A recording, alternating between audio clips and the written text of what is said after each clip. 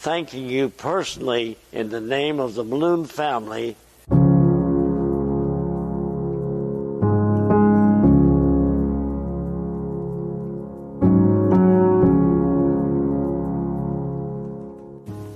Our family originally have been boat builders way back into the 17th century. At that time, we were in England, so we gathered together a group of boat builders, Christian boat builders. We built us a ship, we crossed the ocean, we landed in Portsmouth, New Hampshire, and this is where our family started. We had to fight in the war. We ended up winning the Revolutionary War.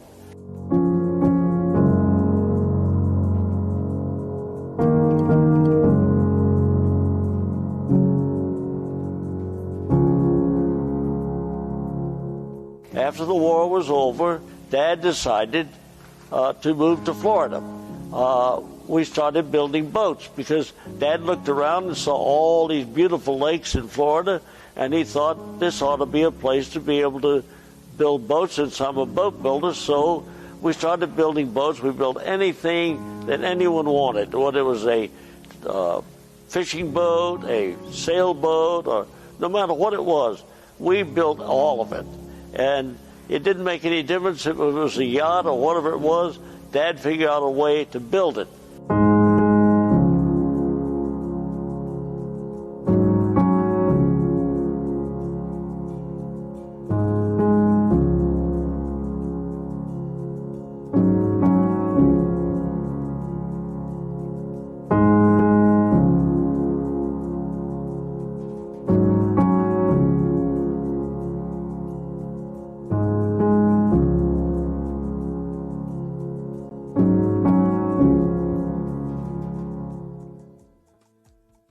So in my eyes, Nautique has been so successful because of their commitment to excellence and also their commitment to the Lord Jesus Christ. I know from the very beginning, it's been the heart and soul of the Malone family. I have my walk with God to thank the Malone family for, because they really impacted my life. So there's a saying that if you bring God into your business, He'll take care of your business. And I believe that's really the level of excellence, and that excellent faith that they've had has been the dynamic combination that has helped them sustain all the ups and downs of the industry and to come out on top every single time. I think Nautique's success comes down to the culture, comes down to the people, it comes down to the passion for innovation and leading the industry. And I think the biggest part about Nautique's success that I would say is that they've got a higher purpose.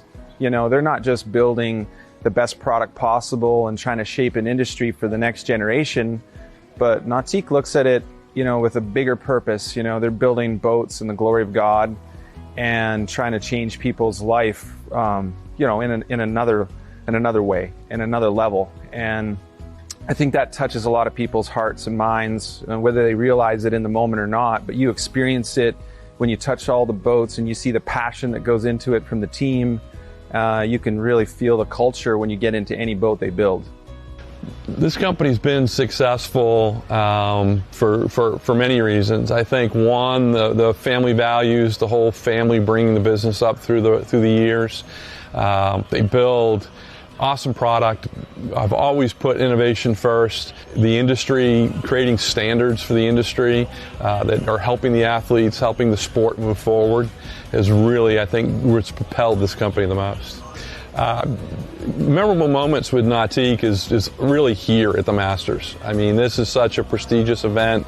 The fact their involvement, O'Brien's involvement over the years, bringing the best athletes together, watching those athletes perform behind these boats, whether it's the slalom skiers, the jump, the wakeboard events for sure that have been pushed with the G Series. Definitely you see the best come out of the athletes here at the Masters. I mean, to have a company be in business and be successful for 100 years, to be at the top of their game, at the top of the industry, 100 years in, looking like they're not going to slow down, that's absolutely amazing. And again, it goes back to all the people that have been involved in the company and are involved today. They do a wonderful job, and I'm just very proud to be part of this event with Nautique. We've been partners with Nautique for a long time and couldn't be more proud of that relationship. I think Correct Craft has been successful over the years because of the family involvement in the company, and that the family also used the product and knew what the customers wanted in a product. And the feeling that we wanted to build something that a customer could be confident in and enjoy.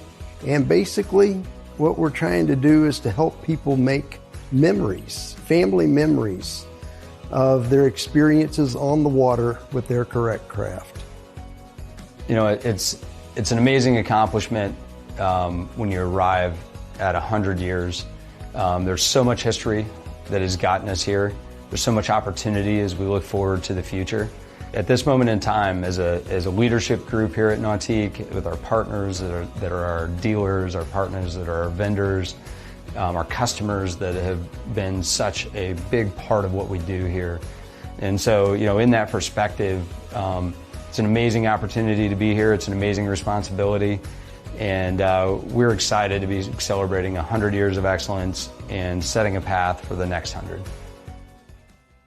The Balloon family are only in the boat building business for one purpose, and that is to build the best boat possible to represent our Lord and get the gospel into every country we can get it into.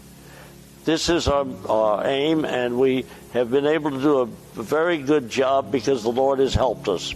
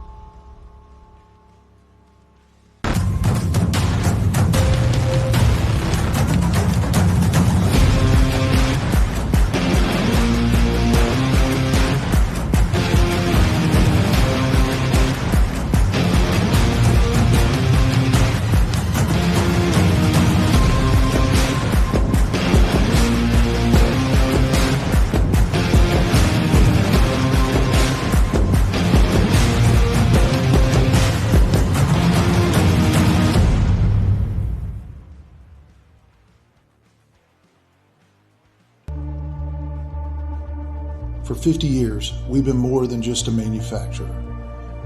We've been part of the journey, a journey that started with a passion for adventure and a commitment to excellence. And now, as we celebrate our 50th anniversary, we proudly unveil the future, a symbol of our legacy, our commitment, and our relentless pursuit of performance. Welcome to the future. Welcome to the power behind the passion. Performance that moves you.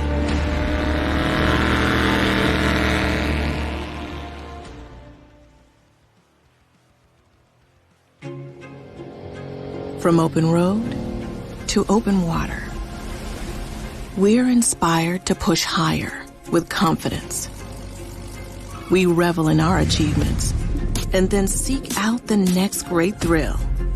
Since even a century of experience is only a start, our challenge is to invent a bigger future for advanced propulsion technology. To imagine and try and test until we've built something worthy of adventure. So that together we can empower a new generation to push higher and harder. Because there's so much more to discover when the drive comes from within. And so that together we can invent a bigger future for everyone we empower. GM Marine.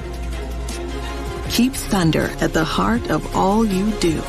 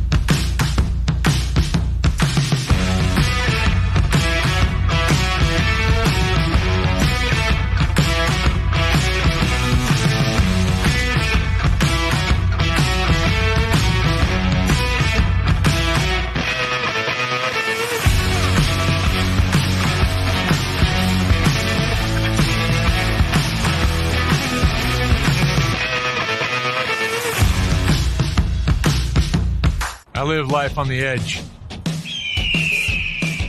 That means accidents happen. Things break. Including my brand name sunglasses. But thanks to Fuse lenses, I don't have to worry about that. Fuse helps me replace my lenses for less with high quality, guaranteed to fit lenses. Now if they only had a website for a fractured ankle.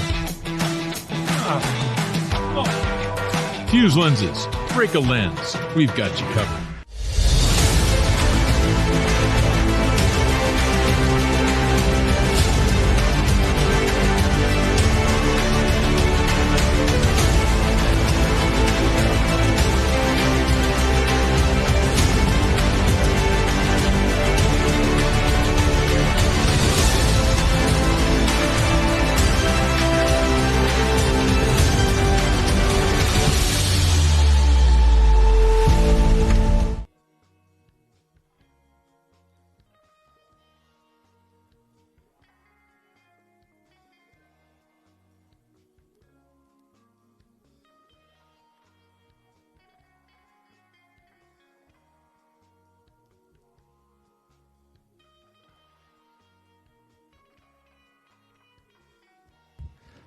All right. Well, hey, we are just about ready to get day number 3 here at the Nautique WWA Wakeboard Wakeboard World Championships started.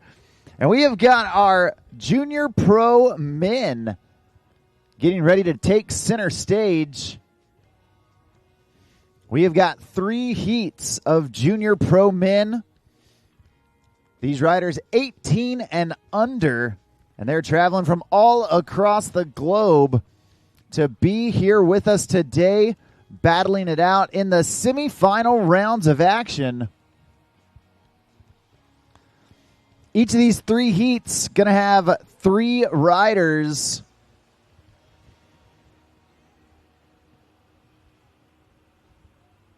And it is going to be heavy action on the water.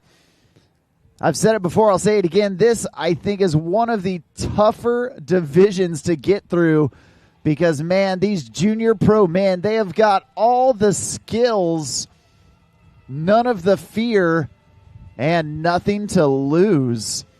So each and every one of them wanting to throw down right from the start. It is going to be an all-out brawl, and we're excited to watch it. After the Junior Pro men, we're going to have our Pro women semifinals, where we also have 3 heats. And then we're going to get into our Pro men quarterfinals with so many stacked heats. It is going to be an exciting morning out here at the Sunset Cove Amphitheater in Palm Beach County. We've got blue skies, we've got smooth water, and we've got that Super Air Nautique G23. The legendary award-winning flagship boat that changed the game back in 2012, and it hasn't been the same since. Revolutionizing what is possible behind a wake boat. That G23 quickly became the premier boat that all the pros wanted to ride behind, and you can see why. Just this year in 2025, Nautique and Correct Craft celebrating 100 years of boat building excellence, and they celebrated that with the unveiling of the Centennial Edition Super Air Nautique G23 and the G23 Paragon. And if you want to learn more about that Centennial Edition, if you want to design your own Super Air Nautique G23, you can go to Nautique.com. You can also see the historic timeline, an interactive part of the site where you can go and check out all the different pinpoints, the milestones over the last century that Nautique and Correct Craft have hit along the way. Well, kicking things off for us, We have got a young dude coming out of Lake Gaston.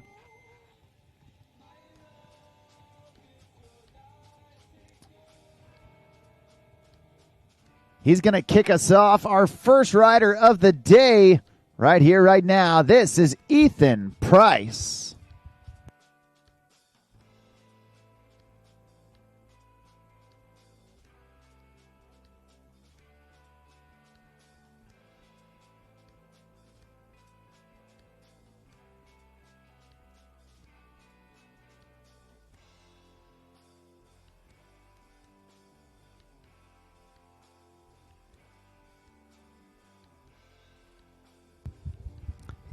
Ethan Price starting things off with that KGB, the back roll to backside 360. Then back in on his switch heels. There's the half cab roll, doing the back roll with a 180, starting switch and landing regular. Now back in on his heels. There's the Moby Dick. It's a whale of a trick. Oh, no. But it remains that white whale that got away for Ethan Price. Unfortunately taking a fall, but hey, that's okay. Fortunately for him, only his first fall. So we're going to get him back up, back in the action here in just a bit. You can see on that Nautique replay how it all went down. That KGB slow and smooth, and then right here, that half cab roll. Now let's check out this Moby Dick, see what happened. He got the pop. Looks like maybe just left the handle a little too far away, not able to get that full rotation underneath him right at the last second. Now, in this division, all the wakeboard divisions actually, these riders will get one run that consists of two passes, one pass down and one pass back. During those two passes, the judges always looking for quality over quantity. Here in the junior pro division, I believe they are unlimited on the number of tricks they can do. If they do happen to fall, they will get one pickup. Ethan Price using that pickup right there. You see it as he gets back up on the water. We're going to turn him around after that into course buoy and bring him back down for pass number 2.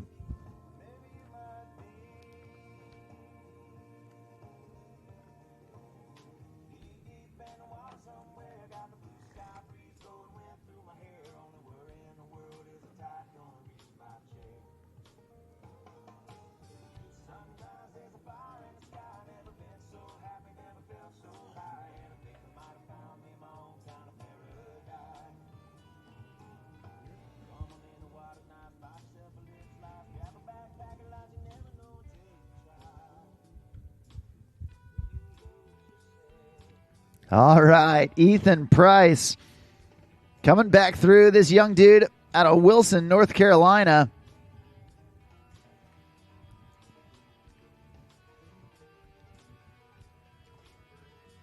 Making his mark in this junior pro men's division.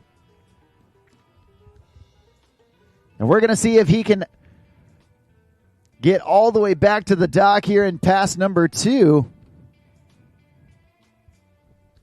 He's edging out to edge in on his heels. There's the crail grab on the tantrum.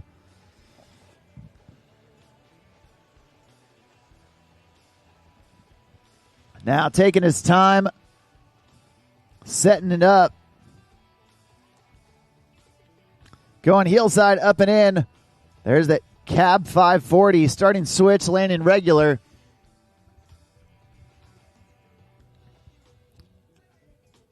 Down here towards the end of the course, going scarecrow, getting that late grab on it. It looks like that is going to do it. He's going to swing back into shore. A great job from our first rider of the day. Give it up, make some noise for Ethan Price.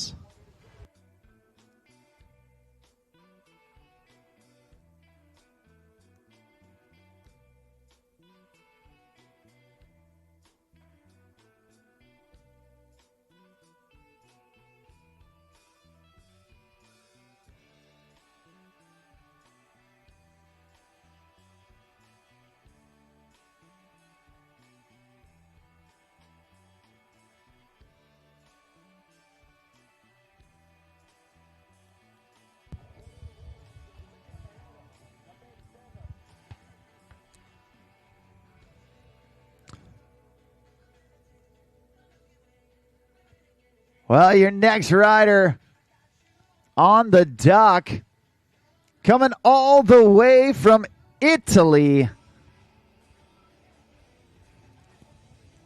out of Desenzano del Garda and Lake Viverone. Your next rider, Matia Deliandra. This young Italian, part of that Italian wakeboard crew that is so talented. So let's say andiamo, let's go to Matia Deliandra.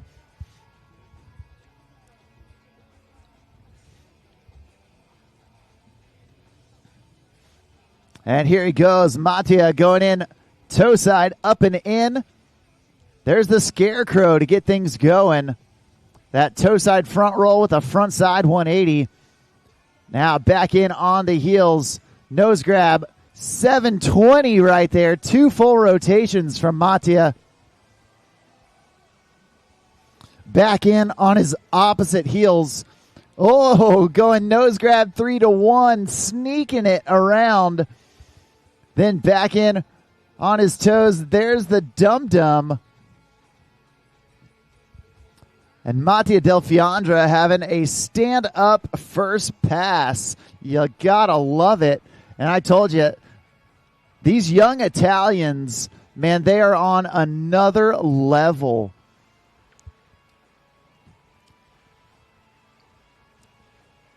They are just dripping with style. They have got the tricks. And, man, they make it happen out there on the water. Matia, no exception to that. We're going to get him ready for pass number 2. The young dude out of Lake Viverone.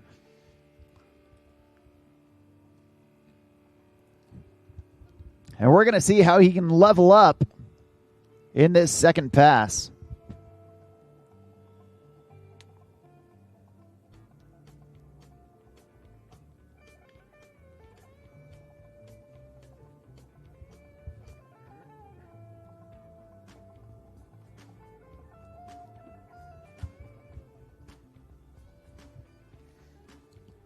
Well, Matia going slim chance right out of the gate for pass number 2. Trying to get that front mob, the heel side front flip with a front side 360 on the way down. You can see it getting the grab, doing the front flip, passing the handle, and looks like he just landed a little too deep in the trough. Taking a hard landing, trying to compress his body and absorb, but unfortunately just couldn't quite hang on.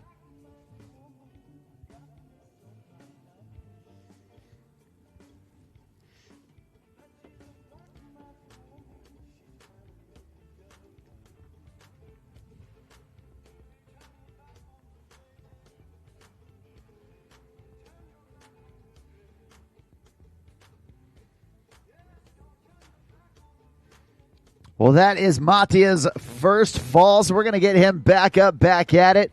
Now, just a reminder, the falls don't count against you. They actually do not deduct anything from your score. However, they do take up valuable real estate that could be used in your run to get tricks. So now, instead of getting an extra trick right here, Matia now has to wait for that boat to get back up on plane, for that wake to shape right back up. And now he will likely be a trick short of what he could have if he hadn't fallen. There's the whirly bird going upside down and all the way around with that tantrum to Ole 360. And then wrapped up, going nose grab, toe back 5. Definitely an exclamation point there at the end of the course. And Matia Deliandra getting all the way back to the dock. Nicely done from that young Italian. out of Desenzano del Garda. Well, that's 2 riders down and 1 rider left to go here in heat number 1 of the Junior Pro Men's Division.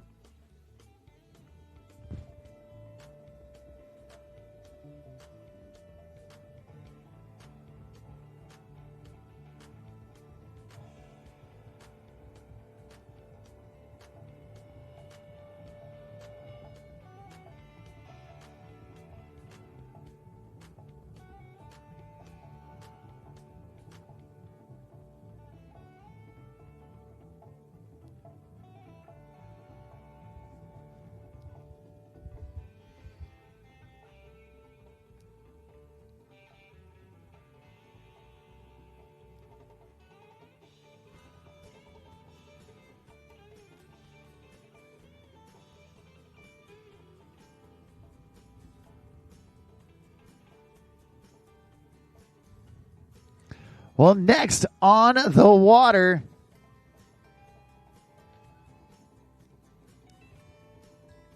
we have got a young dude who is quickly rising up the ranks of this Junior Pro Men's Division. Just about a month or so ago, he became your 2025 U.S. National Champion. And he would love to add a world title to that. Right here, right now, this is Hudson Gentry. He's going Moby Dick out of the gate. That's a whale of a trick. That tantrum to handle pass backside 360. Back up and in. Going 2.5 times around with the cab 900. Starting switch, landing regular, going 2.5 times around. There's the regular stance, heel side, front side, 540. And then back in on the toes. Going Chromo 5 there at the end. He is stoked. And why shouldn't he be with a first pass like that? Hudson Gentry throwing down.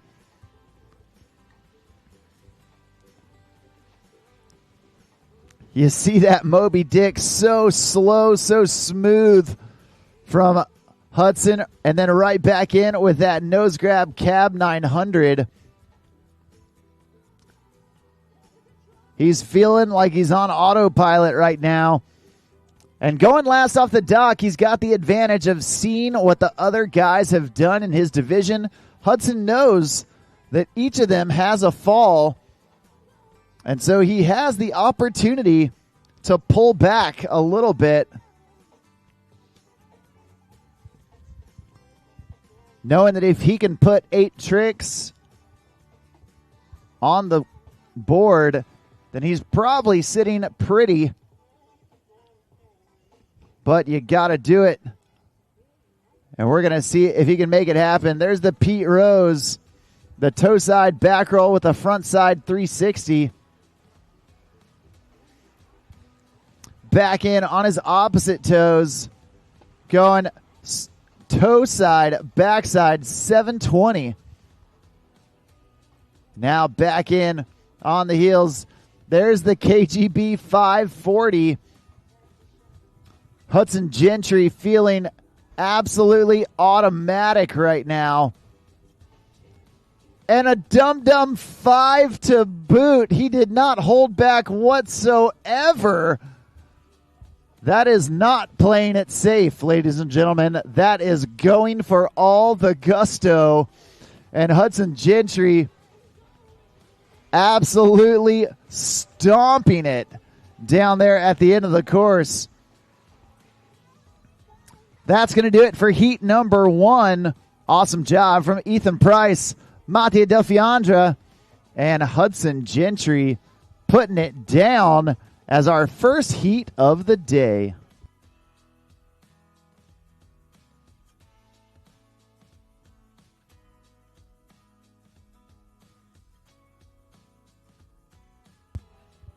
You see right there on that Nautique replay, Hudson putting some big technical tricks, but this right here, the cherry on top, that dum-dum 540.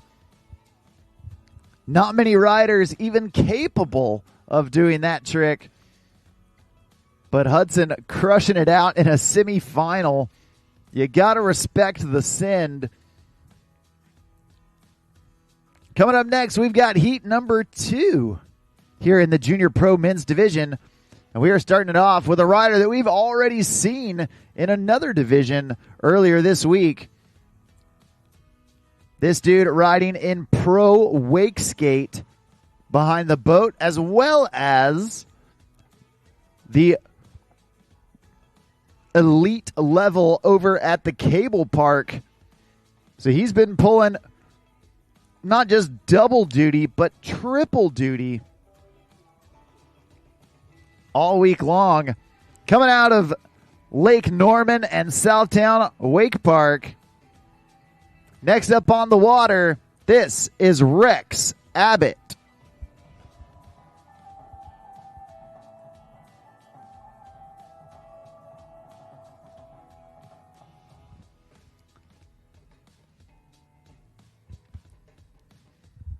All right, Rex is on the water.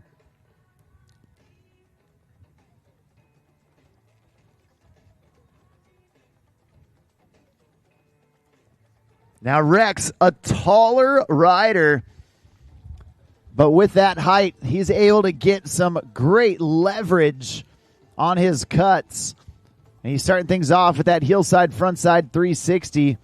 Then back up and in. There's the dum-dum.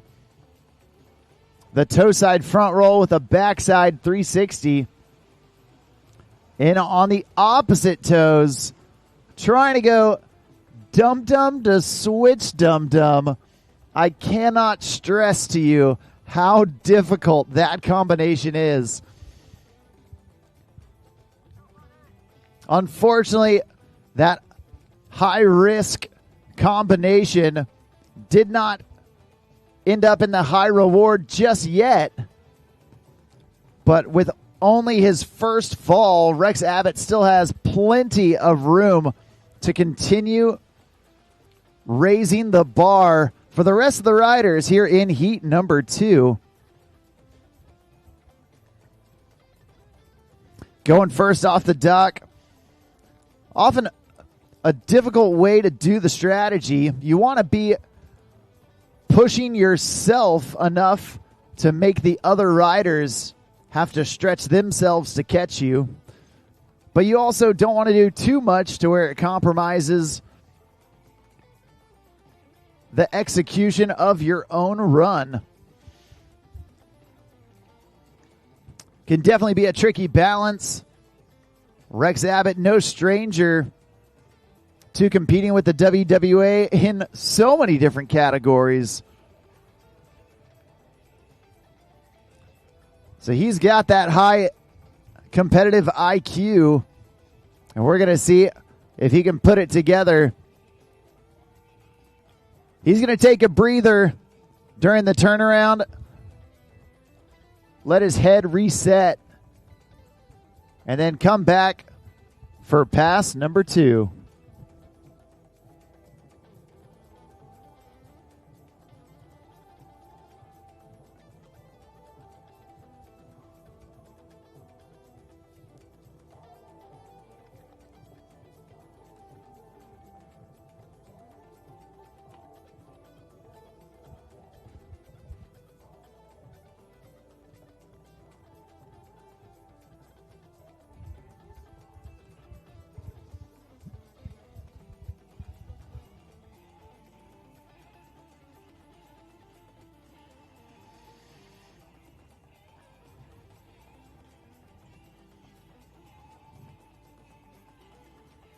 All right, well, Rex Abbott coming back this direction. He's going upside down and all the way around with that KGB, the back roll to backside 360. Now back in on the toes. There's the Pete Rose 540, so difficult, and doing it with handle pass. There's the Tootsie Roll. I believe that one was switch.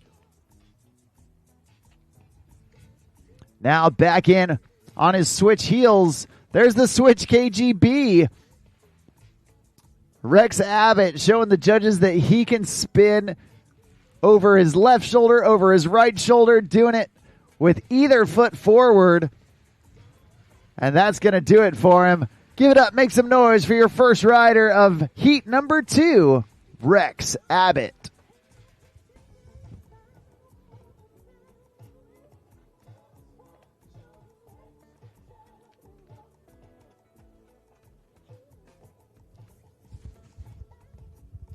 Right there, you see that regular stance, Pete Rose 540, so difficult. And then coming back in with the switch Tootsie Roll. In and off with the switch KGB, Rex Abbott, ambidextrous to say the least.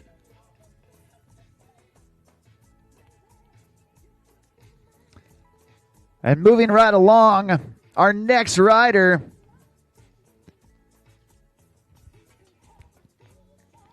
coming out of Lake Conway in Orlando, Florida.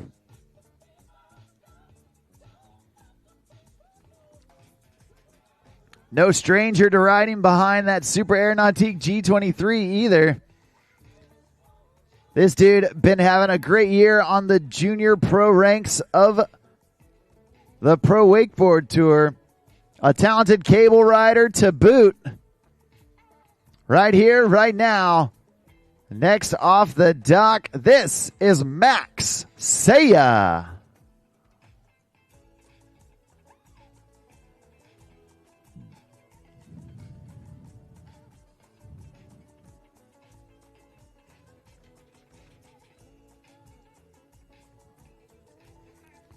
Well, Max, a young rider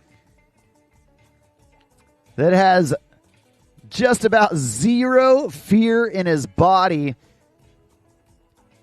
He has gotten so good so quick because of his ability to just go for it.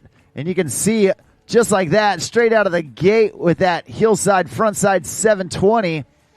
Then back in with the switch mob, stretching it out, Japan style. Now back in on his dominant heels. There's the regular stance. Front side 3 to rewind 180. The 3-2-1. And then 2 times the other way. The switch heel 7 started and ended his first pass with heel side, front side 720s. One was regular, one was switch, creating the perfect bookends on pass number 1. So far, so good from Max Seiya. And we're going to see if he can continue that momentum that he set in this first pass as he starts heading back downhill for pass number 2.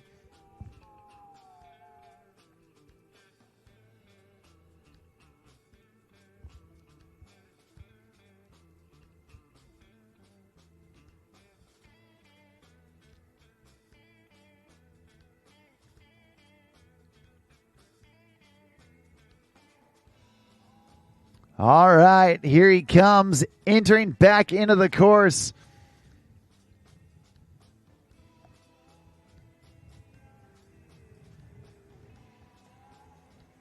Max getting ready, getting set to go. Toe side, front side 180. Not what he was looking for, but staying on his feet. There's the crow mob, crushing it out. And then back up and in, going the toe side back roll to blind, reaching across his body, hustling again. There's the KGB 5 dropping into that last rotation. So late on that KGB 5. And then a dismount at the dock. Awesome job from your second rider in heat number 2, Max Seiya.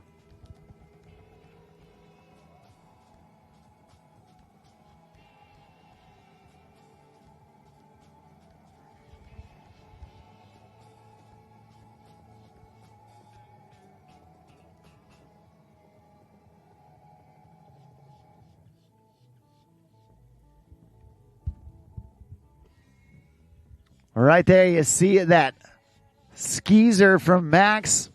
And then going toe side, back roll to blind.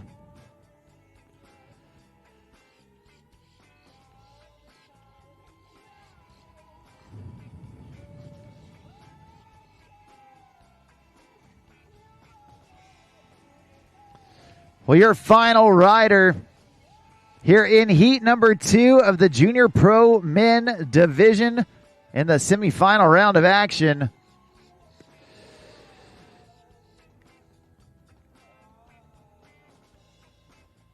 Coming all the way from Australia,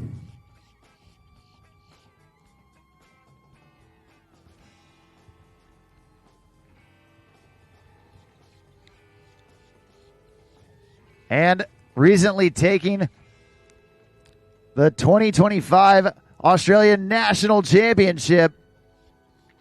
Right here, right now, this is Chase Larkin.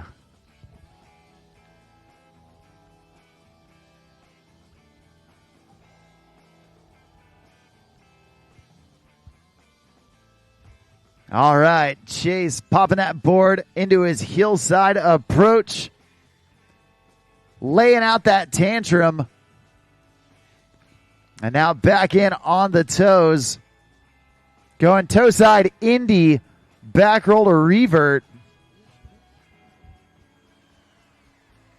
Back into his dominant stance. And Chase going upside down and all the way around with that KGB. Now on his switch heels. Going 1.5 times around with that heel side, front side 540. And then another laid out tantrum. Likely wanted something different there. But you know what? It's important that he's staying on his feet. Still no falls for Chase Larkin. And you can see on that Nautique replay. Getting great pop. Getting the grabs. And we're going to see if he can continue to level up here into pass number 2.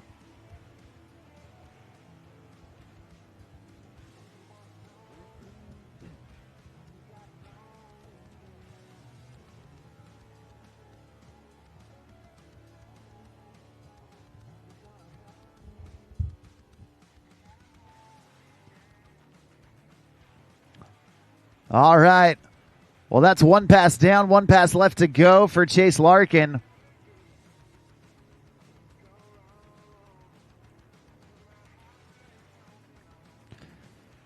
Hard cut in. There's the Moby Dick. Oh, no. Just dropping the handle. Not able to hang on to it. Unfortunately in the water, but fortunately for him, only his first fall. So let's get behind him. Let's hoop, holler, and cheer. Let him know you love him. Give it up. Make some noise for Chase Larkin.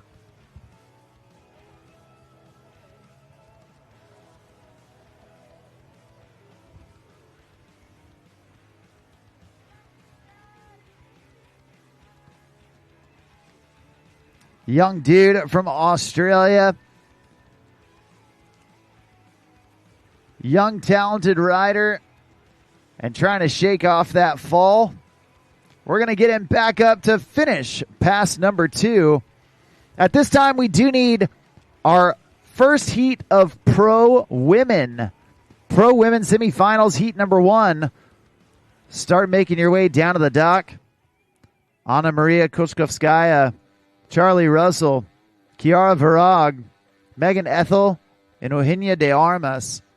Start making your way down to the start dock. Thanks.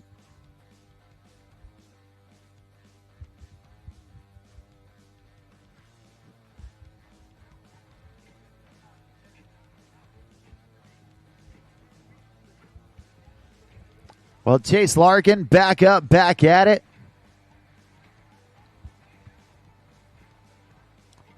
And looking to make up a little bit of room here at the end of the course. There's the dum-dum, nicely done. That toe side front roll with a backside 360. There's the front side 540. That was regular stance. And now back in on his switch heels. There's the half cab roll. Chase Larkin getting all the way back to the dock and getting some more tricks on his scorecard. Nicely done from heat number 2, Rex Abbott, Max Seiya, and that dude right there, Chase Larkin.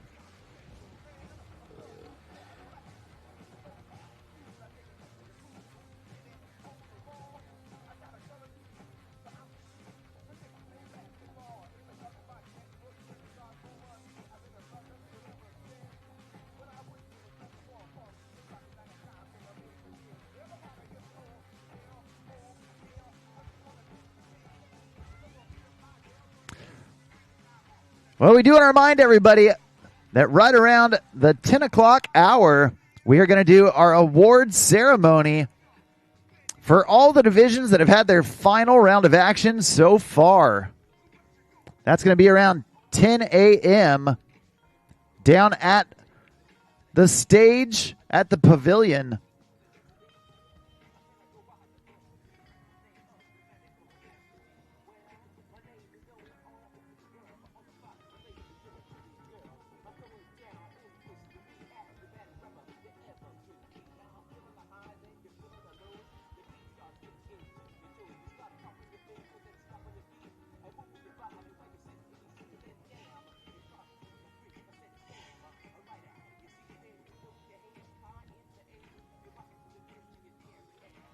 Well, next up on the water, a young dude been making the rounds, doing it on the Pro Tour, doing it at Nationals, and even getting to compete at Masters.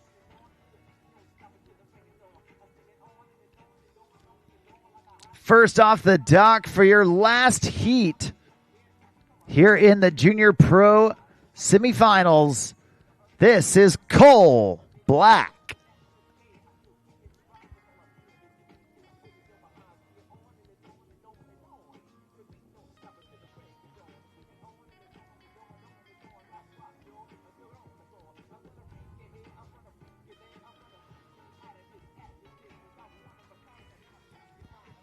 Well, the throttles go down, and Cole Black gets up. Looking to set the tone here in heat number 3.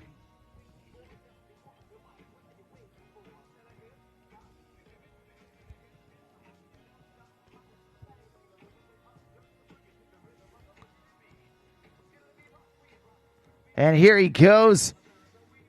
Starting off with that half cab roll. Starting switch, landing regular. Doing that back roll 180 in between. Back up and in.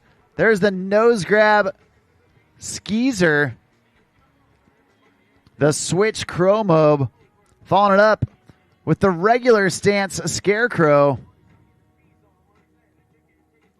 Now back in on his heels. There's the Whirlybird 540 going upside down and all the way around, plus even a little more. Cole Black putting a banger at the end of pass number 1.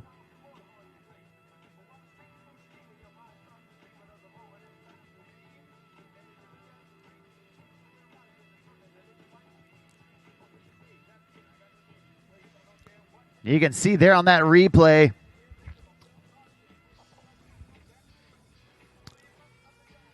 Cole giving the judges some great variety, hitting the wake from both directions, and then right there, that Whirlybird 540, definitely one of the highlights of that first pass.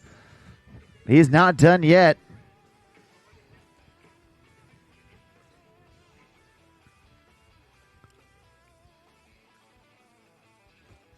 He's getting ready to re-enter the course.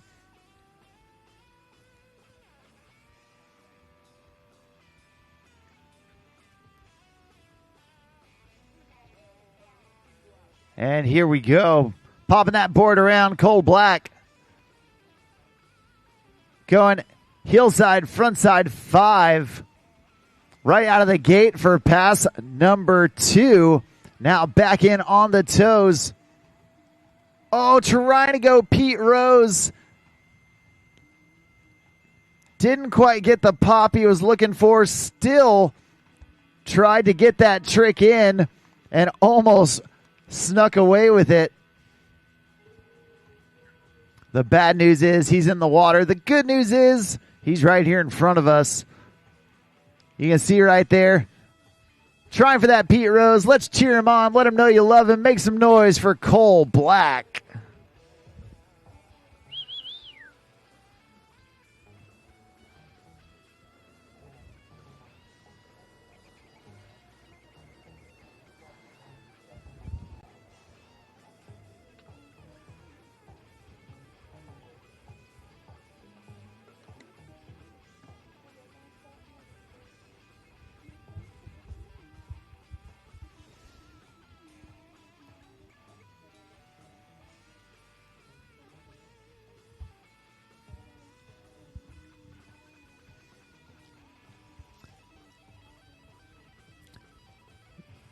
Well, Cole taking that fall about midway through his second pass. Thankfully, falling well before that three-quarter buoy. That's the point of no return.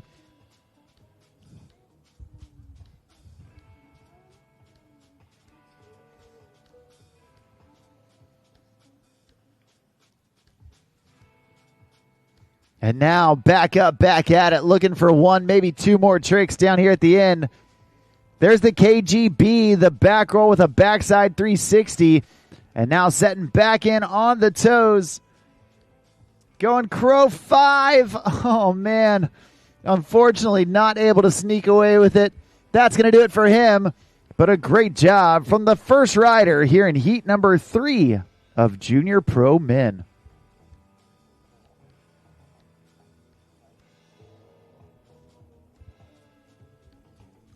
Oh, excuse me, Toph side 9.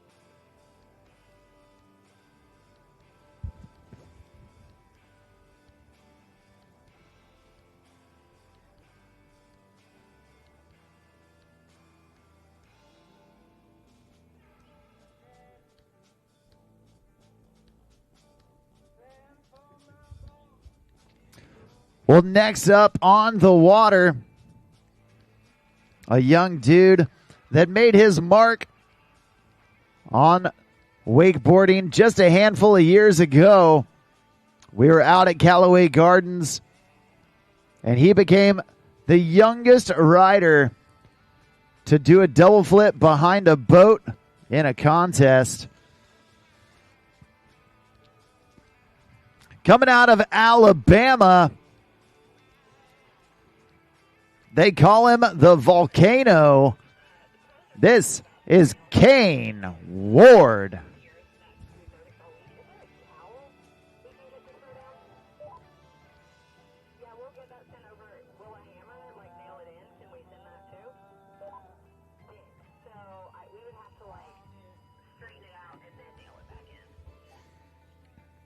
Well, Kane Ward been training so hard all season long, and he's starting things off. A heel side approach. There's the KGB, the back roll, backside 360. Now back in on the toes. Nose grab, toe side, front side, off axis 540. Back in on his dominant heels. Going 2 times around with that heel side, front side 720. And now popping into his switch stance. Going 2 times around as well. And he's going to hustle for one more down here at the end. There's the whirly bird right as the boat is turning out of course. Kane Ward definitely knows how to put in a good strategy into the course. He's been competing from just about the same time he could walk. And you can see how dialed in he's feeling right now. But he's got more left in the tank. Getting 2 720s and past number 1. He's definitely feeling good. And there's that whirly bird sneaking it in right in the nick of time.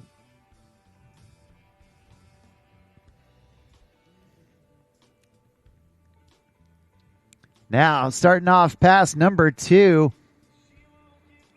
Hillside, backside, 720 for Kane Ward. Back in on the toes. Going crail grab all the way across his body on that toe side back roll. Now back in on his dominant heels. There's the Moby Dick. It's a whale of a trick. Grabbing nose right before he hits the water. And now back in on the toes. There's the Chromo 540. Kane Ward getting all the way back to the dock, putting in some big tricks along the way. And that's going to do it. A stand-up run from Kane Ward. Absolutely throwing down out there. Doesn't get much better than that. Once again, at this time, we do need our pro women. Heat number 1 down to the dock.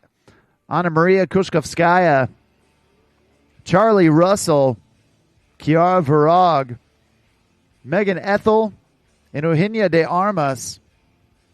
Make your way down to the dock. You ladies are on deck.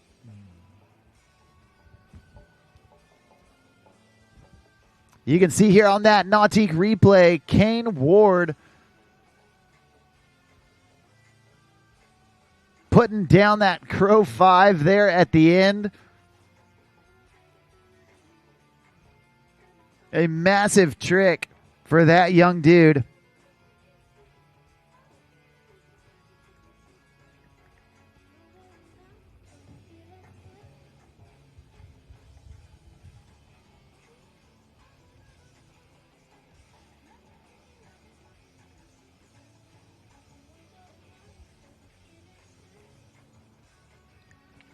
And your final rider here in heat number 3 of the Junior Pro Men's Division. Coming out of Australia, but been spending more and more time with us here in the States each and every year. Right here, right now, this is Jet Gibson. Jet coming out of the gate with that Moby Dick. It's a whale of a trick. That tantrum to backside at 360. There's the switch mute mob, grabbing it all the way through as he does that back roll with a front side 3. There's 2 times around off of his heels, popping his board back around to his opposite heels, and going 2 times around as well. Back to back frontside 720s, 1 regular, 1 switch. Jet Gibson doing a great job so far.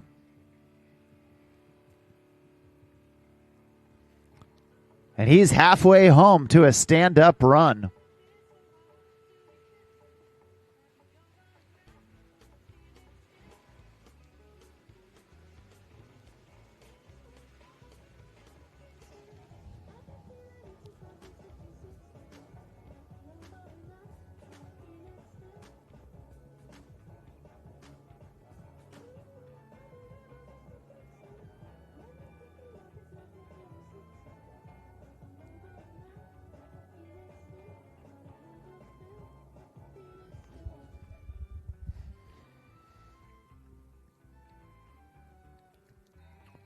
Well, the Jet is on the runway. He's getting ready to take off for that final leg of the journey home. And he's doing it with style and Steez doing the dum-dum out of the gate and then going stale grab on that tantrum to blind. Back in on his toes. Nose grab. Chroma. Oh, no. Just falling back on his heels. Now, thankfully, happening before that three-quarter buoy. Hey, he's right here in front of us. I know some of you Australians are out here. Let's cheer on your fellow countrymen. Give it up. Make some noise for Jet Gibson.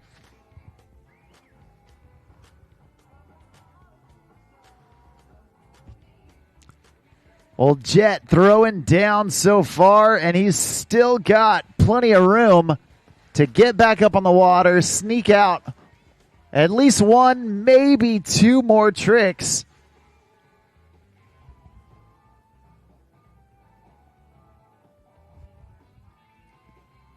Then coming up next, we've got our Pro Women semifinals.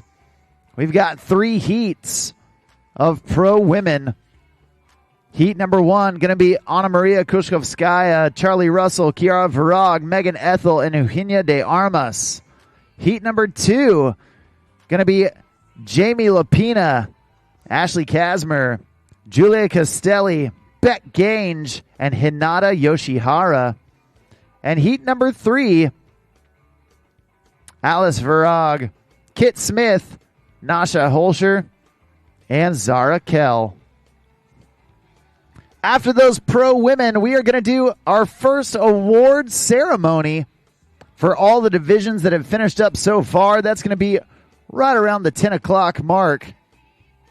There's the Crow 5 from Jet Gibson, stepping it up, putting that chromo aside and adding a 180, and then going hillside, backside 7 to finish things off. That's going to do it for him. That's going to do it for all of our junior men 18 and under semifinals. Give it up. Make some noise for all of the junior pro men for absolutely throwing down first thing in the morning.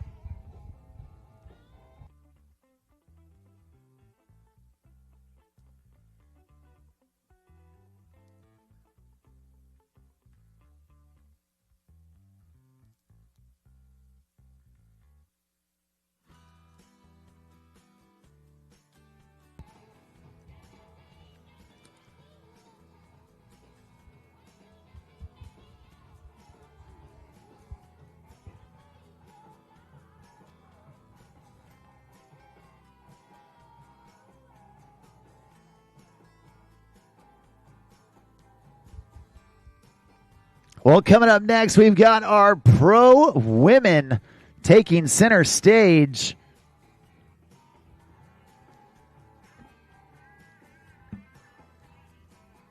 And we have got some stacked heats with riders from all across the world traveling here, descending upon South Florida to compete in the 2025 Nautique WWA Wakeboard World Championships presented by GM Marine. I'm Mark on the mic, calling the shots all day long. And we are about to get into some pro-level action. Getting our pro women on the water for the first time this week. They're going to strut their stuff as we get our semifinal round of pro women's wakeboard on the water.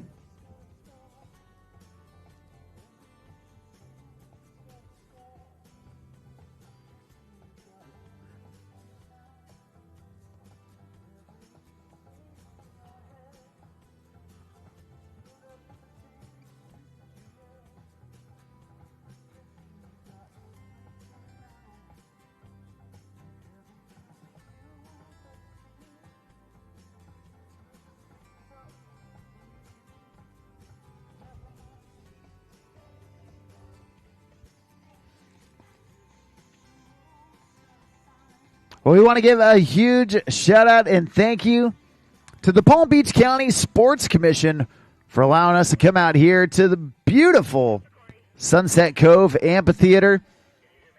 An absolutely awesome venue for us to host the 2025 World Championships. We've got blue skies, we've got smooth water, and we've got that right there. The Super Air Nautique G23. This one being a custom Roswell wrapped Centennial Edition.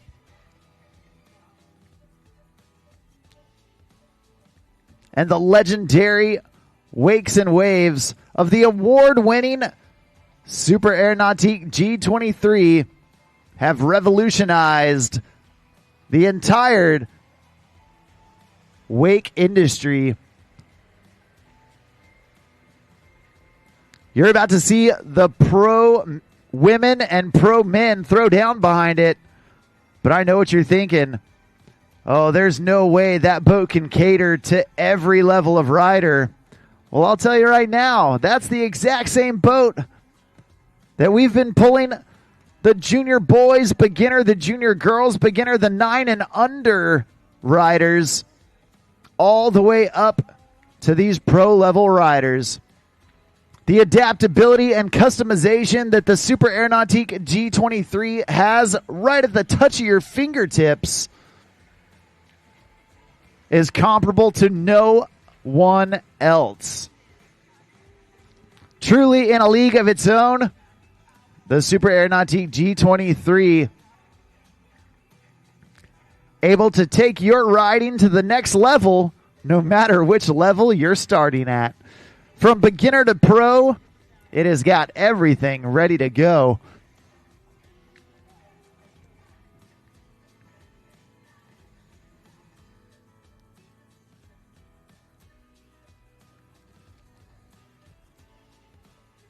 Not only that, but we have also got an absolute all-star cast and crew of judges and drivers.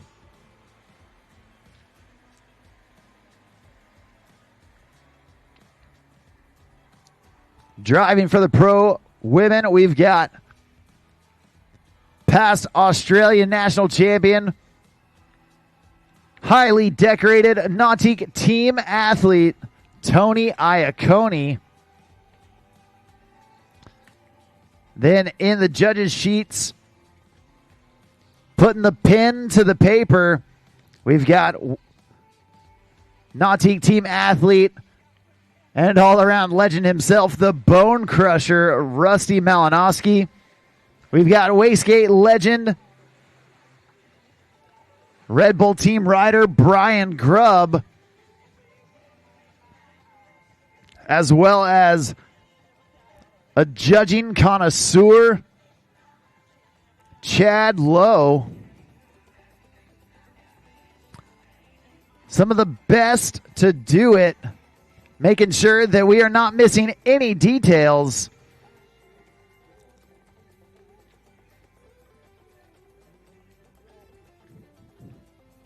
And the judges with each rider are operating off of the drive system.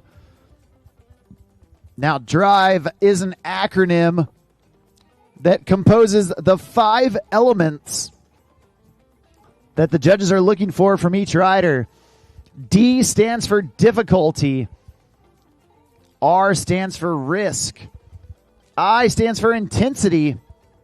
V stands for variety. And E stands for execution, how it all comes together.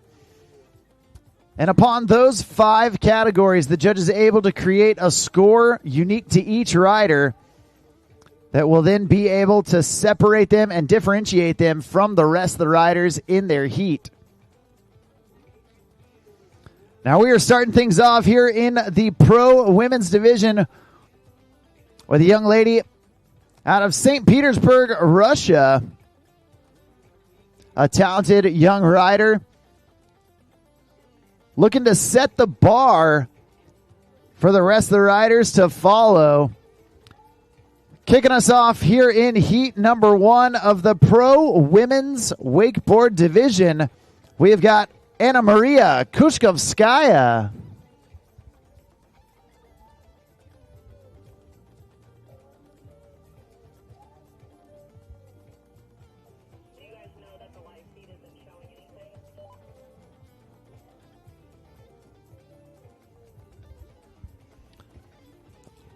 All right, now Anna Maria edging out to edge back in. Starting things off with that melon grab on the heel side back roll. Then back in on the toes. Trying to go toe side front roll. Oh no. Just coming up a hair short. And falling back on her heels.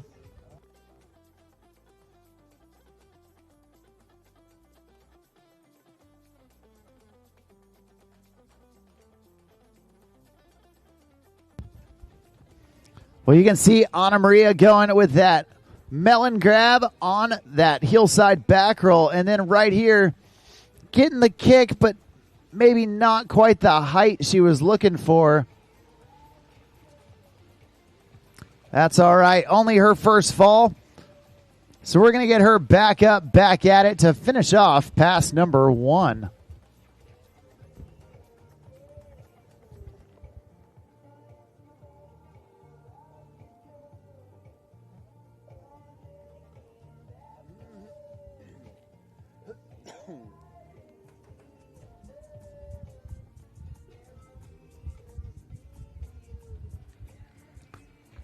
Well, she's back up, back at it.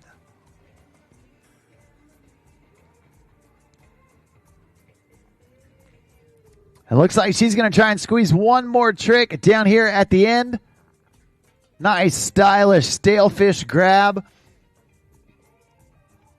Taking that backhand, grabbing the heel edge of her board. And now we're going to turn her around, bring her back down, and give Anna Maria Koskovskaya a fresh look at pass number 2.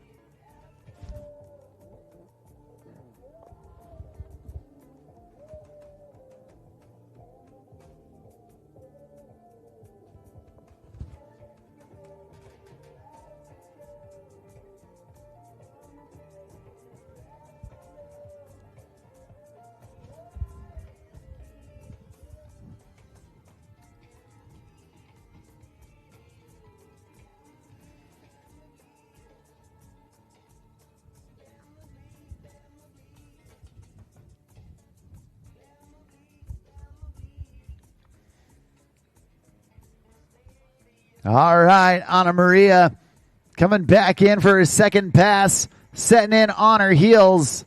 Heel side, backside, 360, slow and smooth rotation. Back in on the toes. Oh no. That toe side front roll, deja vu for Anna Maria. Not able to put it down.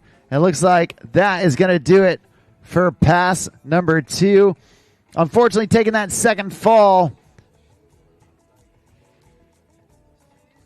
And that is going to move us right along.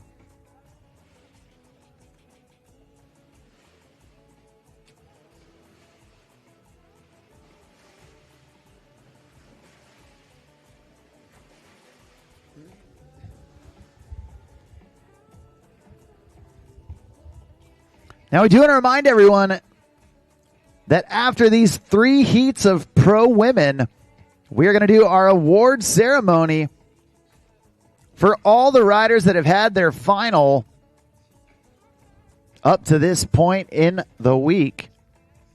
That award ceremony going to be down at the pavilion, and it is going to be our first look at some of our 2025 Wakeboard World Champions.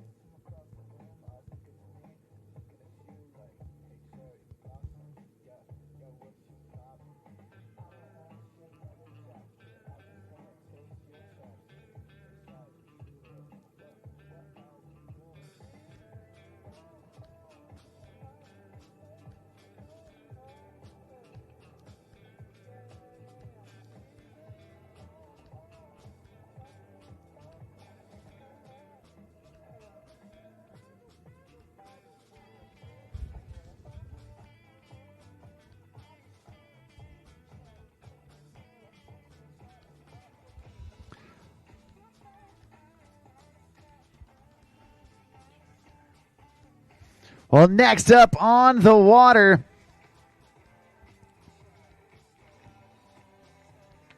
a young lady out of Australia.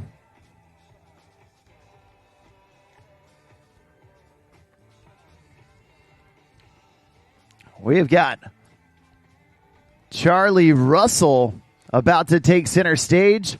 And you can see the semifinal results from our junior pro men coming in to that WWA Ride Line app. If you want to follow along with all of the action and see the scores as soon as they hit the system, be sure to download the free WWA Ride Line app. It's the best way to stay up to date with all things wake.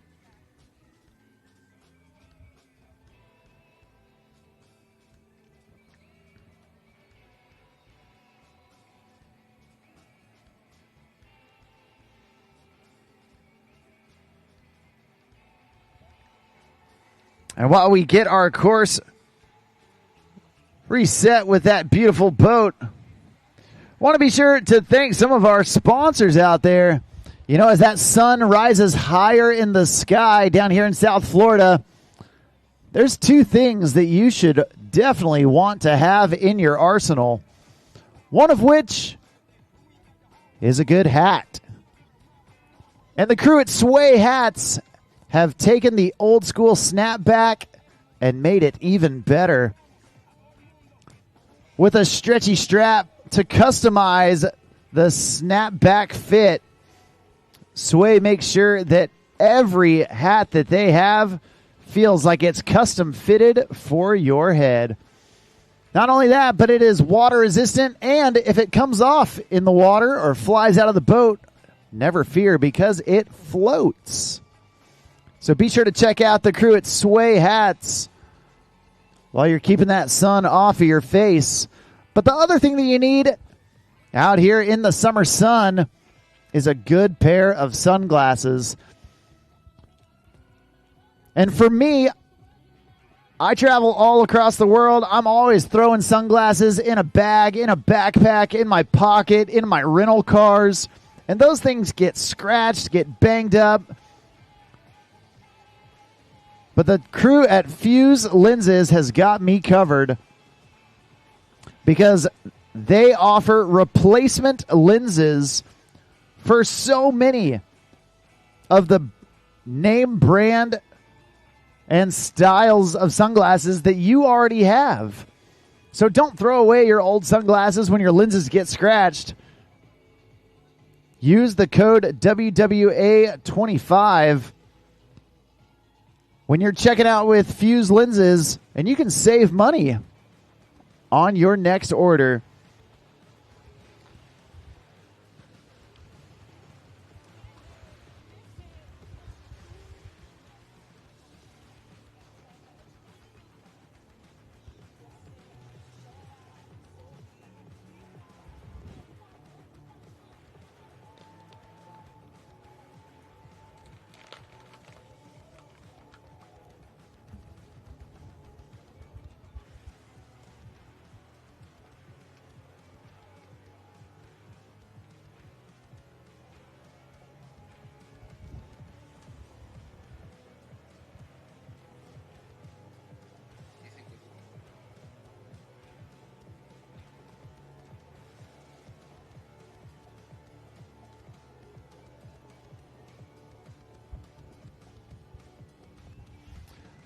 Well, next up on the water,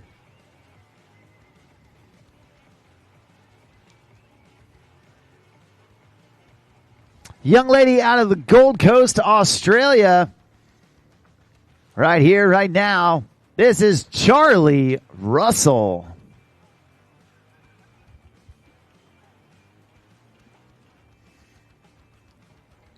Now, just a couple years ago, down in Portugal, Charlie took the World Championship title back in 2023.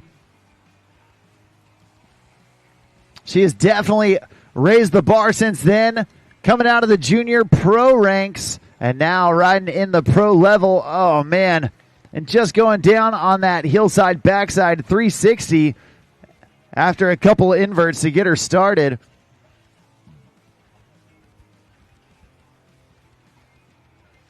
Taking it back to the beginning of her run. There's that tantrum to start things off. And then the toe side front roll. Following it up with that hillside backside 3. Just landed a little deep in the trough. And collapsing under the weight of that landing.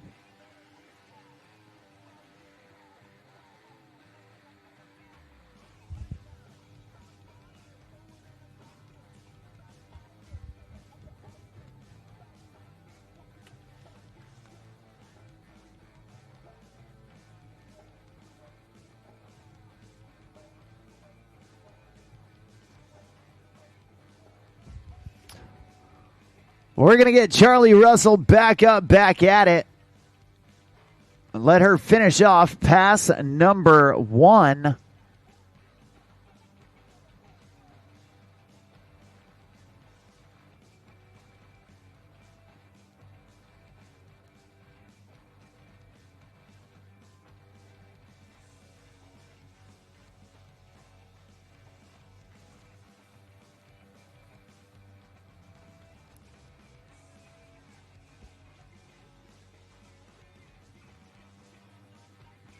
And we're going to get Charlie turned around, brought back down for pass number 2.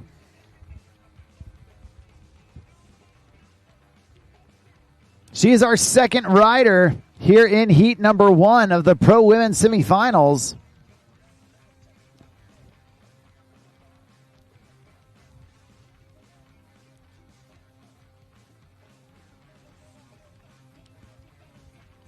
And with an early fall in pass number 1, she knows that she's got some room to make up if she wants to set the bar high and make her way out of this semifinal.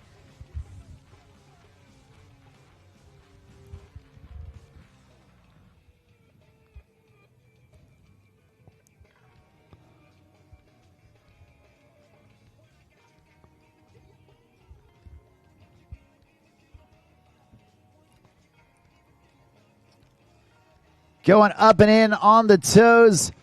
There's the Scarecrow, the toe side front roll, front side 180. Now getting wrapped up.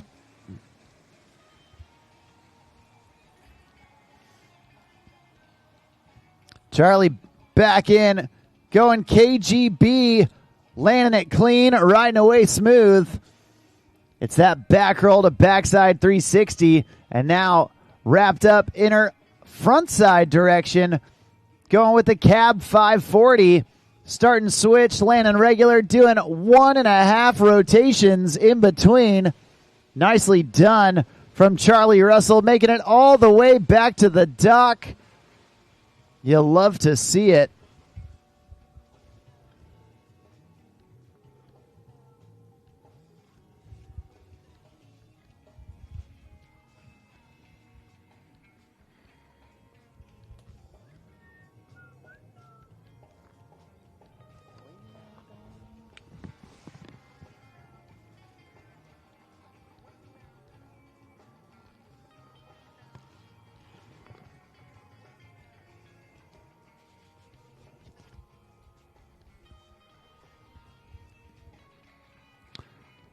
Next off the dock, we just saw a young Australian.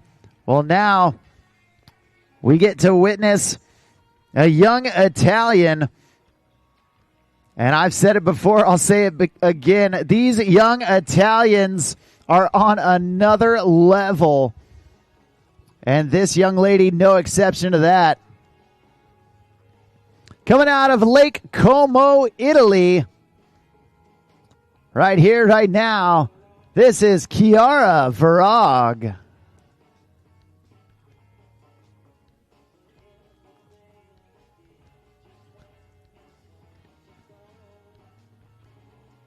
A past European champion, Kiara, and her twin sister, Alice, both of them absolutely unbelievable riders. coming out of Milan, Italy, and riding out there on Lake Como. She's getting all wrapped up. And right there, trying to go KGB, and unfortunately taking a fall.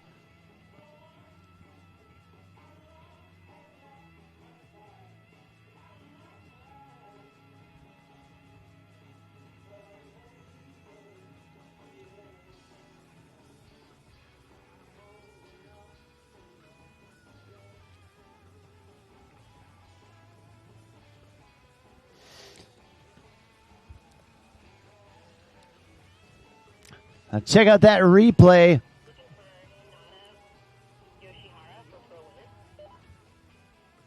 Kiara getting that stalefish tantrum to frontside 5, and then try to get this wrapped KGB.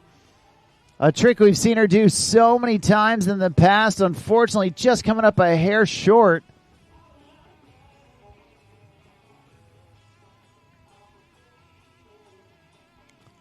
But only her first fall, so we're going to get Kiara back up.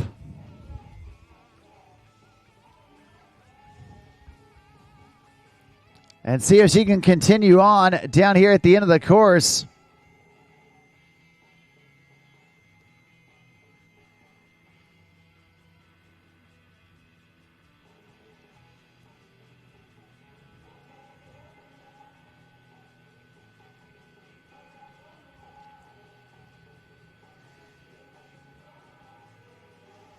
Just about a month ago, Kiara took third place out there in Colorado at the Nautique WWA US National Championships.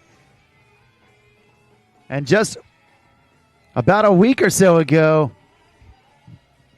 she took first place at Eat, Play, Love, part of the European Pro Tour. So she has definitely been riding at some of the best of her level we've seen. And we're going to see if Kiara can continue on here in pass number 2. Looks like she's getting wrapped up one more time. She wants redemption on that KGB. Oh, no. And unfortunately, it's Deja Vu going down on that wrapped KGB one more time. Looks like that is going to do it for her. At this time, we do need all of heat number 2 down to the start dock. Heat number 2 down to the start dock. That's Jamie Lepina, Ashley Casmer, Julia Castelli, Beck Gange, and Hinata Yoshihara. Please report to the start dock. Once again, Jamie, Ashley, Julia, Beck, and Hinata report to the start dock. Thanks.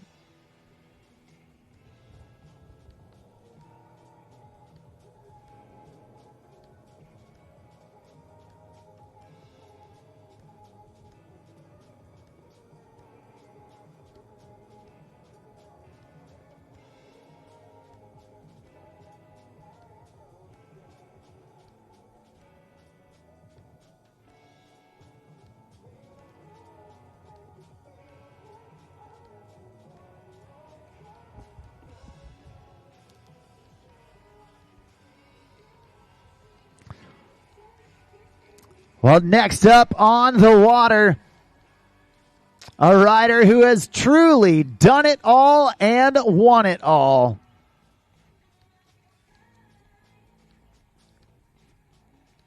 One of the most decorated women of all time in wakeboard history. And just about a month ago, she became your 2025 U.S. National Champion. She would love to stack a world title on top of that for this year's resume. Right here, right now. Next up on the water, this is Megan Ethel.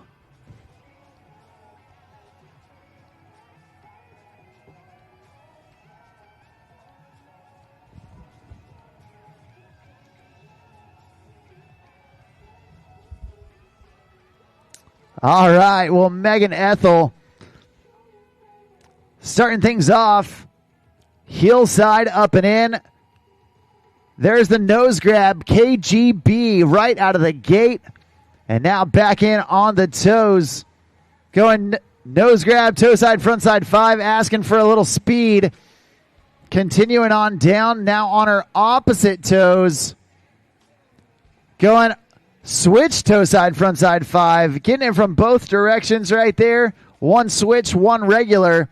And now up and over the top with that nose grab Tootsie Roll.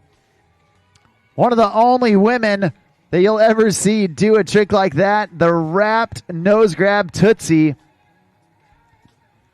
Adding her own style and steez to that old school trick. And so far, so good from Megan Ethel.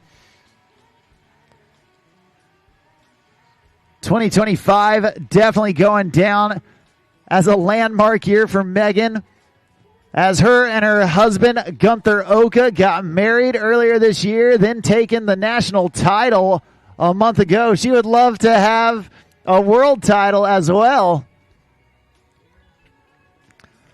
Well, now we're turning her around, and here she comes, Megan Ethel Oka, making her way back towards the start dock.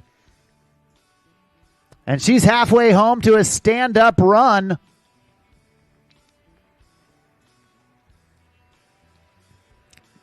Huge on that front side of 540.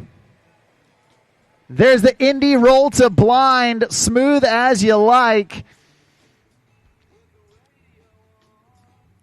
Going switch stance with that melon front side 3.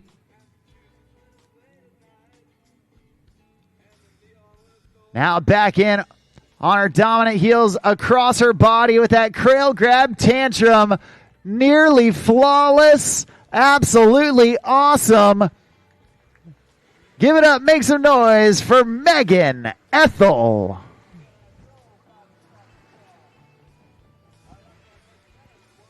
Well, Megan putting on a little extra sauce right there with that stale grab on the wrapped heel 5, following it up with some more spins and inverts. A great mixture, great variety all around from Megan Ethel Oka.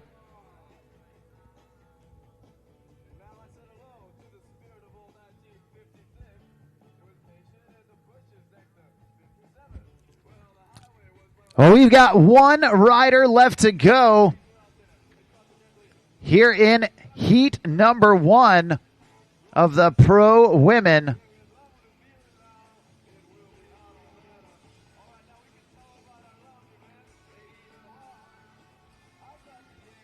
This young lady out of Buenos Aires, Argentina.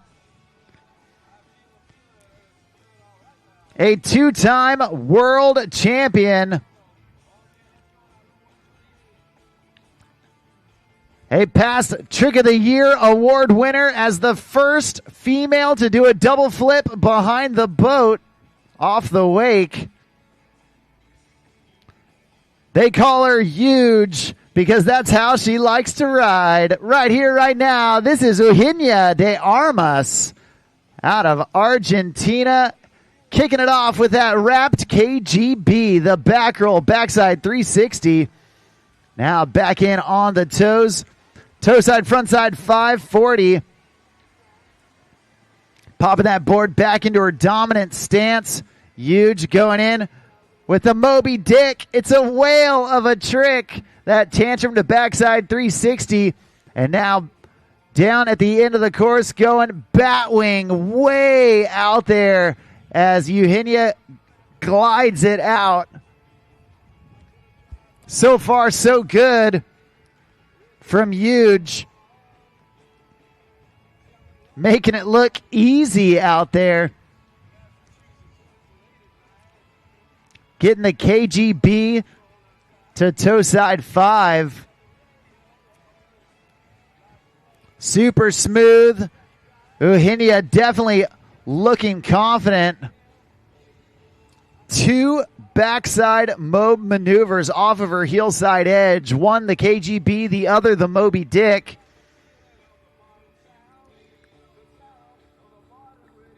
And we're going to see if she can continue to level up as we bring her back through for pass number 2.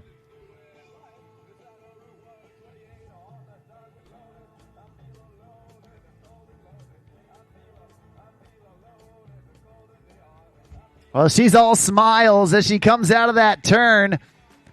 And now Hinata going in on the toes, up and over the top with the Tootsie Roll. Landing it clean. And now popping that board back into her dominant stance. Going heel front 5. Oh, no. Just going down. Hey, she's right here in front of us. Let's cheer her on. Let her know you love her. Give it up for Eugenia de Armas.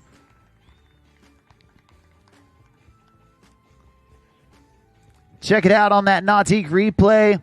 Pass number 2 started off strong with that Tootsie Roll, the toe side front roll with a backside 180. And then looks like just got kicked a little funny. Couldn't quite get over her toes upon landing that cab 540. Regular 540.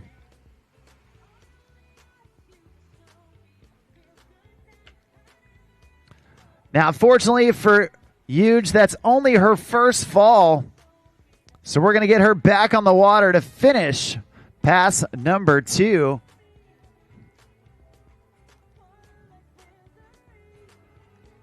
She knows the door is still very much left open for her to get out of this semifinals.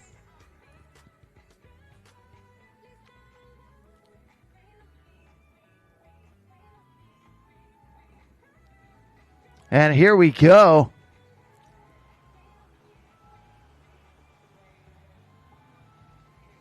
Hinata back up, back at it.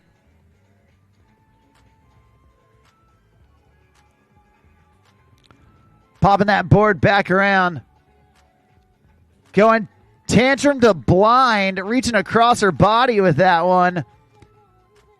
Oh, and then staying funny wrapped with that switch front 3. She's all smiles, per usual. And Hinata de Armas getting all the way back to the dock. She is stoked. Love to see it. That's going to do it for her. That's going to do it for all of heat number 1. Awesome job from Anna Maria Koskovskaya, Charlie Russell, Kiara Verog, Megan Ethel, and that young lady right there. Hinata de Armas putting on a little extra steez there at the end of the course. Great job from all of those riders in heat number 1.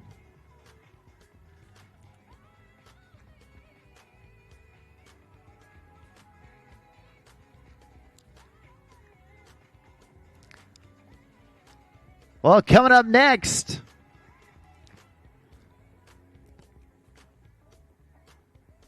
we have got a very exciting rider, a past national champ, a past boat rider of the year, and the first female to do a heel 7 in a contest. But that's not any of her biggest accomplishments. Her biggest accomplishment, becoming a mom just last year. We got baby Jagger right here watching Mama J on the water right here, right now, making her return to the competitive scene. This is J-Lo Jamie Lepina.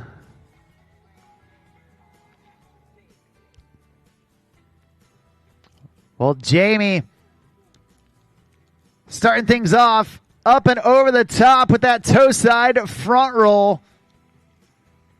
Now back in on her heels. Uh-oh. Getting kicked right there. Booted a little off axis. Not what she was looking for, but hey, she's right here in front of us. Let's cheer her on. Make some noise.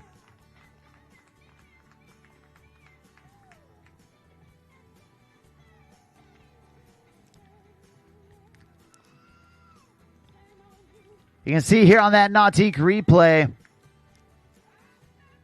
big toe side front roll from Jamie.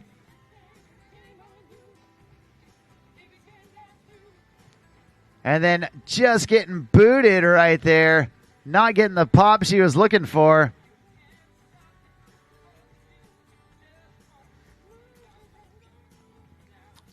Jamie still all smiles.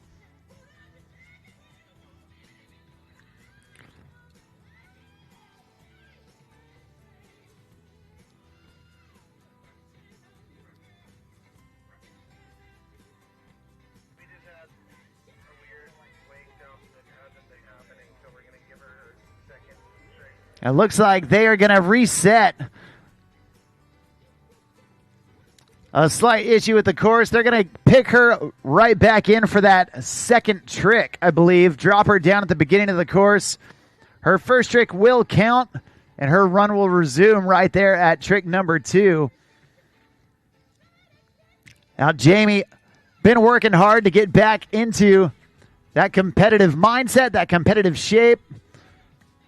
She's been holding that baby, doing the arm workouts of pick up and put down as much as she can, I'm sure.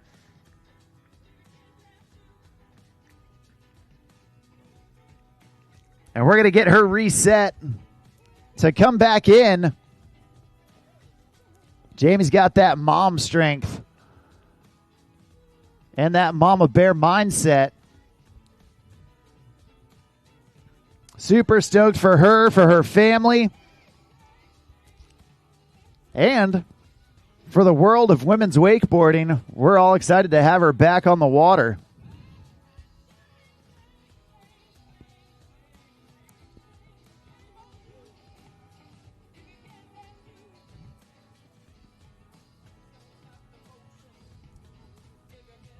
All right, Jamie Lepina back up, back at it.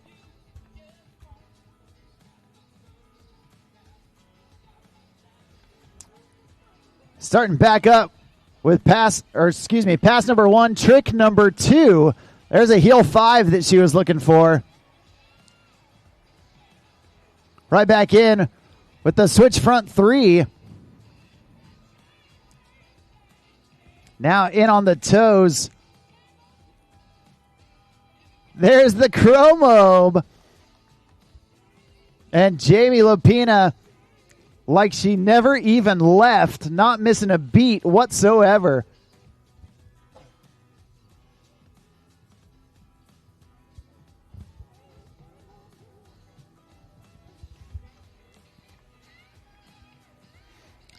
You can see right there that heel front 5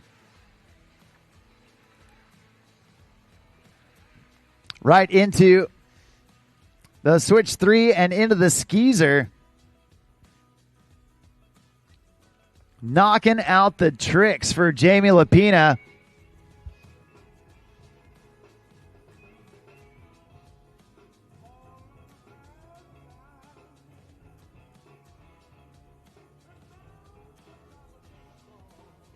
Well, she's halfway home to a stand-up run. And here she goes. Edging out wide to start off pass number 2. Heel side approach. Big tail grab tantrum right there from Jamie. Popping that board back around into her switch stance. There's the switch front side 5. Switch and regular front 5s in her run. And now back in on her heels.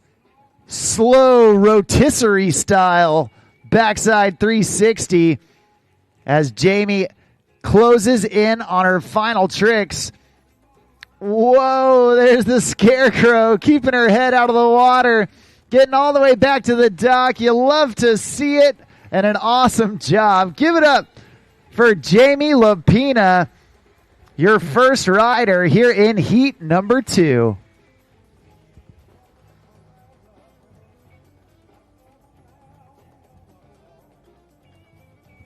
You see right there that tail grab tantrum to kick it off. There's the heel front 5. That one was switch right into the backside 3, and then closing it out with that scarecrow.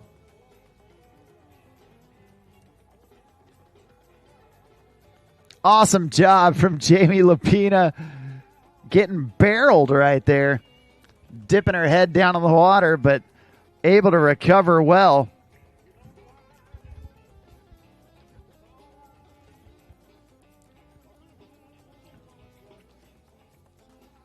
Well, coming up next, young lady out of Smith Mountain Lake, Virginia.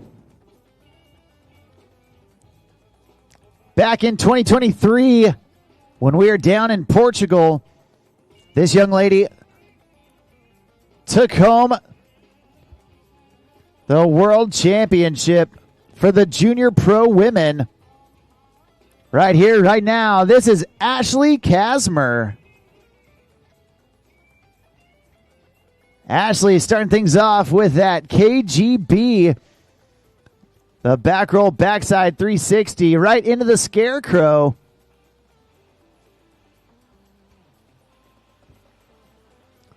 And now back in on her heels. Heel side, backside 360, getting the late melon grab on it right before she hits the water. In on the toes. There's the toe side roll to revert. And it looks like that's going to do it for pass number 1. Ashley Casmer looking primed.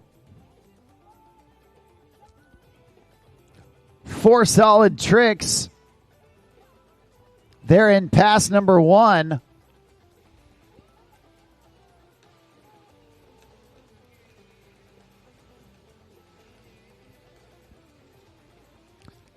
She's got a great mixture of spins and inverts. Putting it together and laying it down.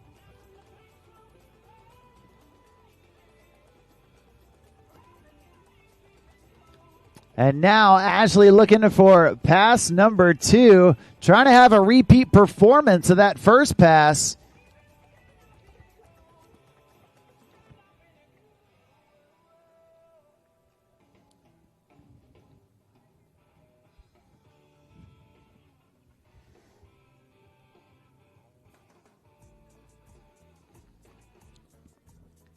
And Ashley edging out to edge back in.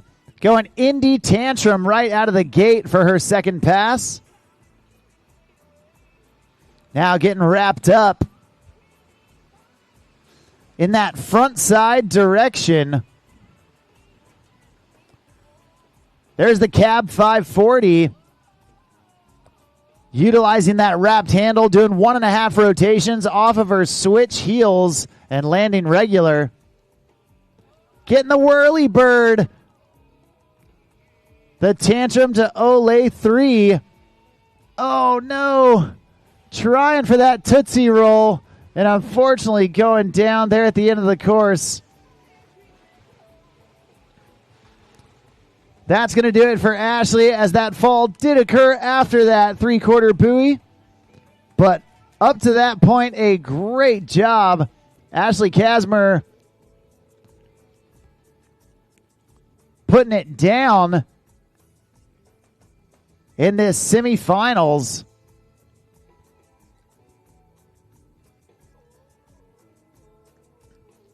And trying to get the handle on that Tootsie Roll. Unfortunately, just barely getting her fingertips on it. We're going to see how it all holds up.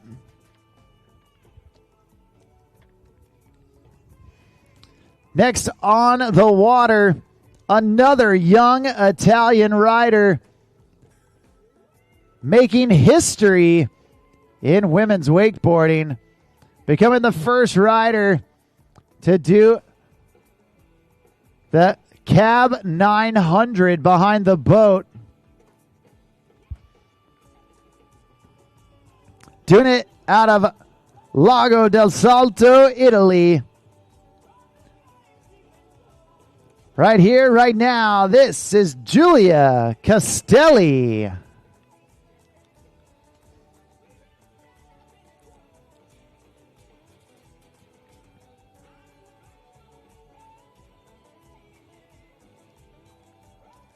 Well, Julia, also one of the first, if not the first, to do the back 7 off the wake. This girl loves to spin.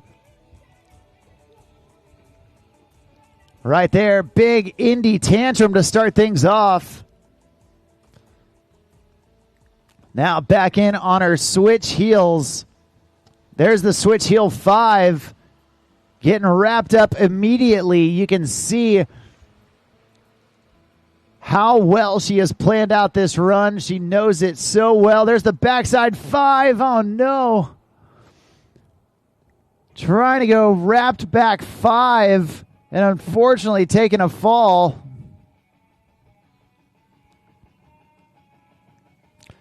Now, fortunately for her, only her first fall. She is going to get a pickup. And we're going to see what Julia has got for us. This young lady out of Rome. Part of that young Italian team. And these young Italians, I've said it before, I'll say it again, they are just unbelievable. They've got so much talent.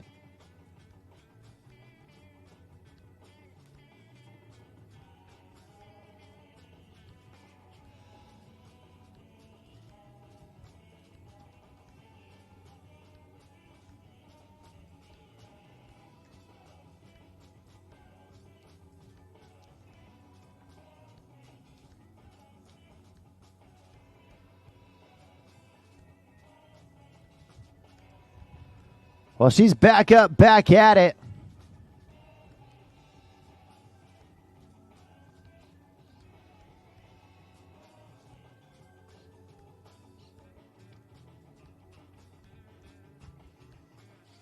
This young lady,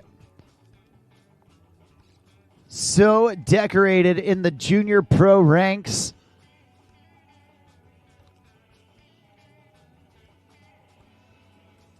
And looking to become equally as decorated in the pro women's ranks.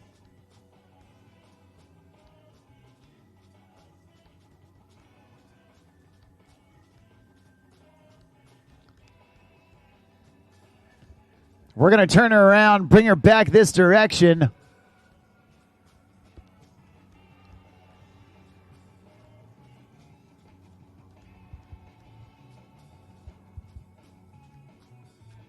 And see what Julia Castelli has got left for us.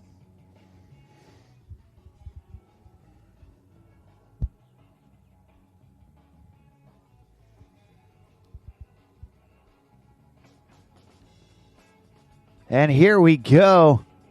Coming in for pass number 2, that signature Italian one-handed cut with the toe side back roll. And now going right back into that wrapped position. Will we see that wrapped back 5 one more time, or will she change it up? There it is, redemption, taking down the trick that took her down. Now back in on the toes, up and over with that scarecrow, the toe side front roll to front side 180. Now in her opposite toes, there's the skeezer. And Julia Castelli throwing hammers in pass number 2. Getting all the way back to the dock. And a great job from that young Italian rider. Give it up for Julia Castelli.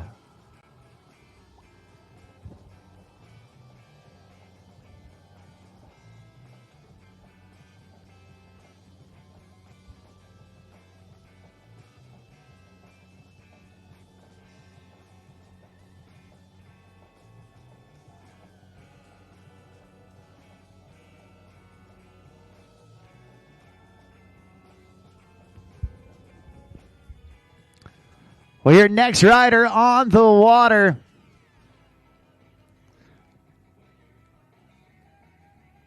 Coming all the way from Australia. She is a past two-time world champion.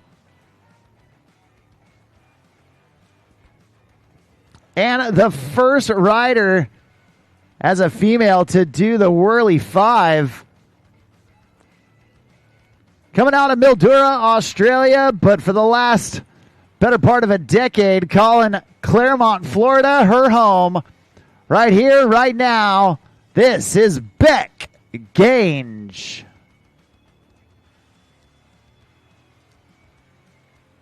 Beck starting off toe side with that melon scarecrow. Oh no. Going down on trick number one. Definitely not how you plan it out. But that's okay. Sometimes getting that first fall out of the way early, that can be a good thing. You can get wet, you can reset, and you can come back doing exactly what you know how to do. Beck Gange, no stranger to the competitive side of wakeboarding. She's been doing it for more than a minute.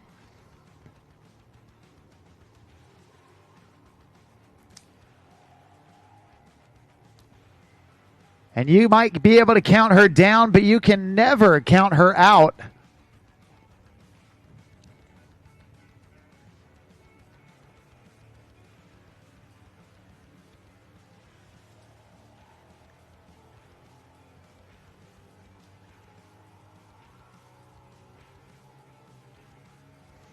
We're going to get relinked up with Beck. Let her finish off pass number one.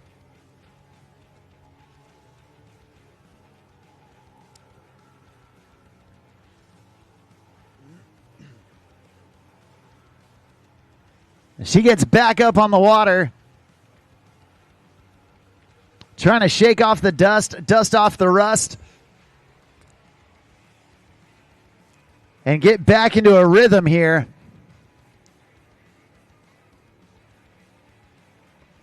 There's a hillside back roll. Back in on the toes.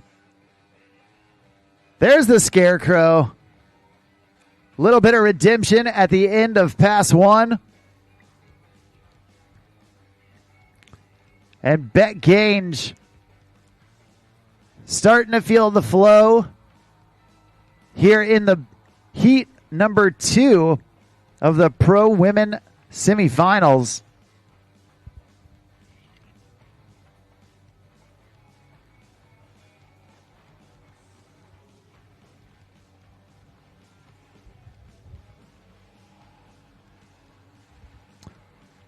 Well, Beck Gange out of Mildura, Australia.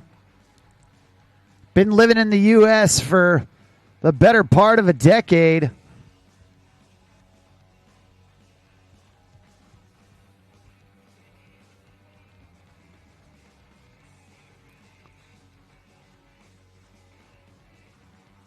And we're going to bring her back through for pass number 2.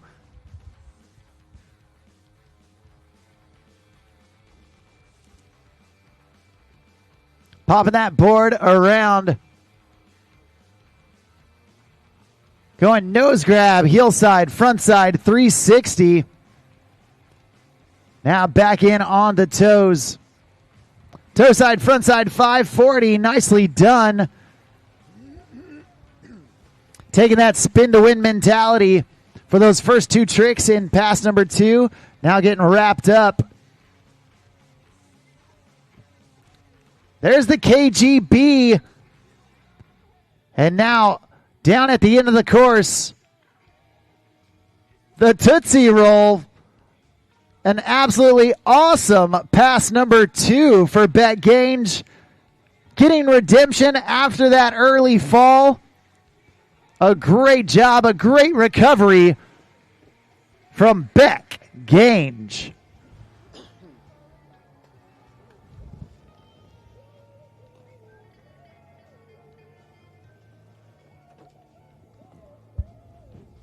Well, Beck getting that KGB and then linking it into another handle pass invert, the Tootsie Roll.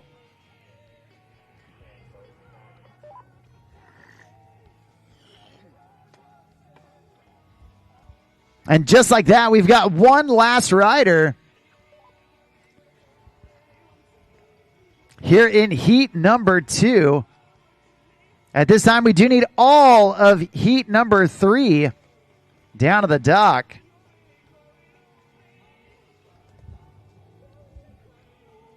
Your last rider of heat number 2, coming out of Onomichi, Japan. She is a 4-time Japanese national champion, a 2-time Asian champion, and even taking the top spot, a gold medalist at the World Games. Right here, right now, this is Hinata Yoshihara. Hinata asking for a little bit of the speed adjustment. Now back in on the heels. Big hillside back roll. Hinata Yoshihara has so much vertical pop. She uses her legs, uses the wake so well to just float through the air. You can see with that hillside, frontside 540. And now back in on her opposite heels. Going 540 the other direction. Little bit of butt check, but staying on her feet. That's what's important. Nicely done from Hina.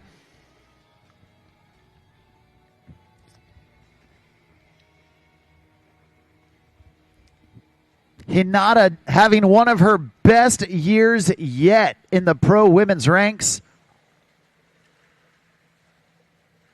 And you can see what I'm talking about with that vertical pop that she gets. Learning it from her fellow countryman, Shota Tazuka. Getting the amplitude with each and every trick. Hinata definitely knows how to go to the sky.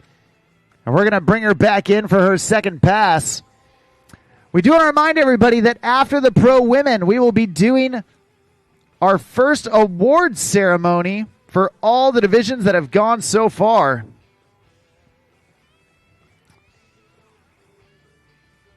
That's going to happen a little after 10 a.m. And right now, Hinata trying to go Tootsie Roll right there. Oh, no. Just dropping the handle, not able to ride away. Now, fortunately for her, only her first fall.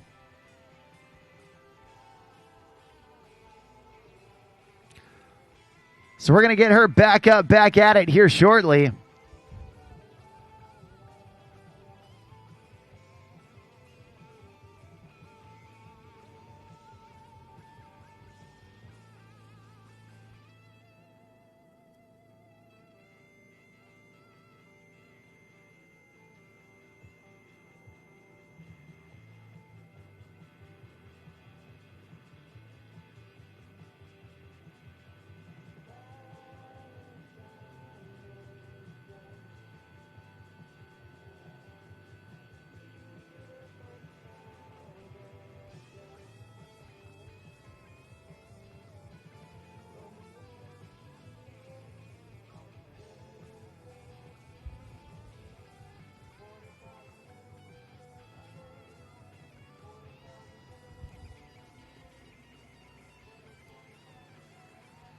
All right. Back up, back at it. Hinata Yoshihara getting wrapped up.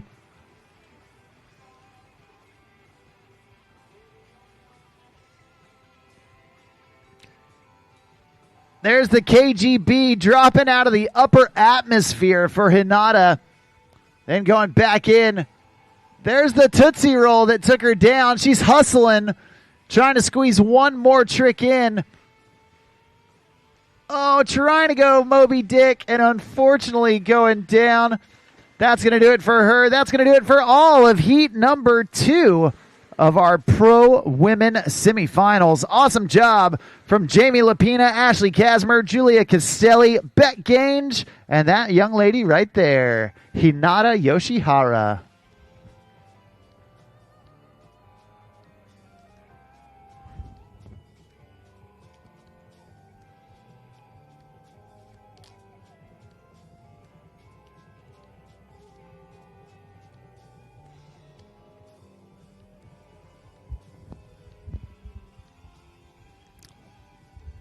Well, that's 2 heats down, 1 heat left to go here in the pro women ranks.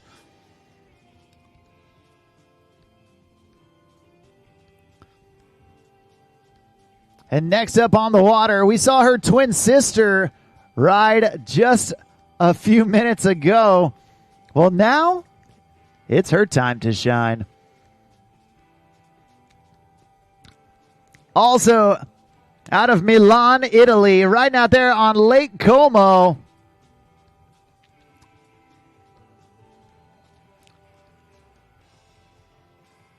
A past world champion, an Italian national champion, right here, right now. This is Alice Verog.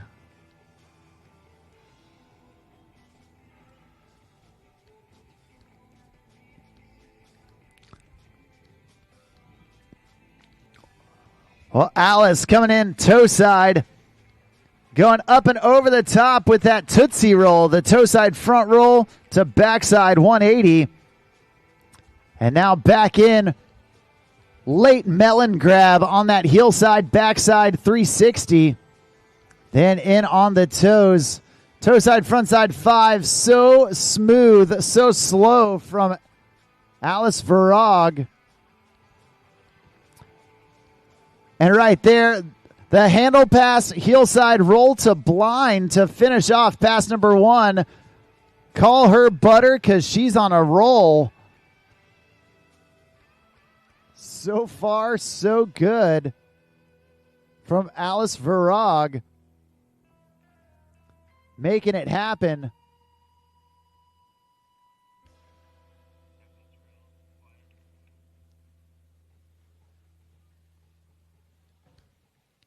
And taking it all the way to the house. Multiple heel 5s, multiple full rotating inverts, and that roll to blind right there. Giving the judges something different to look at. You know, so many of the riders do that KGB. But Alice, fully capable of the KGB, choosing to take it to blind instead. Giving her something to set herself apart from the judges.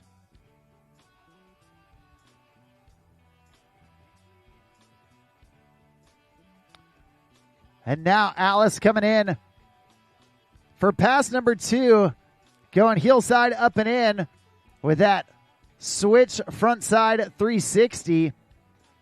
Now getting wrapped up in the front side direction, going cab 540. Starting switch, landing regular.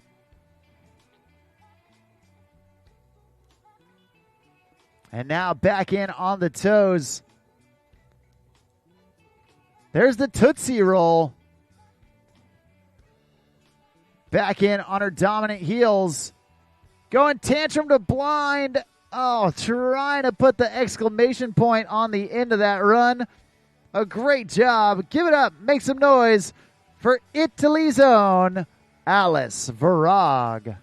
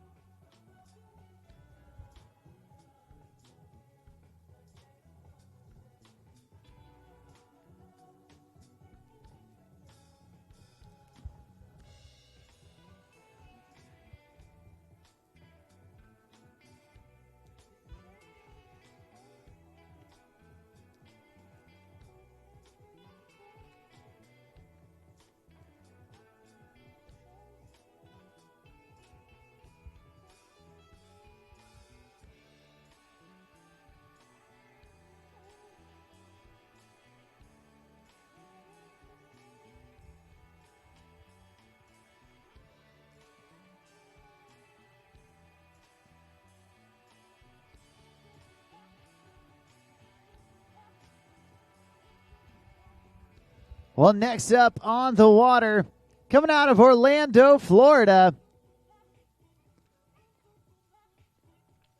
She is a past U.S. national champion, a 3-time Pan American champion, And now making her debut in the pro women's ranking this year. Right here, right now, this is Kit Smith.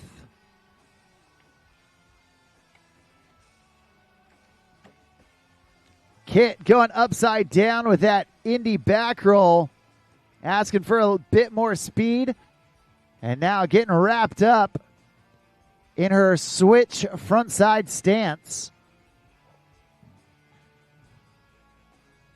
Going cab 540. Starting switch, landing regular, doing that 540 in between. Now taking a check at the wake. Looks like just going to play it cool to the end of the course. And Kit Smith.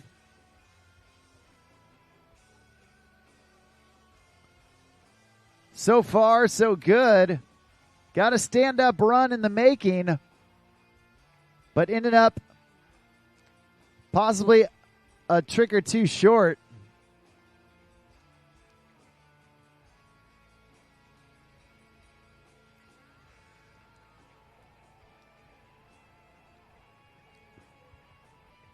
As the second rider off the dock, she knows she wants to put together a stand-up run, putting the pressure on the rest of the riders to follow.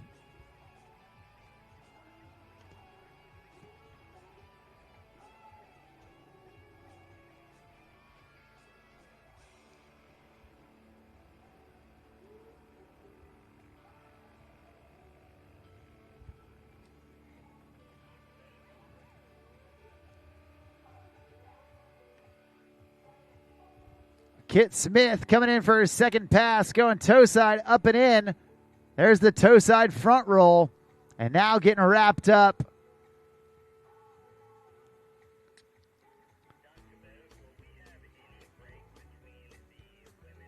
Trying to go KGB right there. Unfortunately going down.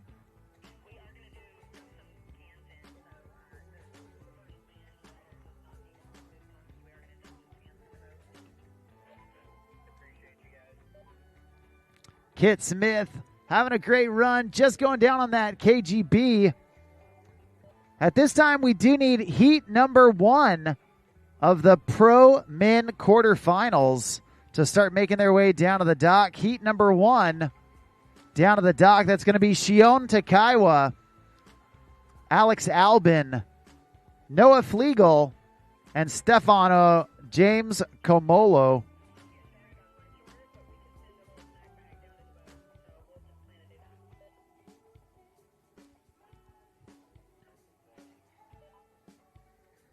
Well, Kit Smith going down well before that three-quarter buoy, so she is going to get a pickup. And once again, we do need Shion, Alex Albin, Noah Flegel, and Stefano down to the start dock.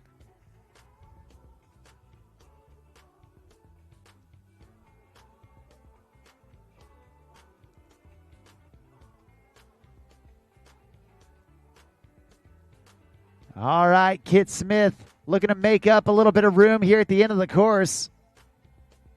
Toe side, front side 540. Oh, no. Going down for a second time. Looks like that's going to do it for her. But give it up. Make some noise for Kit Smith.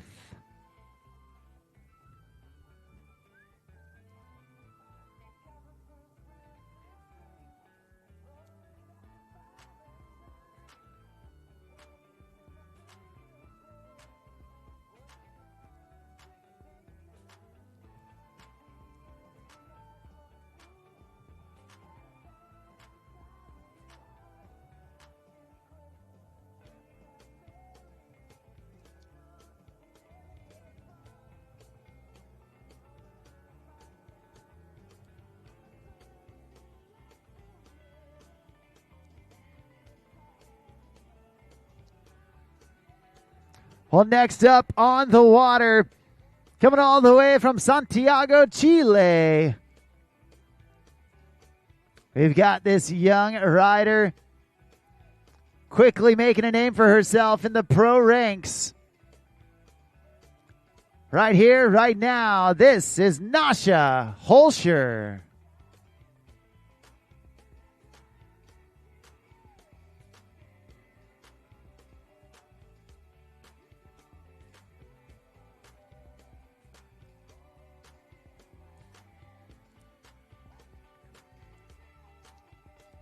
Well, Nasha,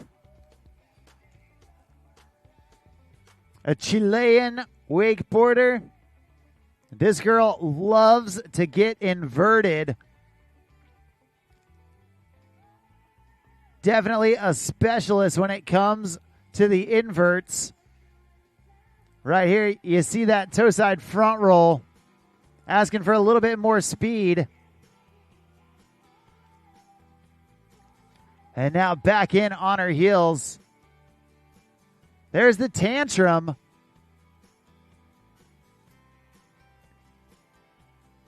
Back in on the toes, up and over the top with the Tootsie Roll. Nicely done, landing tall, perfectly on that transition of the wake. Oh, man, trying to put in a style trick there towards the end of pass number one, going for that Indy back one, and unfortunately going down. Fortunately for her, only her first fall, so we're going to get her back up, back at it here in just a bit.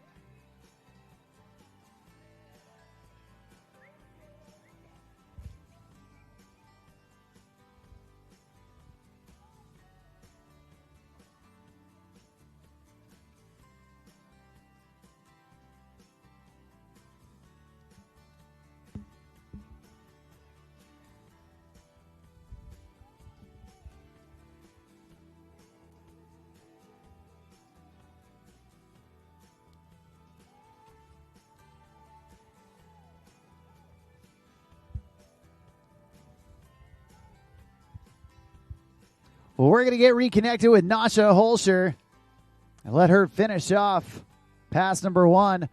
We do want to remind everybody that here in just a few minutes, we're going to do our first award ceremony.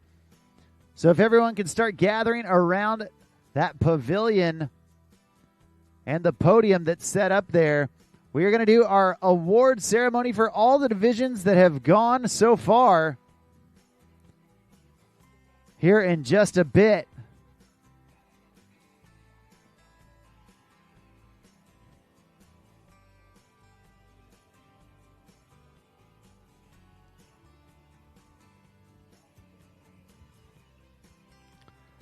Nasha Holshire getting turned around to come back this direction.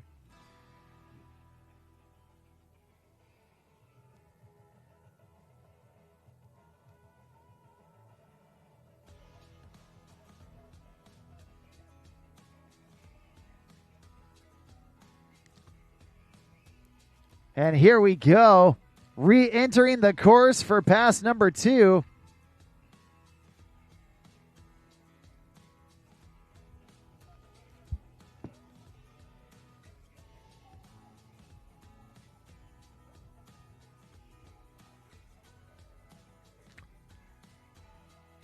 And here we go, Nasha Holshire edging out to edge back in with that handle wrapped behind her back. There's the KGB. Oh, no.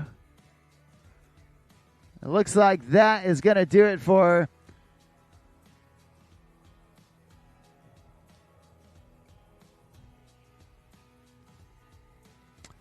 Not the way she planned it to go.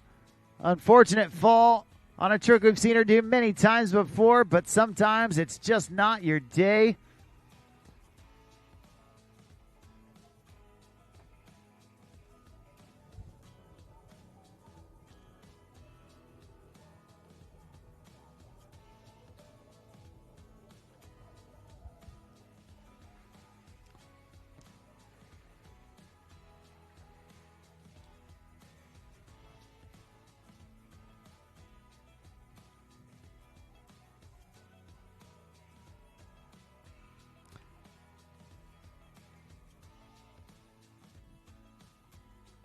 Well, coming up next, another rider who has truly done it all and won it all.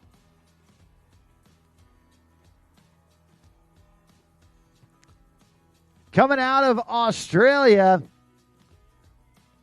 She is a 4-time women's wakeboard world champion, a 2-time wakeboard world series champion.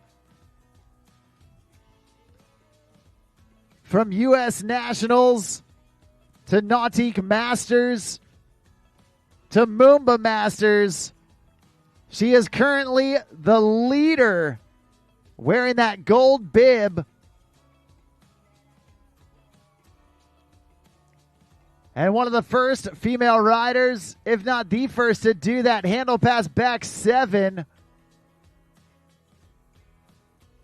Right here, right now, your final rider off the dock for the Pro Women's Division. Right here, right now, this is Zara Kell.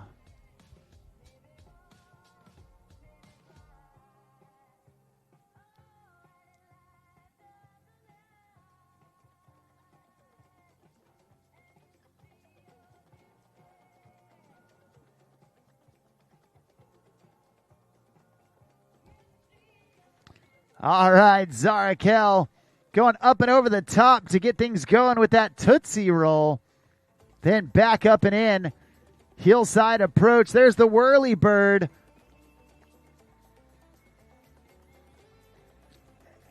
Back in on the toes. Going toe side Indy Scarecrow. Late rotation on that front side 180. And then hillside, backside 360. Late mute grab as she comes around after the handle pass.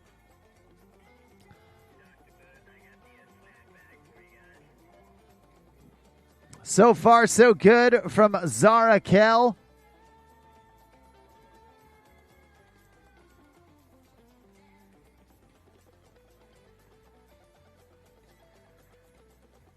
We're going to see if she can keep it going, keep it flowing, as we bring her back through for pass number 2.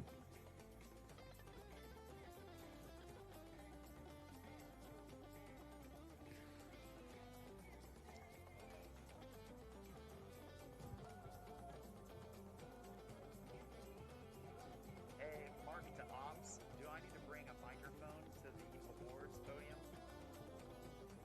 Kate's got you covered. There. Just need to turn on the speaker and you're good to go. Copy that. Thank you.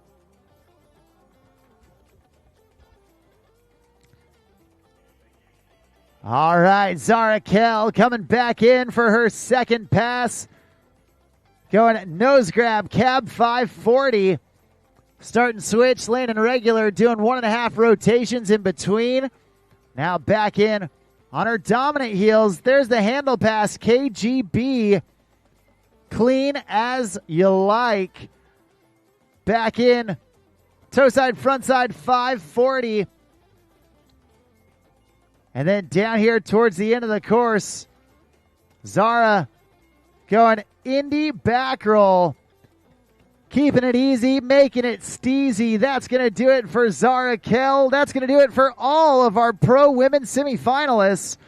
If you want to follow along with the action, be sure to download that free WWA Ride Line app, and you can see the results as they come in. Awesome job from our Pro Women semifinalists. Coming up next, we've got Pro Men quarterfinals. But before we do, we're going to do our awards ceremony for all the divisions that have gone today. So start making your way over to the podium pavilion. And we're going to be right back with more wakeboard action here in just a bit at the 2025 Nautique WWA Wakeboard World Championships presented by GM Marine. For 50 years, we've been more than just a manufacturer. We've been part of the journey, a journey that started with a passion for adventure and a commitment to excellence. And now, as we celebrate our 50th anniversary, we proudly unveil the future, a symbol of our legacy, our commitment, and our relentless pursuit of performance. Welcome to the future. Welcome to the power behind the passion, performance that moves you.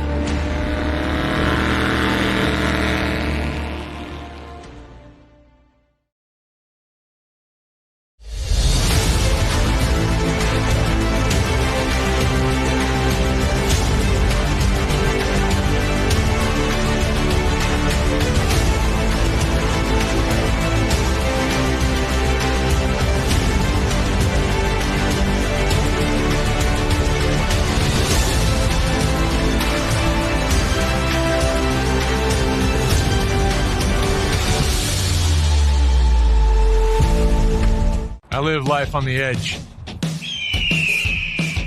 That means accidents happen. Things break. Including my brand name sunglasses. But thanks to Fuse lenses, I don't have to worry about that. Fuse helps me replace my lenses for less with high quality, guaranteed to fit lenses. Now if they only had a website for a fractured ankle. Fuse lenses. Break a lens. We've got you covered.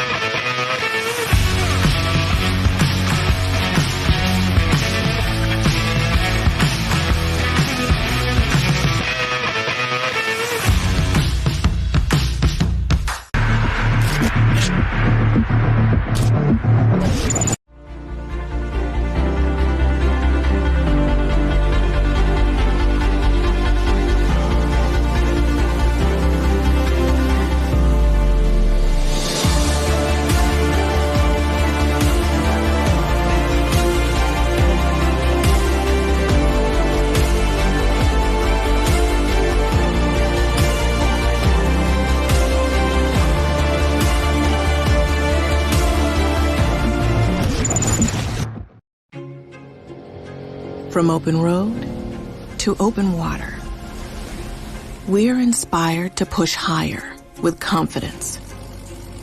We revel in our achievements and then seek out the next great thrill. Since even a century of experience is only a start, our challenge is to invent a bigger future for advanced propulsion technology. To imagine and try and test until we've built something worthy of adventure. So that together we can empower a new generation to push higher and harder. Because there's so much more to discover when the drive comes from within. And so that together we can invent a bigger future for everyone we empower. GM Marine keeps thunder at the heart of all you do.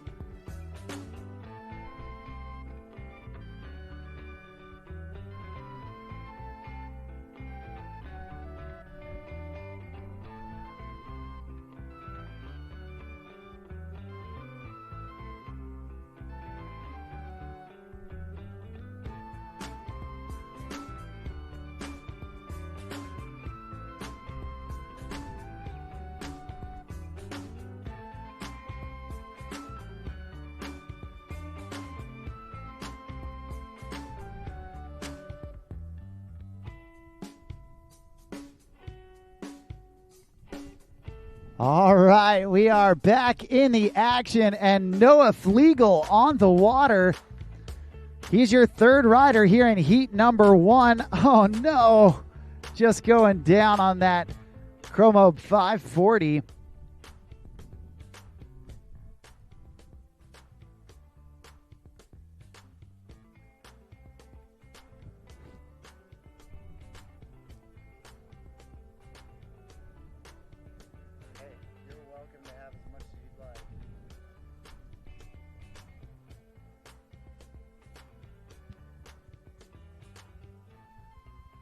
Well, Noah Flegel putting together that Moby Dick 540, popping that board around and trying to go with that nose grab Chromobe 5.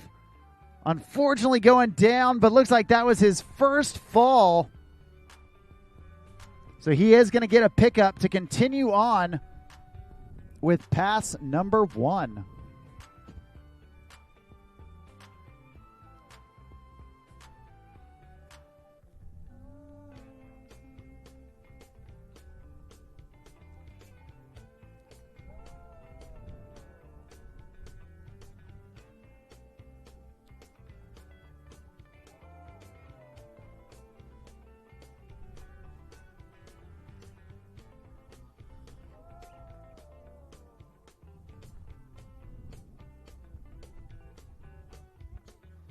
Well, Noah Flegel, Nautique team athlete, coming from not too far from here, down in South Florida.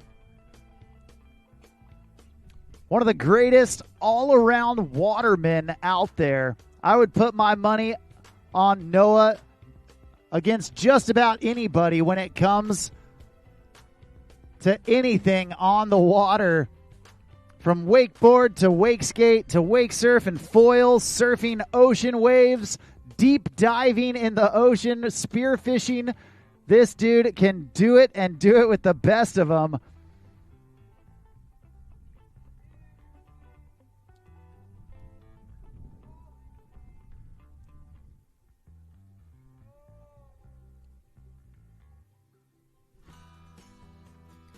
We're going to turn him around, bring him back down for pass number 2.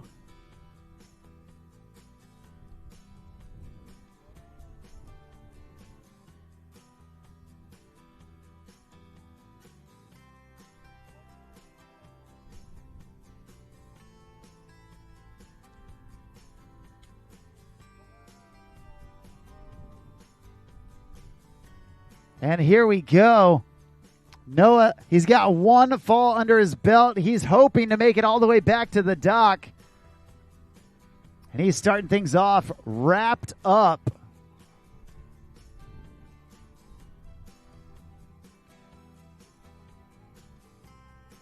Going switch, wrapped 3-1. Now in on his dominant heels. Hillside, backside, 720, 2 full rotations in that backside direction. And now Noah back in. Going with that switch, Melon Mobe 5. In on the heels. Going stale roll to blind. So smooth from Noah Flegel. Big melon poke with that switch. Heel back 1. Noah Flegel doing a great job mixing it up, showing the variety of both switch and regular.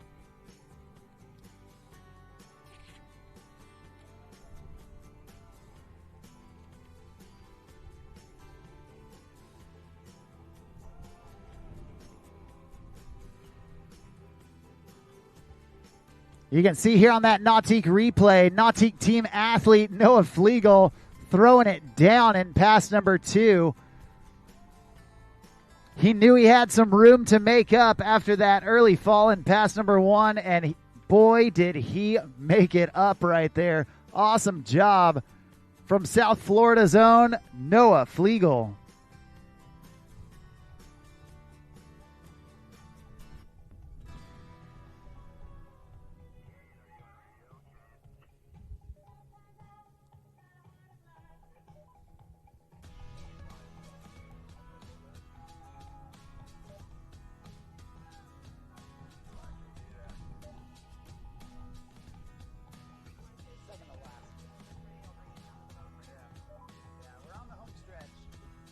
Well, you can see there the results for pro women trickling in.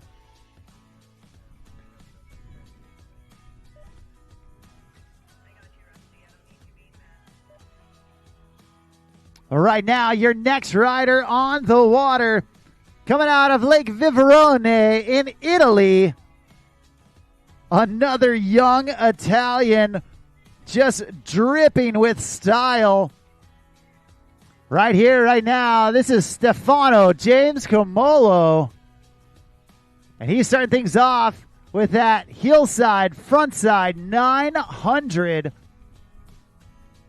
Now back in on his toes, going nose grab, Skeezer 540.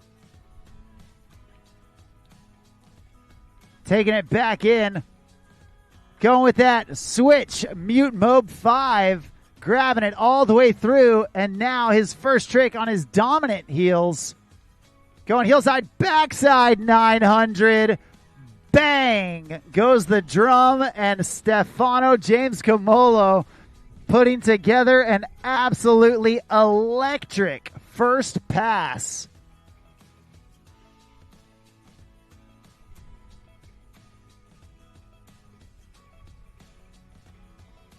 Going cab 900 to nose grab Skeezer 5. Grabbing the snot out of that switch Mute Mob 5, and then going backside 900 to boot. The young man out of Viverone laying on a little extra marinara sauce in pass number 1. We're going to see if he can keep it going for pass number 2.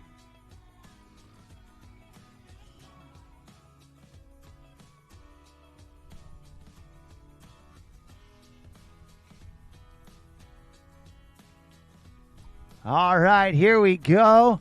Stefano going 2 times around with that mute half cab double back roll. Then back in on the heels, going the other direction with the regular stance double back roll. In on the toes, going tail grab on that toe side, backside, off axis 540. Such a unique looking trick. And then KGB 5 all the way back to the duck.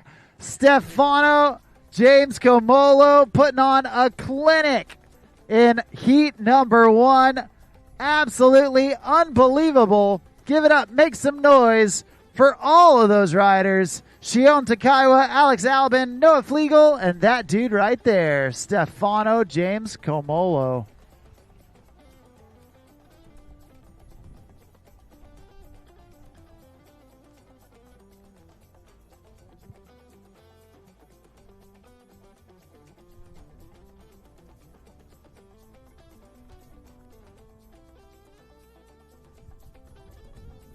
Right there, you see that double flip that he opened up his second pass with.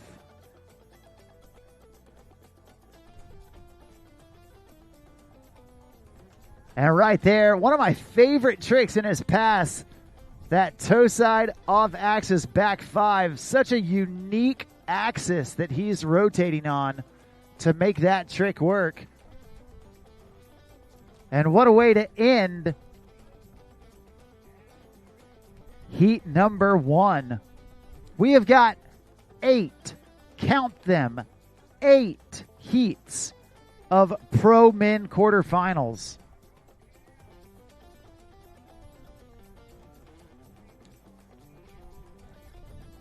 There are no easy heats. And heat number 2, no exception to that.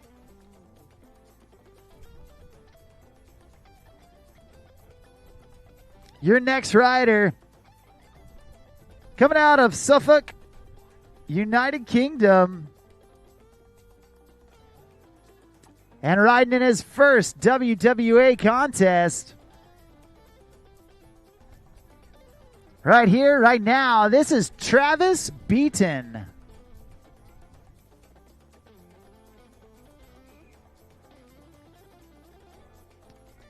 Old Travis, oh no. Going down out of the gate on that KGB, not how you wanted to start.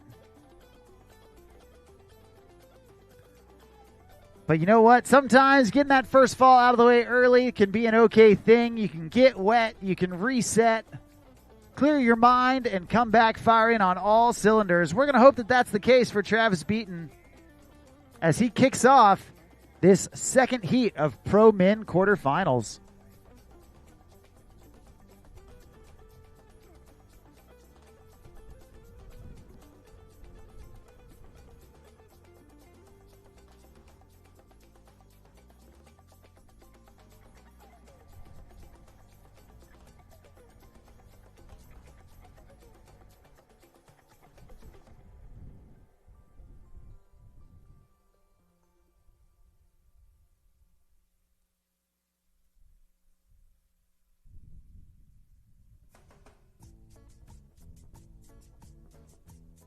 All right, Travis Beaton back up, back at it.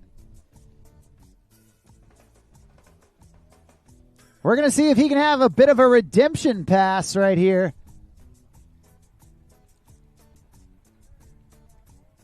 Setting back in on his heels. Oh, no. Deja vu, and that's going to do it.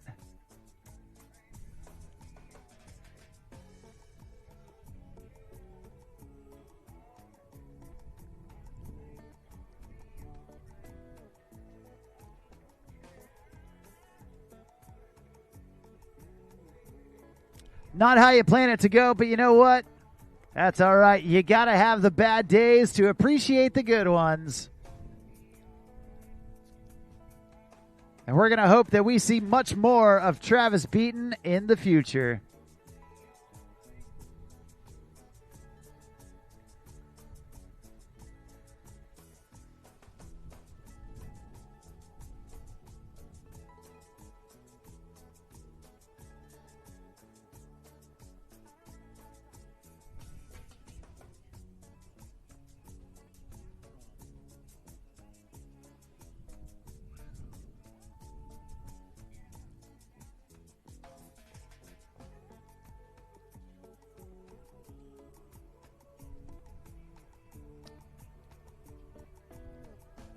Well, Nautique Boats celebrating 100 years of boat building excellence. And with the release of that 2025 Centennial Edition of the Super Air Nautique G23, the boat that changed the game back in 2012 when it was released, and wake sports haven't been the same since. That boat doing all the heavy lifting this week through all divisions from beginner to pro. And it's fueled by the powerhouse, the PCM engine built by GM Marine. If you want to learn more about PCM and GM Marine, head on over to the GM Marine booth. They would love to show you all the new innovations helping to make your day on the water reliable and powerful.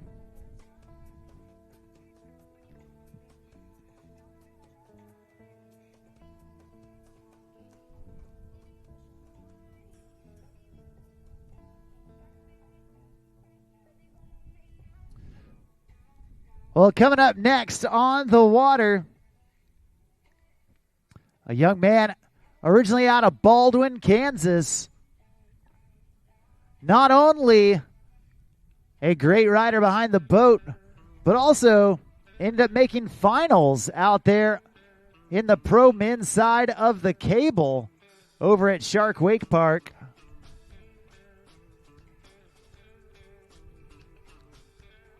Right here, right now, this is Brett Pow Pow Powell.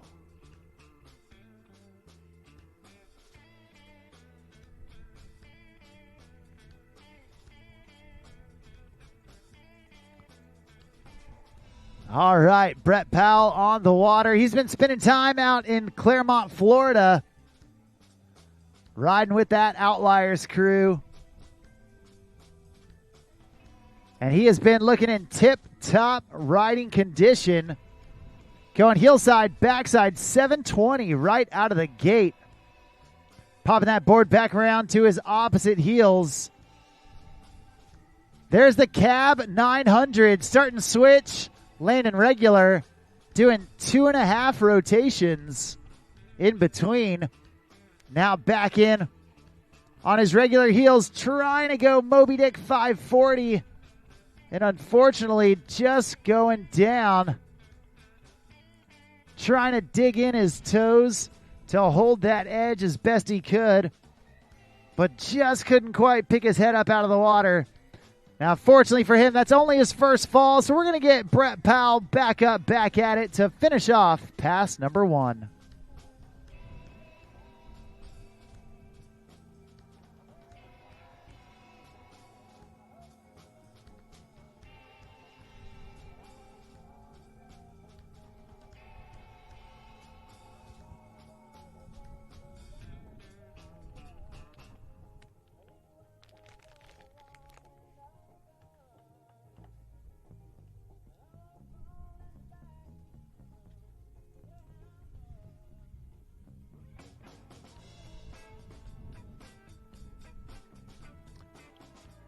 Well, it's going to be close to see if Brett Powell can squeeze in another trick here at the end of the course.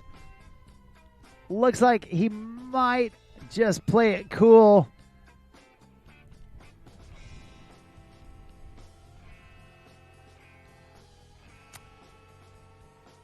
And that is what he's going to do. Not quite enough time to get one in before that end of course buoy. But during the turnaround, he's going to clear his mind, get back into a rhythm, and hopefully come back firing on all cylinders for pass number 2.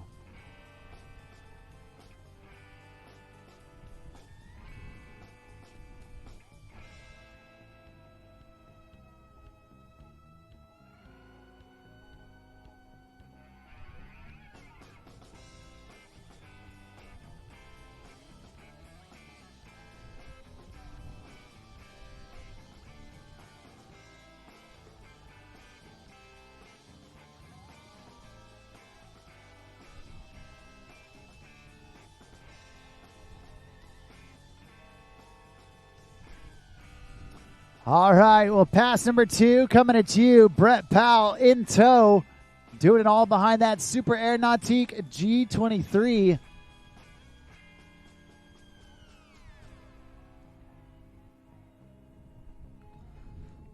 And he's edging out to come in on his toes. Oh, getting the scarecrow. Likely not what he was looking for, but staying on his feet. He can still apply some pressure. There's the switch Mob 5. A difficult trick, and Brett laying it down. Oh, landing mummy wrapped right there with that toe side, front side 7, hanging onto the handle as he wraps it around his body.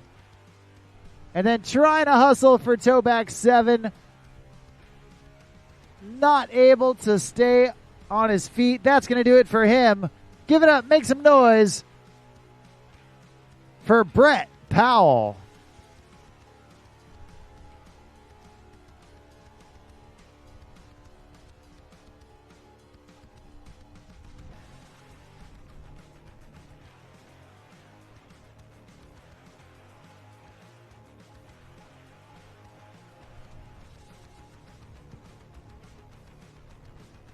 You see Brett hustling for that toe back 720. Unfortunately, not able to ride away from it. That's 2 riders down, 2 riders left to go here in heat number 2 of the Pro Men quarterfinals.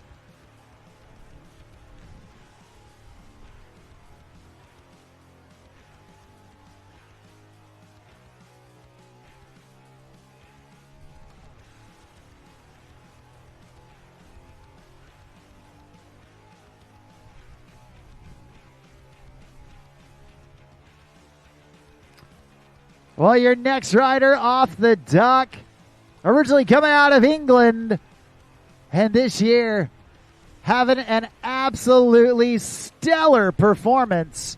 He is your 2025 Bro Stock champion right here, right now. This is Luca Kid.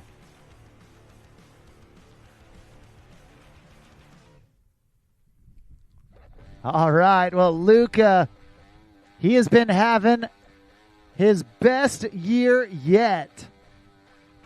And he's starting things off going with that tail grab, hillside, frontside 720.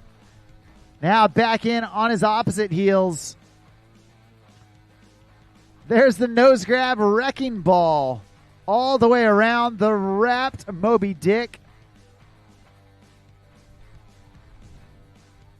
Then nose grab crow mob. Luca looking good so far. There's the melon KGB. Keeping it easy, making it steezy. The door is open and Luca Kid looking to walk right through it.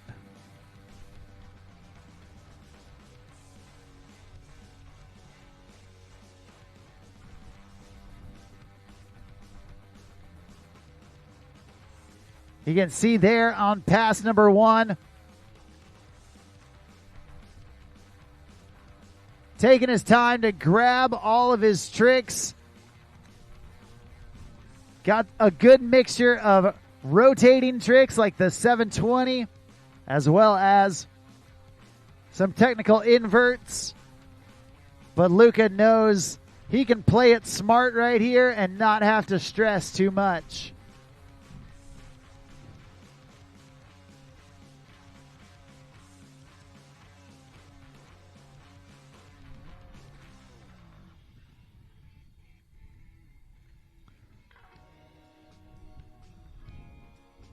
Pass number 2 coming at you. And Luca going with that pinball style roll to blind. Going all the way roll to revert, rewinding it to go to blind. 2 times around with that heel side, front side 720.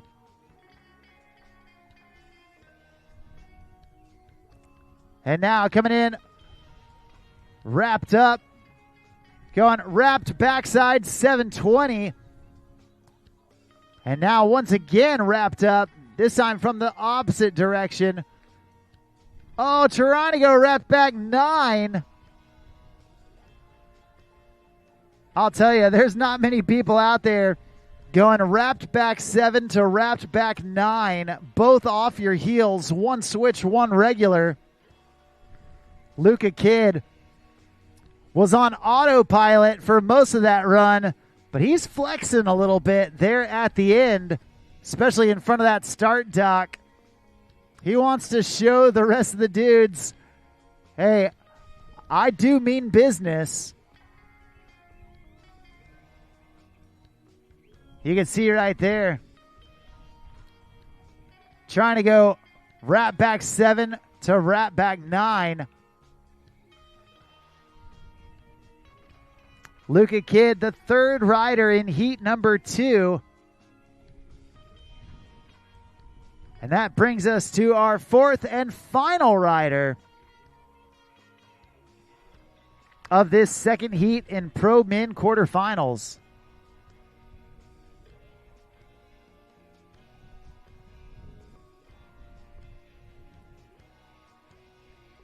Last off the dock for this second heat, out of Warsaw, Indiana, another rider that is quickly becoming known as one of the best all-around watermen out there. From ocean surfing in Hawaii to being a pro-level wake surfer and wake foiler. Not to mention riding at the pro levels here in the men's wakeboard quarterfinals. Currently spending the majority of time out in Claremont, Florida. He's a wild man through and through. right here, right now. This is Bo Wildman.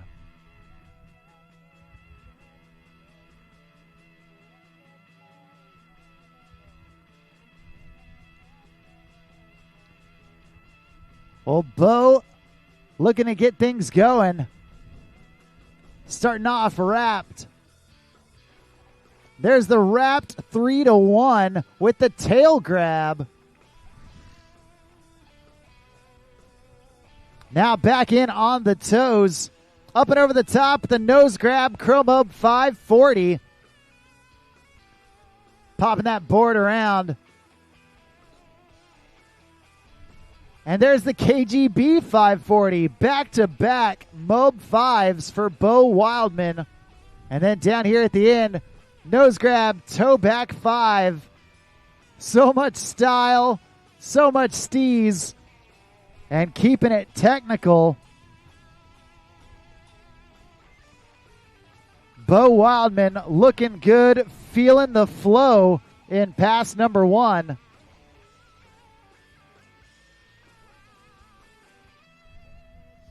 And so far, so good for the last rider here in heat number 2. He's already built the momentum. Now he's going to try and ride that wave down the rest of the course.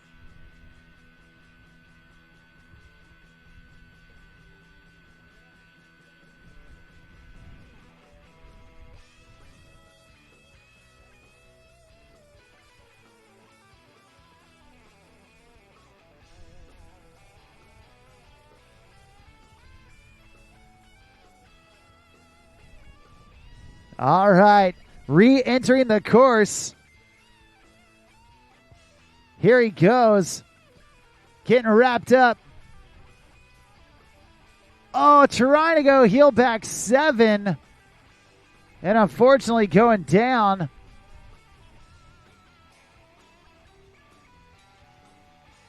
Having to hustle right there to complete those 2 rotations off of his heels.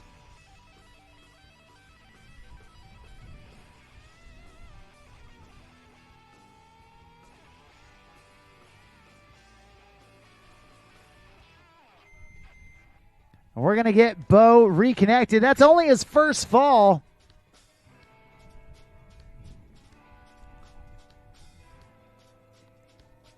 He knows he's not safe yet.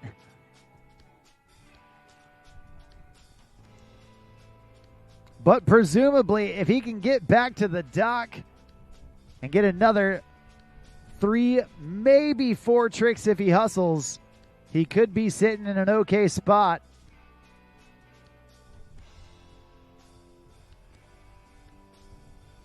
Well, we want to remind everybody that while you're walking around the site today, be sure to take some pictures, take some videos, post them on Facebook and Instagram, and use that hashtag Nautique100, celebrating 100 years of boat building excellence.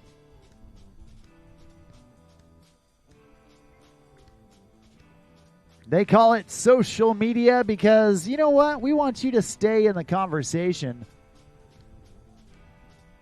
And Bo going toe side, roll to revert. Now back in on his opposite toes. Oh no. Going toe side 900 and just going down. Not what he was looking for. And now we're going to leave it up to the judges to see how it all plays out.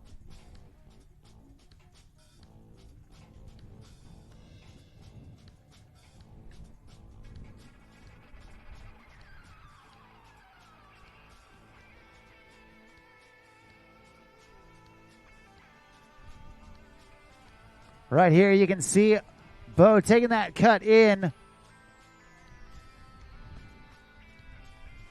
Just casing the wake, not able to get his edges out of that whitewash, and unfortunately going down. That's going to do it for heat number 2.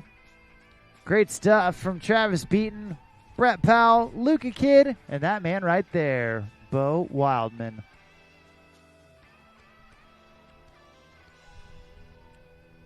Coming up next, we've got heat number 3.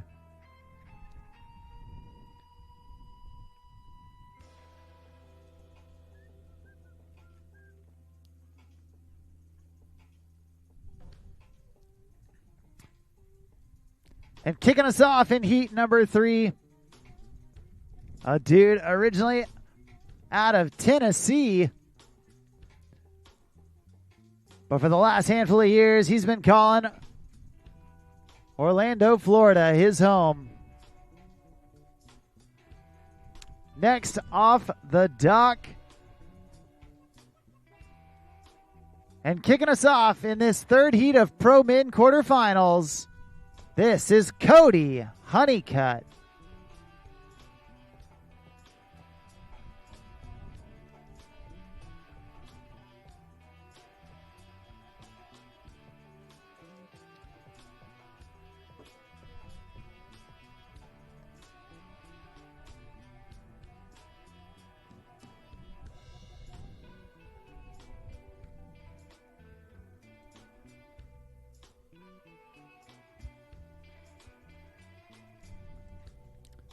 All right. Cody Honeyut about to set the bar for the rest of the riders to raise up to here in the third heat of Pro Men quarterfinals.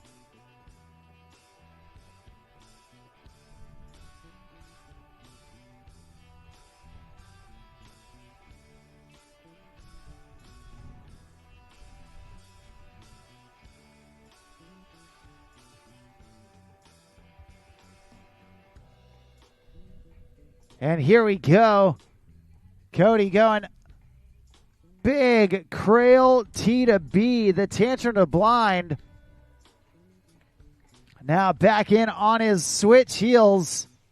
Going all the way across his body again with the switch crail back mob. Going 3, 2, 1 with that tail grab.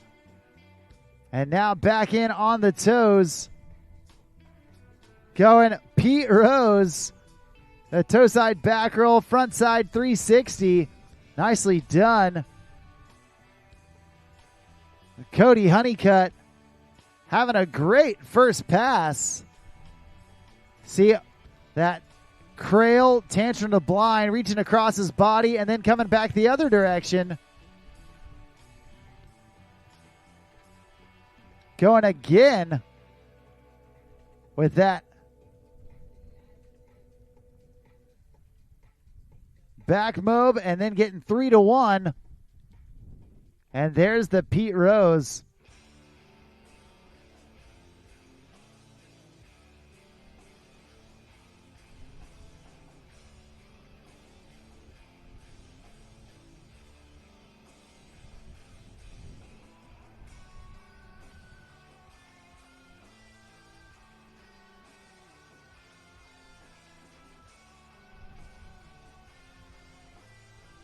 And now Cody coming in for pass number 2.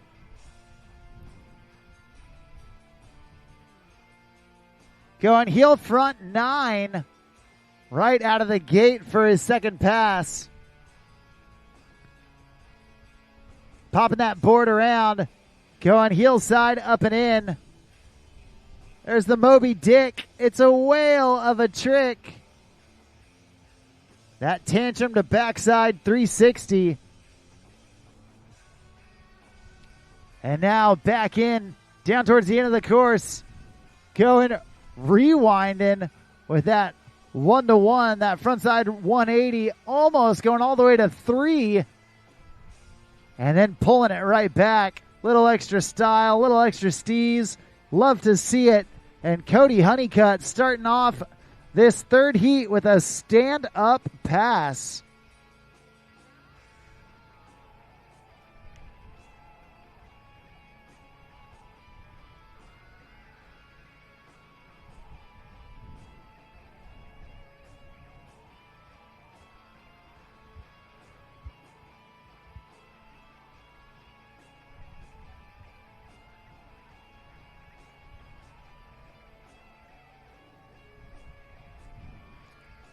There you have it. Cody Honeyut setting the bar for the rest of the riders to rise up to.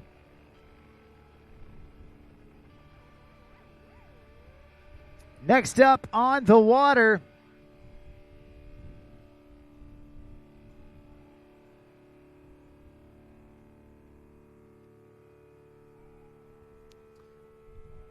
originally out of Fort Wayne, Indiana,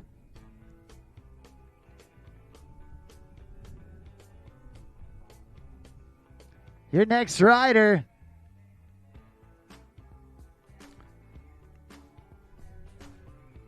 became the first rider ever to land a triple flip behind the boat. The first rider ever to do a double toe side front roll off the wake. And possibly most impressive of all, the first rider ever to do a triple fashion air off the double up. Right here, right now, we got Thomas Herman.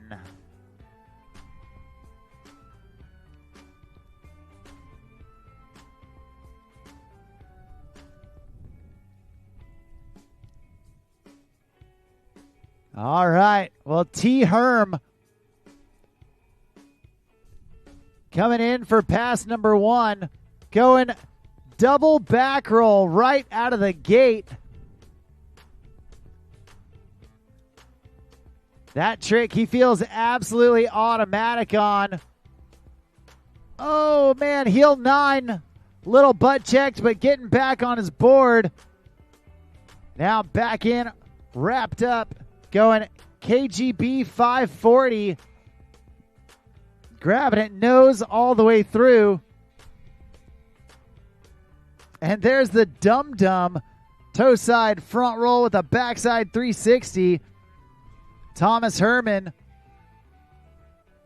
getting through pass number one relatively unscathed. Putting down a double, getting a heel 9. And then a couple big technical inverts at KGB 5 as well as the dum-dum.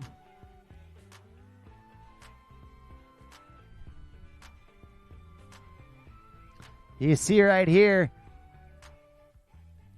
Thomas long felt automatic on that double heel roll. So much confidence to throw it right out of the gate. No questions asked.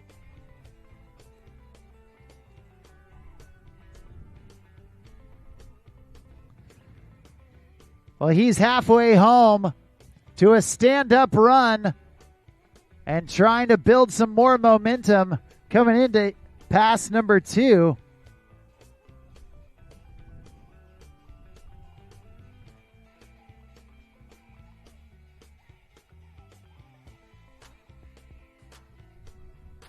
There's the 3-1, grabbing Indy all the way through it. Back up and in, nose grab Chromobe.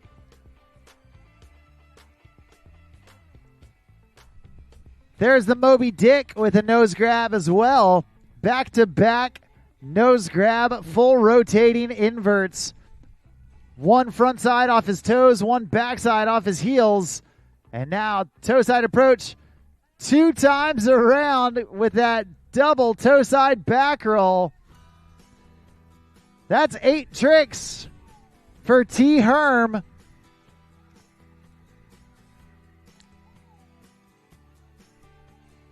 He's going to be happy with it, but he also knows that there were a couple missteps in there, from a butt check on the heel 9 to wanting to grab that double toe roll. Completely. It's definitely still up to the judges. And we're going to see how it all plays out.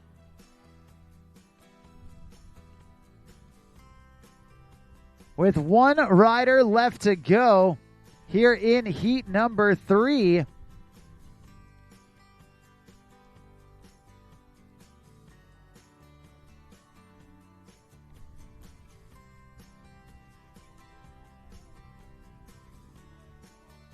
And let me tell you, this last rider, he has broken into the pro men's rankings and quickly made a name for himself, proving that he is a huge force to be reckoned with. One of the most electric new riders on tour. Coming out of France, your last rider in the third heat. Doing it for La Familia. Right here, right now. This is Maxim Ruks.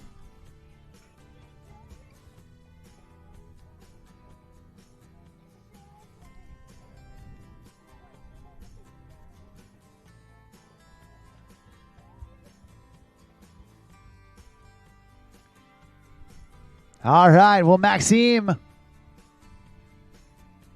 going hillside, up and in. There's the Moby Dick. It's a whale of a trick. That tantrum to handle pass, backside 360. And now back in on his opposite heels. Going nose grab, heel front 9. Starting switch, landing regular. Doing 2.5 rotations in between. There's the nose grab. Skeezer 5. The switch Chromobe 540. And then going switch mobe. Looked like he went between the legs on that grab.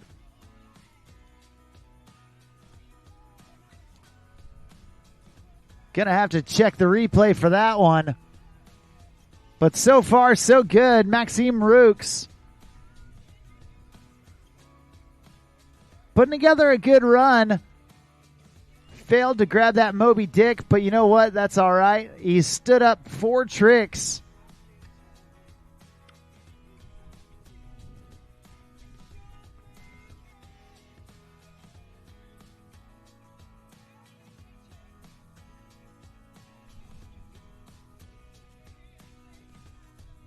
Right here you see it, that Moby Dick. Followed up by this Cab 900. Nose grab, starting switch, landing regular, 2.5 rotations. There's the nose grab Skeezer 5. And then right here, yep, going between his legs with that chicken salad switch mobe. There's the tail grab 3-1 to start off pass number 2. Back in on his toes. Nose grab, toe side, front side, 900 for Max. Now getting wrapped up. Heel back 9. A banger of a trick down here towards the end of the course. One last attempt. And going with the regular Chromobe 5. Switching regular Chromobe 540s for Maxim Ruks. That's going to do it for him. That's going to do it for all of heat number 3. Awesome job from those 3 riders, Cody Honeyut, Thomas Herman, and Maxim Ruks.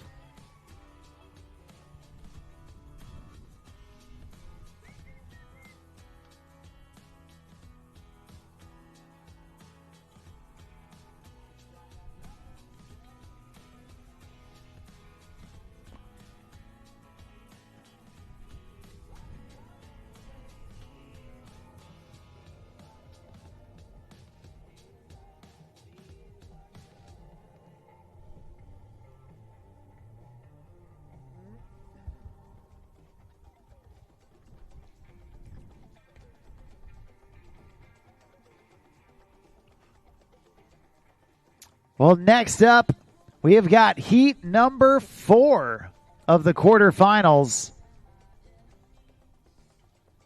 3 riders who have all been so consistent this year.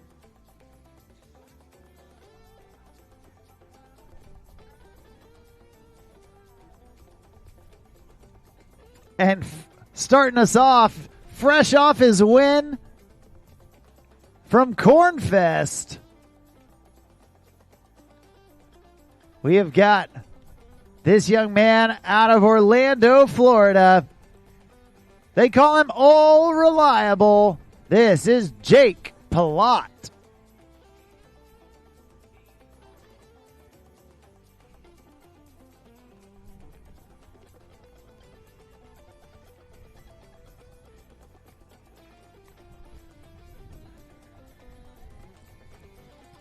Well, Jake starting things off. Nose grab, heel side, front side, 720.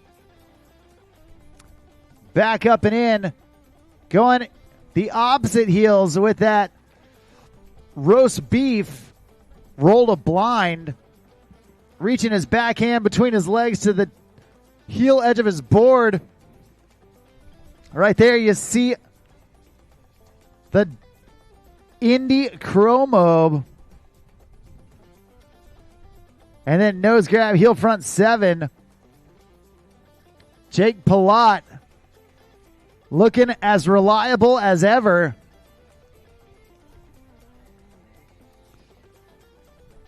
Switch and regular heel front 7s. That first one had a double grab from nose to Indy. There's the roast beef roll to blind, followed by that Crail Chromobe. And then right here, nose grab 2 times around for that regular heel front 7.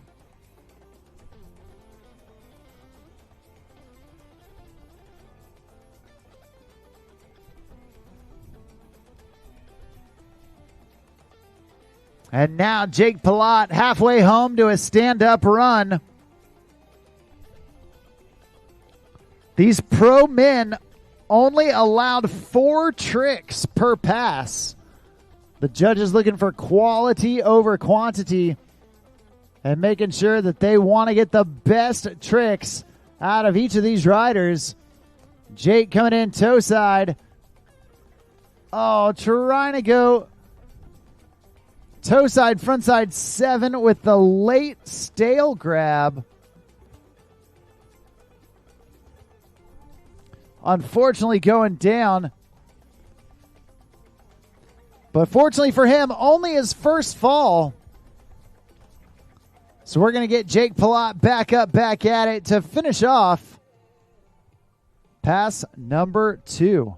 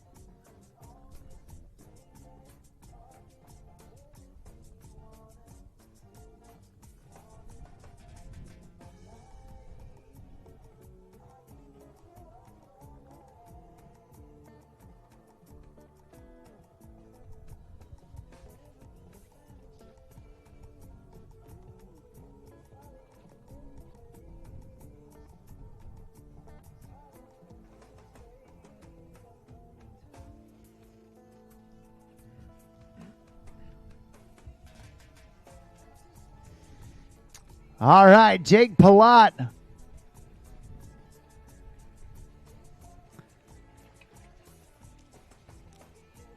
Coming back in and going with that switch mute mob.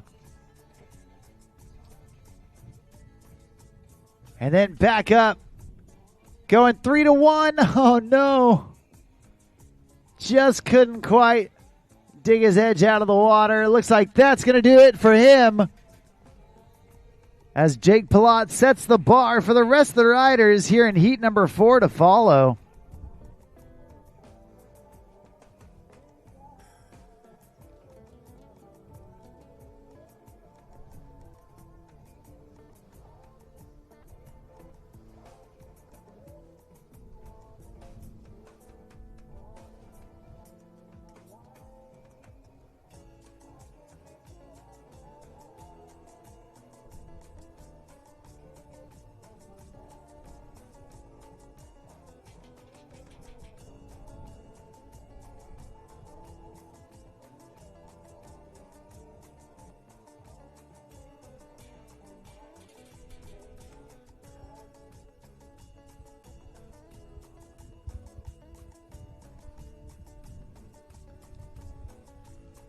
Well, coming up next, originally out of Cincinnati, OHIO. That's Ohio, baby. But for the last handful of years, he's been living and loving it down in Orlando, Florida. He is a 6-time world champion. He's a past X Games gold medalist. And he is the only wakeboarder to ever win both Cable World Championship and Boat World Championship. Right here, right now, it's time to G.O. Let's go. This is Gunther Oka. Gunther going with that Melon Crow 5 right out of the gate.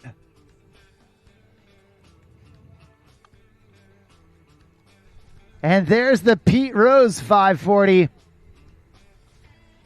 Back-to-back 540 rotations on his inverts. And he's not done yet. There's the X-Mob 540. And then nose grab, toe side, backside 720 to seal the deal on pass number 1. Gunther Oka looking as good as ever.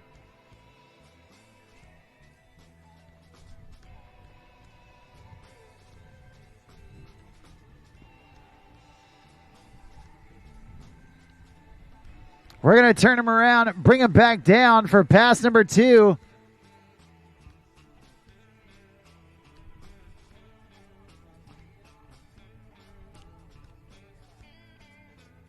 I'm trying to watch Gunther's tricks, but I can't stop staring at his mustache. That is a thing of beauty right there. Who's he get that from, Tom?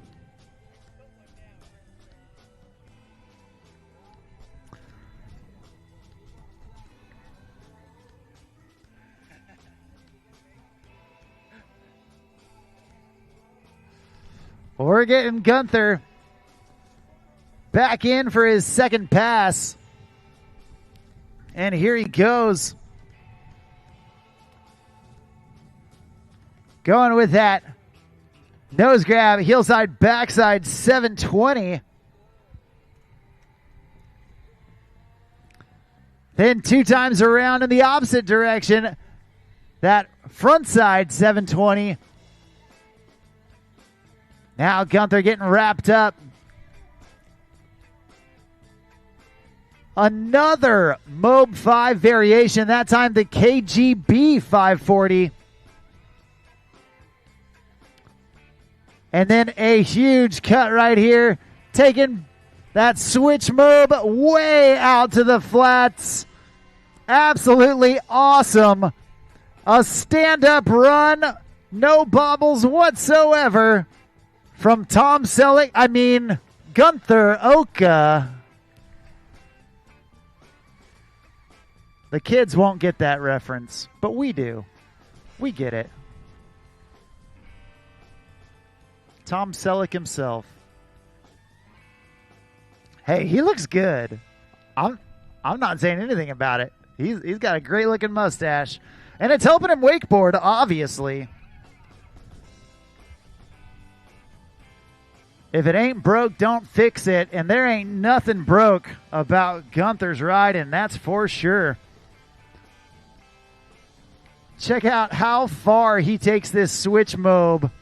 Way out there. Grabbing it mute. Taking it absolutely to the moon.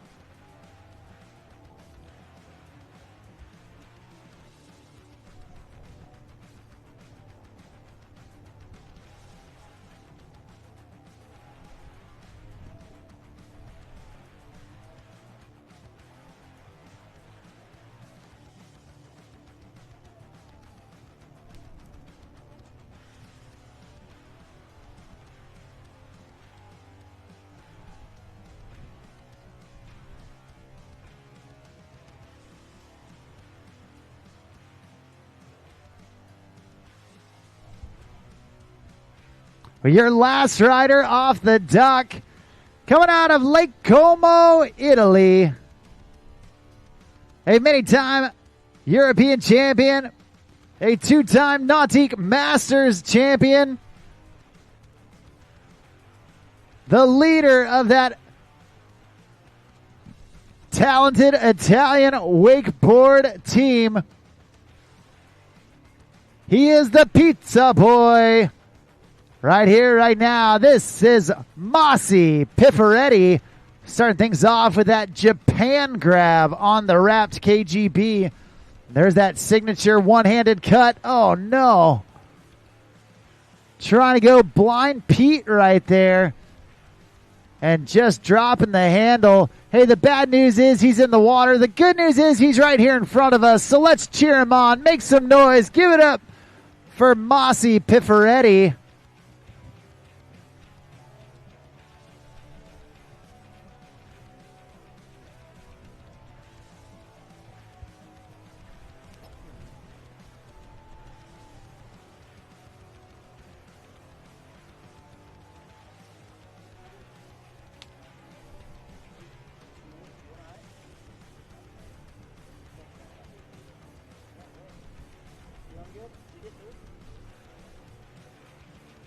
I didn't see the first two riders.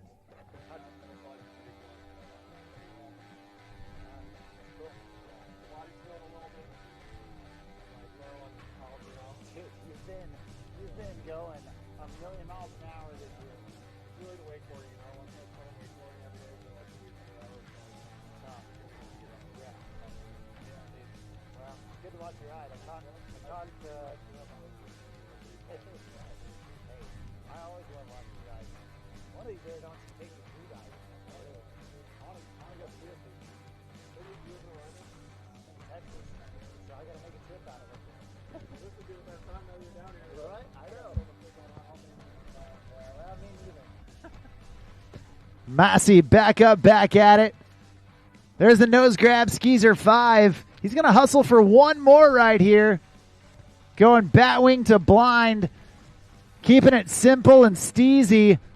Massey getting back to it. We're going to turn him around, bring him back down for pass number 2.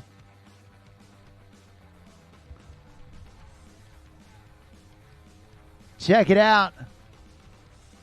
There's that nose grab, Skeezer 5. And not wasting any time, taking that slalom cut right back in for that batwing to blind. Wanted to make sure he got another trick in.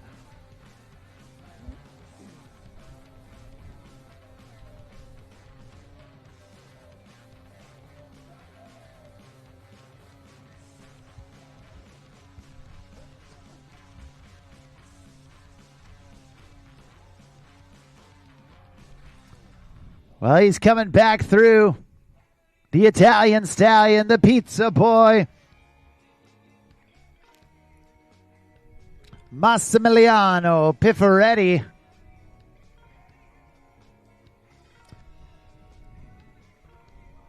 There's the Moby Dick. It's a whale of a trick, that tantrum to backside 3. And now back in on the toes. Toe side, backside, 540. Tons of style, tons of steez. And now Massey all wrapped up. Going with that Indy 3-2-1. The front side 3 to rewind, backside 180. And then redemption on that blind Pete Rose. You love to see it. Awesome stuff. Taking down the trick that took him down. Give it up, make some noise for Masi Pifferetti.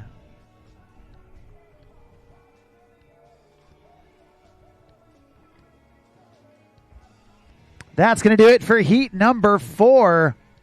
Great stuff from Jake Palat, Gunther Oka, and that dude right there, Masi Pifferetti. That means that we are halfway through the Pro Men quarterfinals. I know that's hard to believe. There are so many Pro Men coming out for the World Championships. We wouldn't have it any other way. It's absolutely epic to have this many riders at this level of riding out here at the 2025 Nautique WWA Wakeboard World Championships presented by GM Marine. I'm Mark on the mic, calling the shots all day long. And coming up next, we've got heat number 5. Your first rider coming out of Shizuoka, Japan.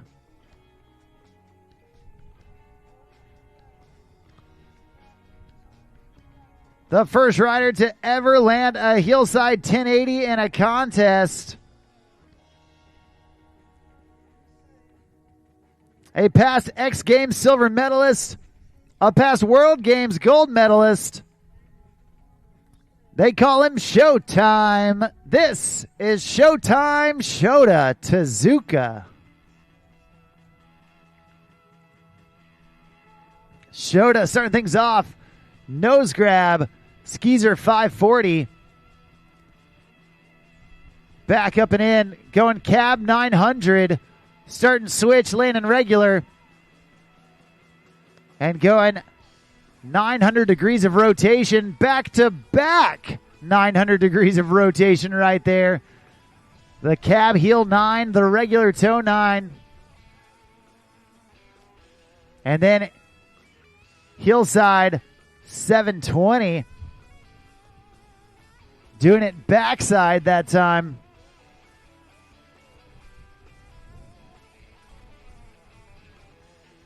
Right there, you see that Skeezer 540.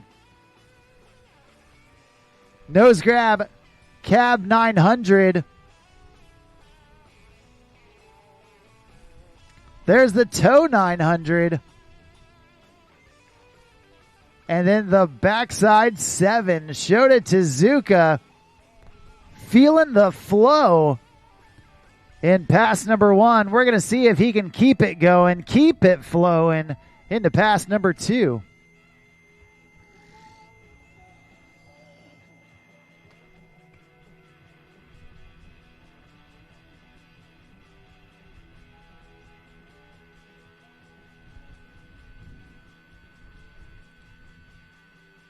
Well, Showtime, Shota Tazuka going with that switch mute mob. And now back in on the toes. There's the toe side. Pete Rose 540. X-Mob 5. Followed up by that toe rolled blind.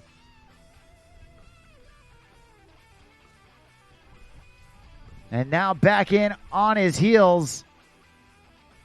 Massive front mob 5. The Slim Chance 540.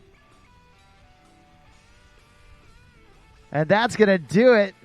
Shota Tazuka getting back to the dock with no bobbles whatsoever.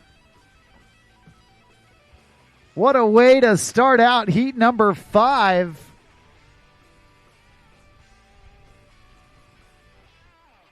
Right there, you see that X-Mob 5. That's a relatively new one that Shota started working into his pass. Stepping it up.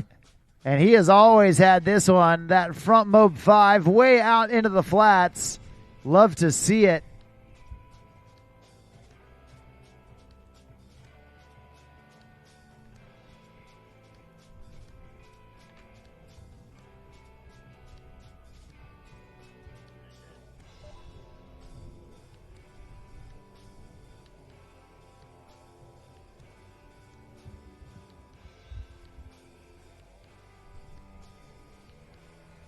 Well, next up on the water, coming out of Buenos Aires, Argentina, a past WakeFest shootout winner.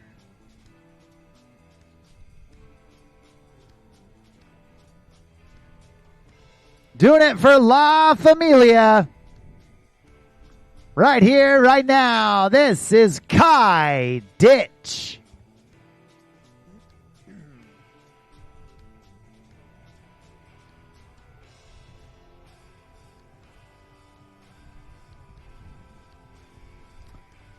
All right, Kai Ditch starting things off. Double grab on that toe side, backside 540. Then back in on his opposite toes. There's the Melon Skeezer 540. Popping that board back around. Going switch heels 7. And now back in on his dominant heels. Going 2 times around with that indie double back roll. Nicely done. Kai Ditch sneaking away with that double heel roll. Awesome job. And so far, so good from the young dude out of Buenos Aires, Argentina.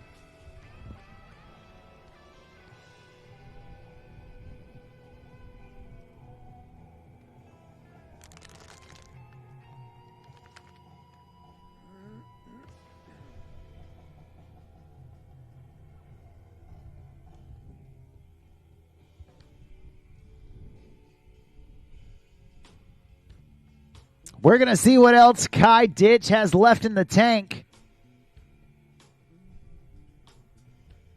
as he comes back through for pass number 2.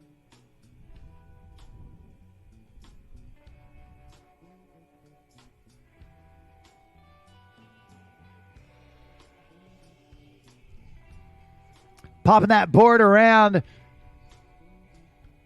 Hillside, backside 720 from Kai. And back in for that switch mute mob. So far, so good. Kai Ditch feeling good as he should. Going stale, roll to blind, sending it deep, but riding away, no problem. And now taking his time, setting up for his 4th and final trick of his second pass. Going with that crail grab all the way across his body. Going toe side front roll, late backside 180. That's the Tootsie Roll. Give it up, make some noise for Argentina's own Kai Ditch.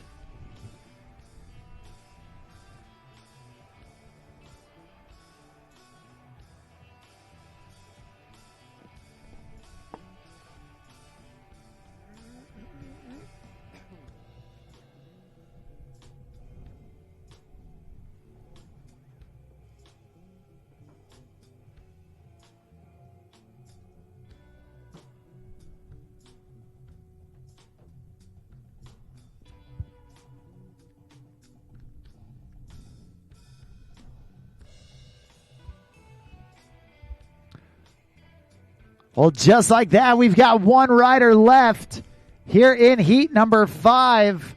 So far, the first 2 riders have had stand-up passes. And we're hoping to see another right here, right now. Coming out of Thermere, Australia, this young dude, an absolute wizard on the water.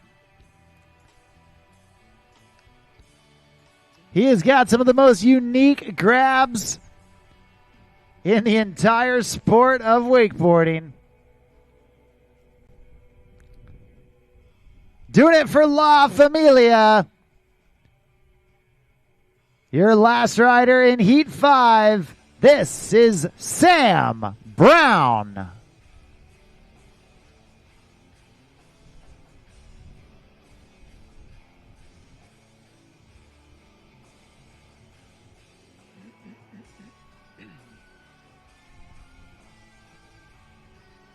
Well, Sam Brown starting things off. Going switch with that seat belt back mob 540. Then going black method on that Moby Dick 5. Back in on his switch heels. There's the cab 900. And down here at the end, Going regular stance, heel side, front side, 720. So far, so good from Sam Brown.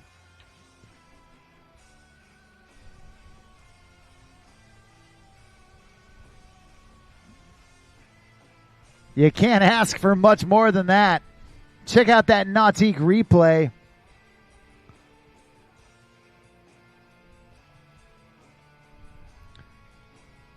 There's that Black Method Moby Dick 5. Reaching all the way across his body. Followed up by that nose grab, heel front 9. And then from the other side of the wake, the nose grab, heel front 7. The 7 was regular, the 9 was switch. Both of them were excellently executed.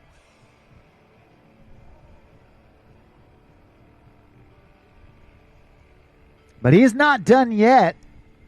Sam Brown going heel side, backside 9 out of the gate for pass number 2. And now back in. 2 times around with that mute half cab double back roll. Then right back in for the nose grab skeezer 540. Sam Brown riding so fast and having so much time down here at the end of his course.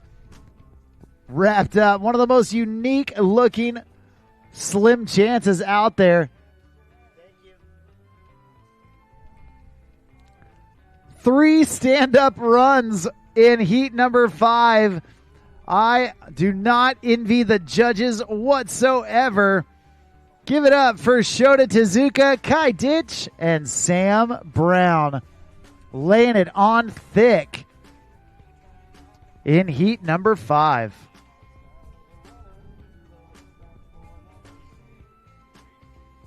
Well, check out that replay, taking it back to the beginning of that pass.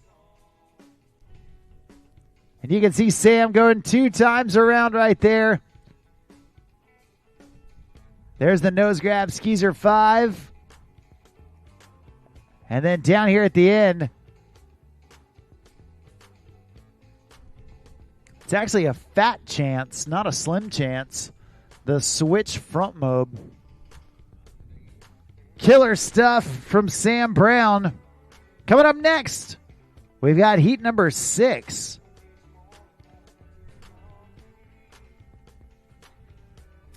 And we are starting things off with a young dude out of Flim, Switzerland.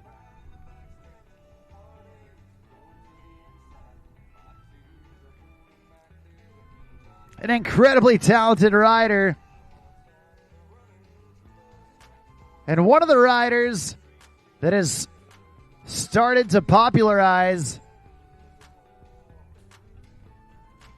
that Dum Dum 540. He was one of the first dudes to start doing it consistently in the contests. Raising the bar for the rest of the riders to have to follow. Right here, right now. First off the dock for Heat 6. This is Jamie Huser.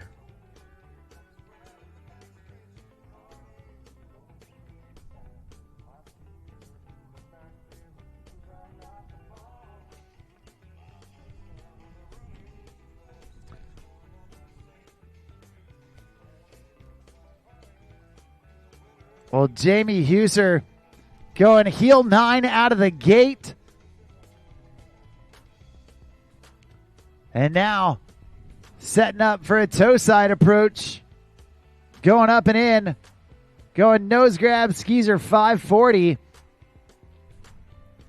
Now back in on his dominant toes. Nose grab to tail grab on that wrap toe back 5.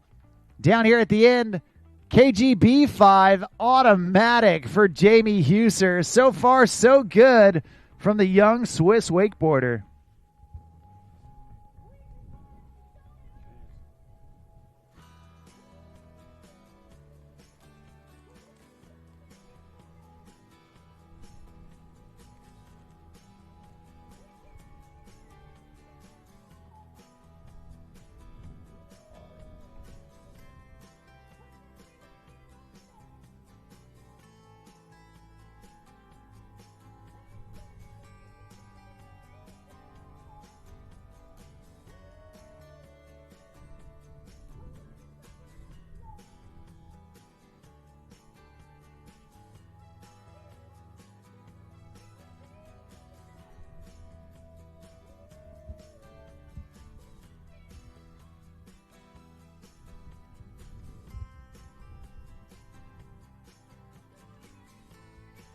Well, Jamie Huser coming back in for his second pass. Starting off with that switch mute mob. And now back in on his switch toes. There's the switch toe 9. 2.5 times around. And now back in on his dominant toes. There's that dum-dum 5 I was referring to. One of the first riders to start doing it consistently in the contests. And there's the 3-2-1. Jamie Huser starts off heat number 6 with a bang. You'll love to see it. Give it up, make some noise for Jamie Huser as he heads back to the dock. Way to go.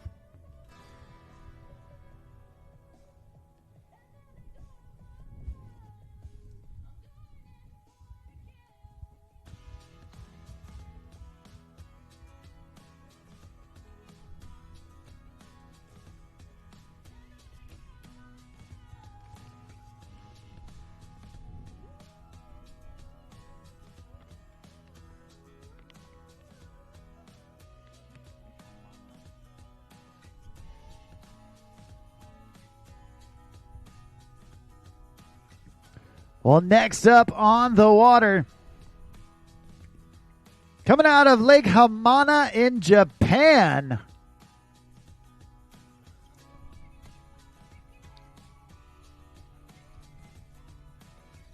we've got a young Japanese rider breaking into the scene and making his mark. Next off the dock, this is Haruki Komatsu.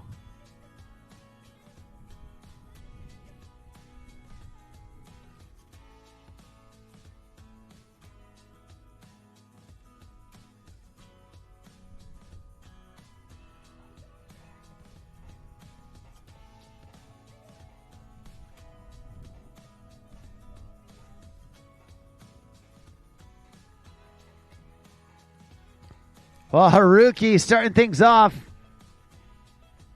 Going KGB, but just blasting to the moon.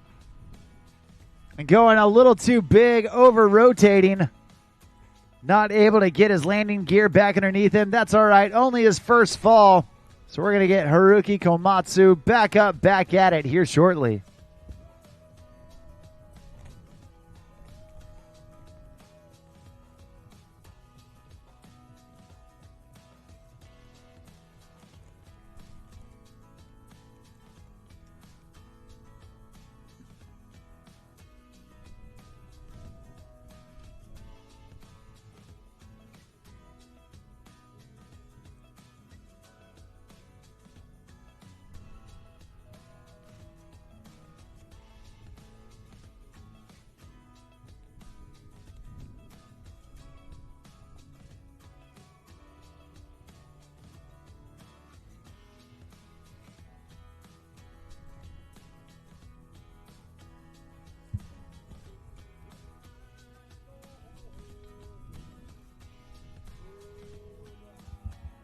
Well, taking an early fall in pass number 1. You can count him down, but don't count him out.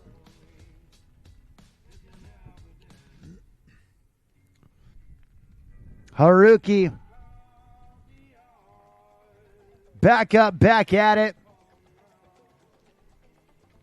It's not how you start, it's how you finish. And we're hoping that Haruki can finish strong here at the end of pass number 1.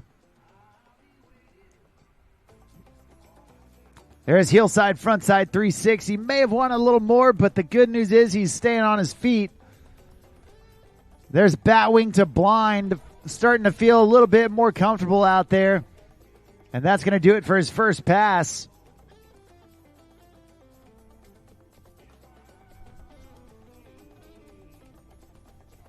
We're going to get Haruki Komatsu turned around and brought back down for pass number 2.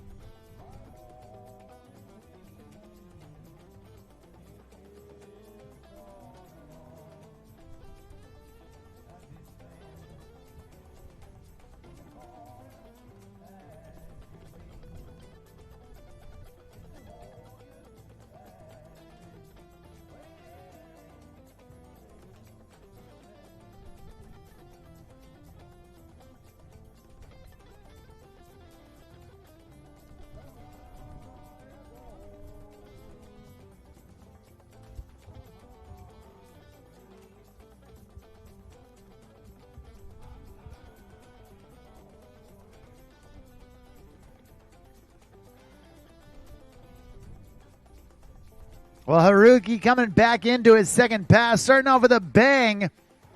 And that front mob back in on his toes. There's a nose grab crow mob. Oh, no. Going down for a second time. That's going to do it for him. But let's cheer him on. Give it up for the young man out of Japan, Haruki Komatsu.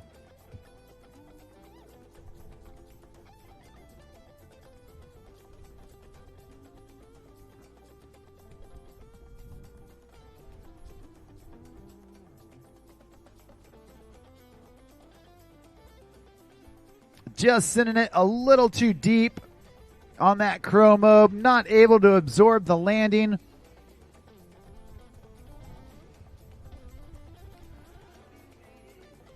And we've got one rider left here in heat number 6.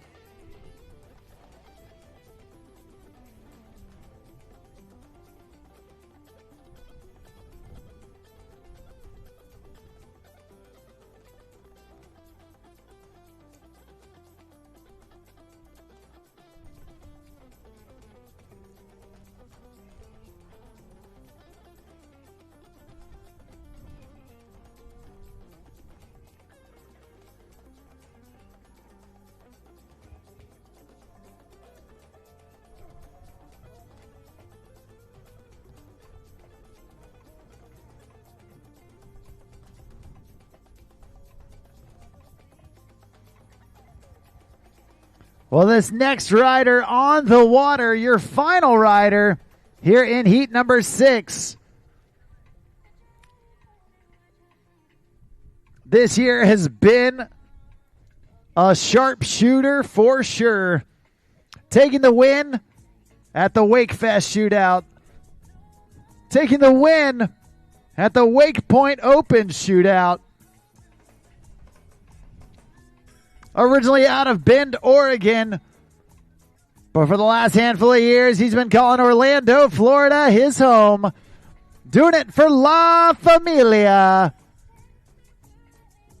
Your next rider, they call him Ty High. This is Tyler Hyam.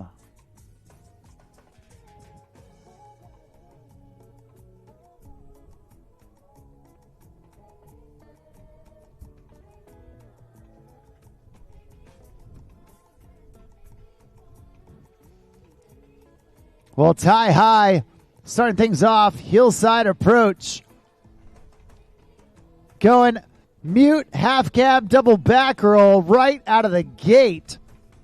You got to respect the confidence. Falling it right back in with the regular stance, hillside, backside 720. And now back in on his switch heels. There's the mute grab, cab 900. Starting switch lane and regular. And now back in on his dominant heels.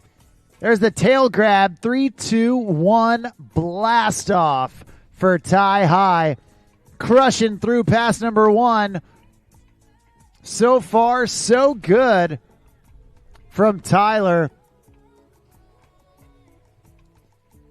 Check out that replay. So much confidence coming into that first trick. No warm-ups needed. Just going with that half cab double back roll. And then right here, that mute grab cab 900. A thing of beauty. And Tyler Hyam, the artist. But he's not done painting the perfect picture yet. He's got one pass left to go. All eyes to the skies as Tyler Hyam enters into the course for his second pass. There's the wrapped heelside frontside 7.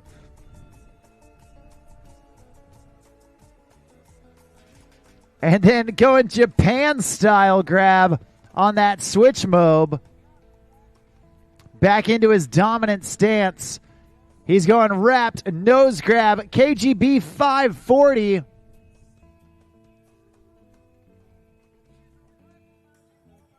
And an uncharacteristic fall for Ty High.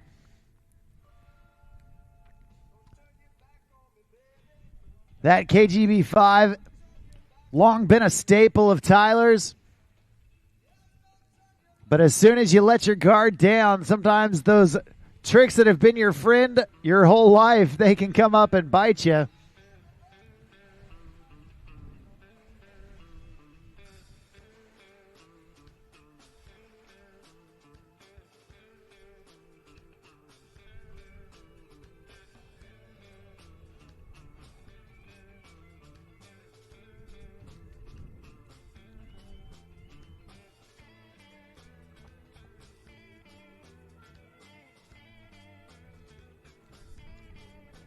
It looks like Tyler falling right before that 3/4 buoy. He is going to get a pickup and might have time for one, maybe two tricks if he hustles on his way back to the dock.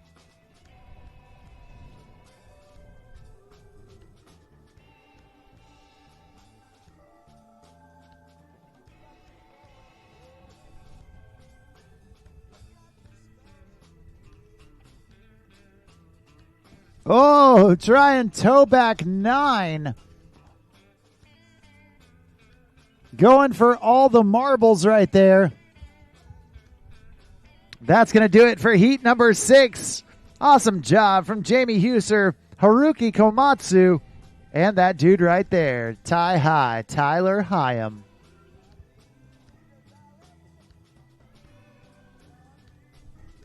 We've got 2 heats left to go.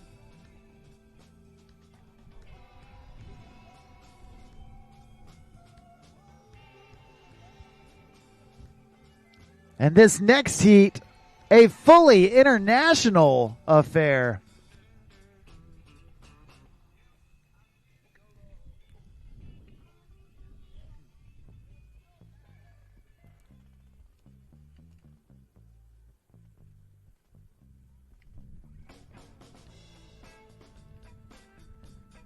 Your first rider in heat number 7, coming out of Canada, we've got Hunter Smith.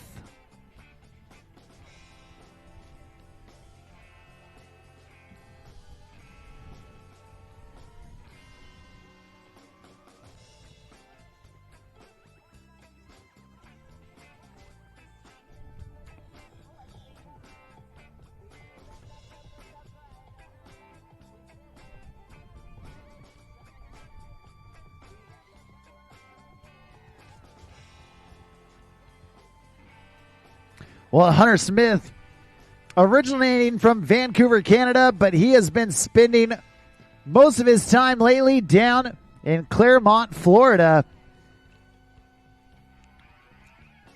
extending his summer season by a lot of months.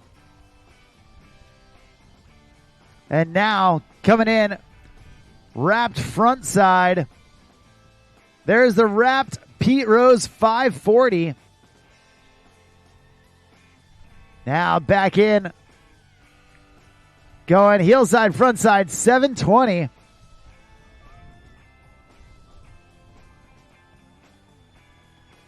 back in with that unique looking toe side front roll, grabbing stale fish and then rotating that front side 180 right at the last second. And there's the Melon Skeezer, the switch chromobe. Nicely done. So far, so good from Hunter Smith, getting to the end of pass number 1.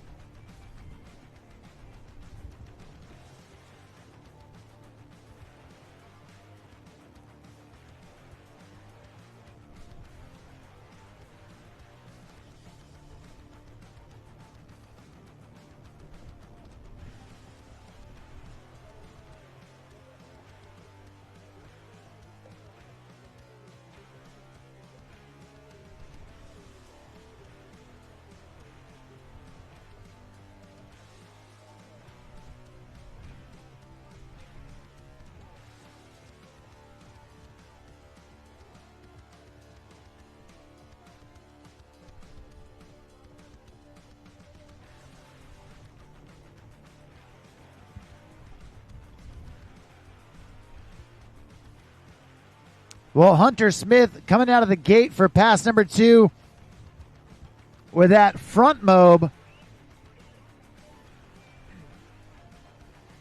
Now back in with that double grab KGB from nose to mute. Oh, man, going down right there. Looked like just after the 3/4 buoy.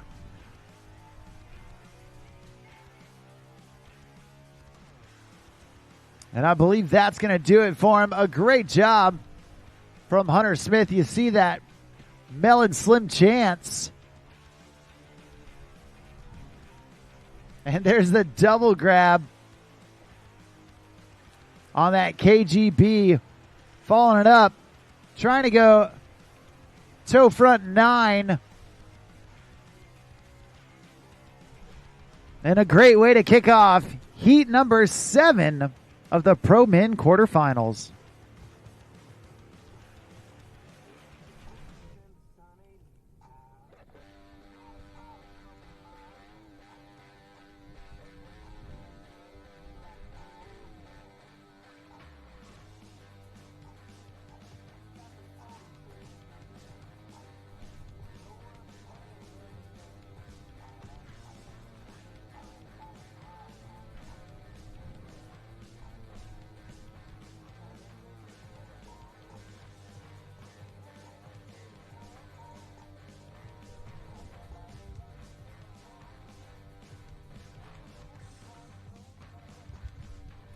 Next up on the water, another young Italian rider. This one coming out of Lake Como, Italy. And in his first year in the pros, he's already made it to the top of a pro podium, taking the win in the pro category at Wakefest earlier this year. They call him Nano. This is Federico Dago.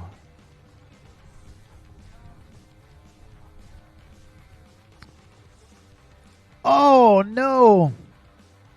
Overcooking that blind Pete Rose. Giving us the wave, making sure he's A-okay.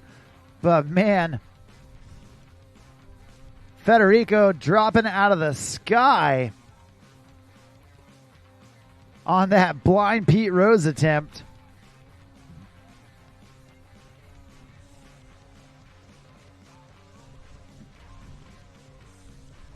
Check it out right here. Getting the crail grab and just over rotating all the way to his back.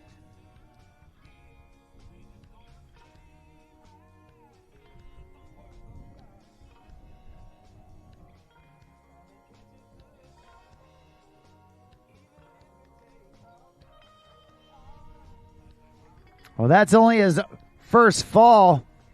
He's got plenty of time to make up some room. We're going to hope he can do just that. As we get Federico Dago back up, back at it.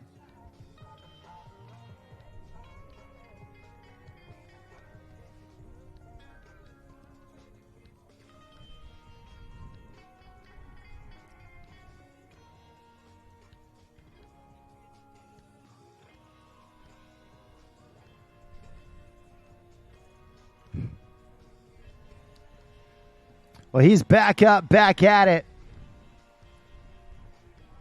And Federico going in toe side. There's the Skeezer 540, the switch Chromobe 5, grabbing it nose all the way through. And there's the Cab 900 starting switch. Landing regular, doing 2.5 rotations in between.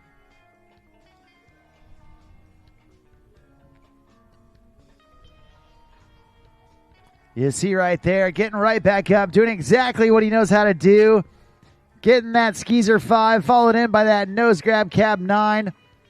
Nano putting on the extra sauce there at the end of pass number 1.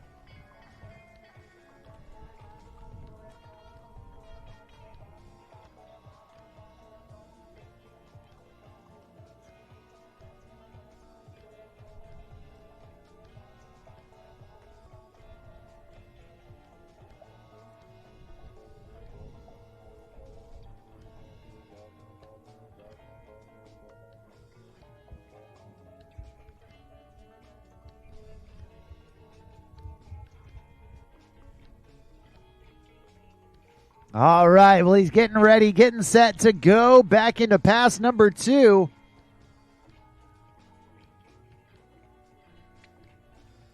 And there you see that nose grab, KGB 540. Federico now going back in on his opposite heels. Going chicken salad grab on that switch Mob 5. Between his legs with his front hand. There's the heel side, backside 900. Turning up the volume here in pass number 2. And then way up there trying to get that rewind style Tootsie. Looks like he went tail grab, toe front roll. And then pulled it back to blind 180 there at the end.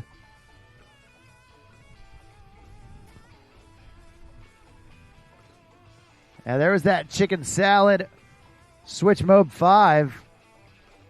Unfortunately, that's going to do it for Federico, but man, did he put in some bangers on his way back in.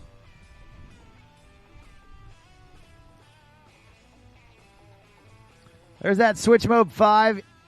Right into that regular stance, heel back 9.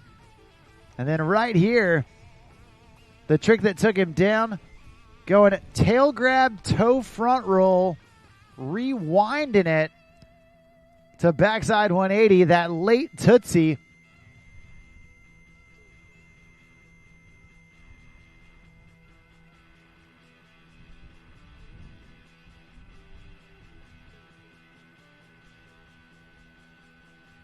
Well, your next rider on the water.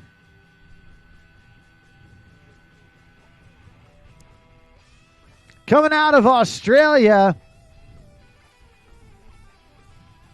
This dude has done it all. He has won it all. A many-time past Australian national champion. A many-time U.S. national champion. A 5-time world champion, a 4-time World Series champion, doing it for Team Nautique. They call him Big Tuna. Right here, right now, this is Cory Tunis.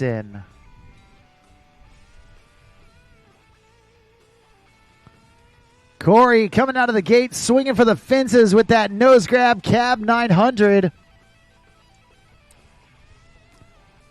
Back in on his dominant heels. Going wrapped back 7.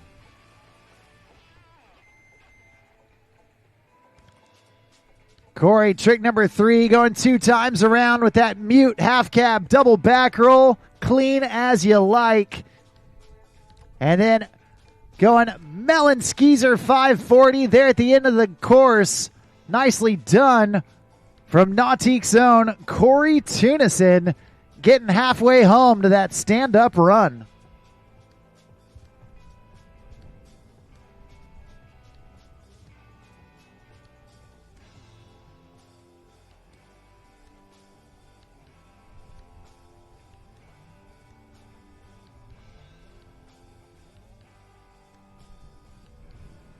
Well, you see there on that replay, Cory putting down 4 solid tricks.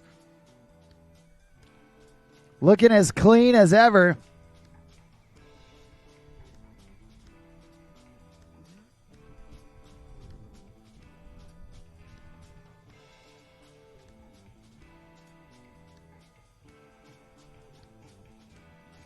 And now we're turning him around, doing it all behind that boat that he is oh so familiar with, the Super Air Nautique G23.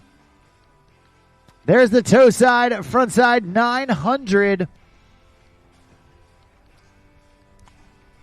Popping it back to his heels. There's the switch mute mobe.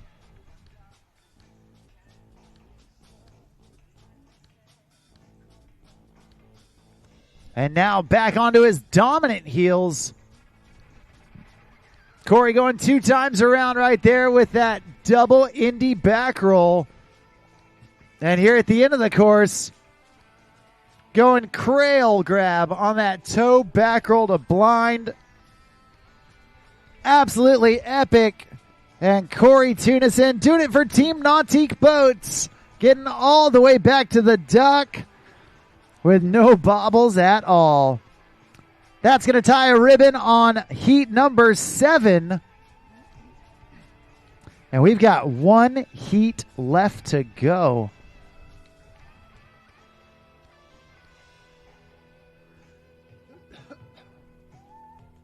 At this time, we do need Joy Manning. Joy Manning down to the dock.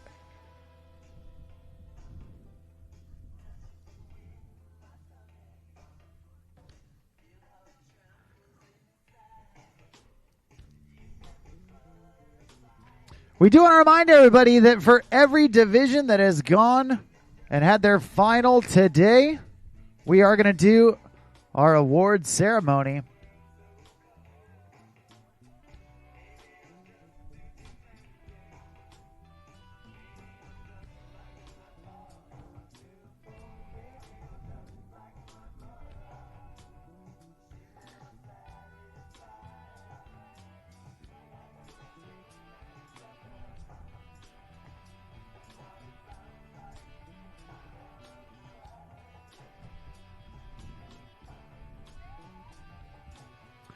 Well, your next rider on the water, he has been creating quite the stir in the pro ranks, landing some of the biggest tricks that have ever been done, and he's doing it in a contest. Coming out of Lake Lanier, Georgia, this is Camden Marsden. He's starting things off, landing funny wrapped on that heel front 7. There's the stale grab on that 3-2-1, the wrapped 360 to rewind, backside 180. There's the melon grab on that switch mobe 540. And now back in on his heels. Oh, trying to go KGB 7. Absolutely unreal. The only rider doing that type of trick in a contest. Absolutely awesome from Camden Marsden. We're going to see if he can put it down as we get him ready for his second pass.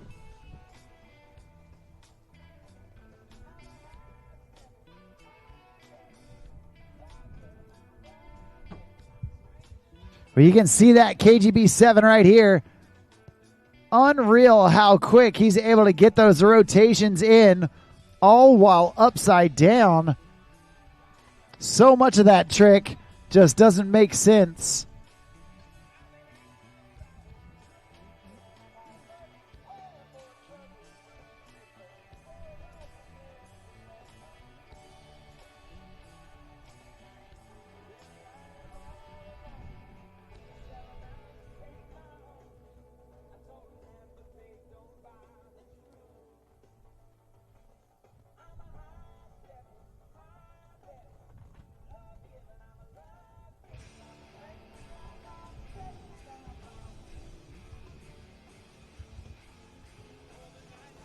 Well, Camden Marsden back up, back at it.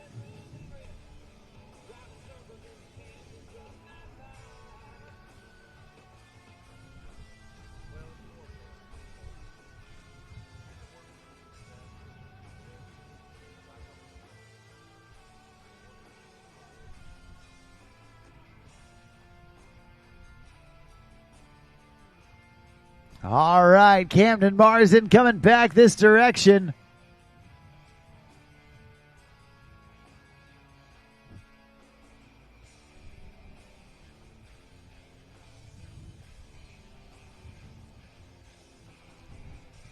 He's re-entering the course with a little bit of wind chop.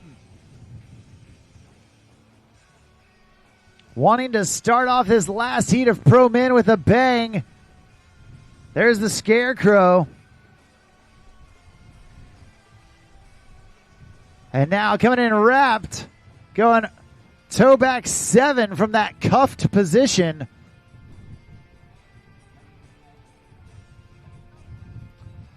Passing that 3/4 buoy, going in wrapped one more time. There's that KGB 7, stomping it down. And now back in on the toes. There it is, the Dum Dum 540. 2 tricks that you will rarely see in person. And Camden Marsden doing it in a contest. You gotta love the grit that young man has. Battling through a fall and getting right back up, landing 2 unbelievable tricks in that second pass.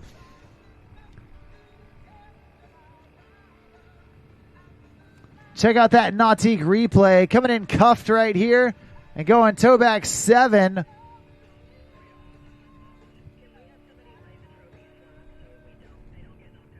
And right there you see that KGB 7 followed up by that Tootsie 540.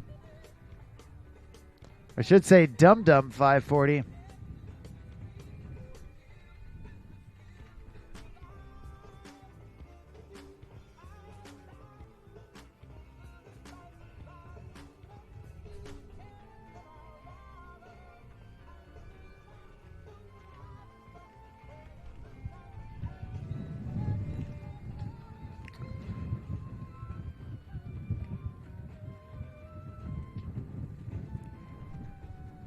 Well, coming up next,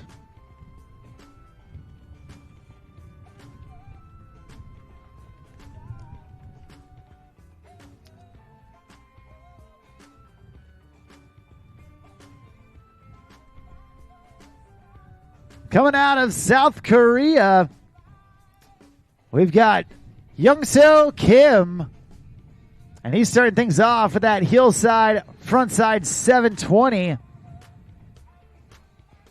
Back in on the toes. Going Melon Chromobe 5.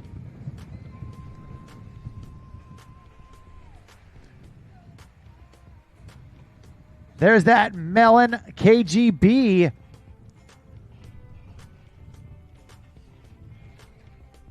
And down here towards the end of the course. Toe side, front side, 900. Yanso Kim. Doing a great job so far.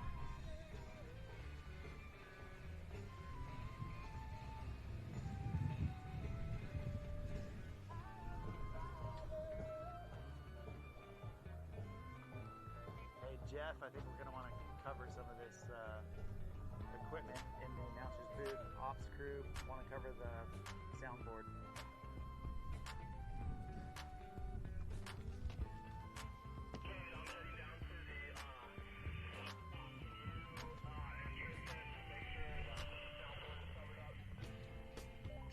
Well, check out that replay from Yanso Kim. That massive toe side, front side 900.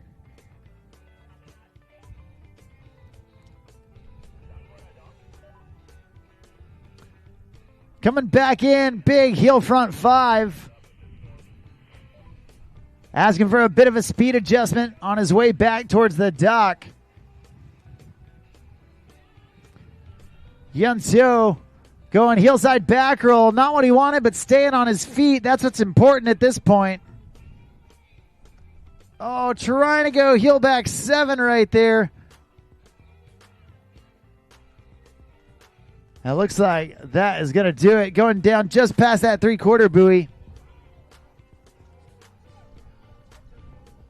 think the tent's okay. It's staked down as long as it's not crazy wind like yesterday.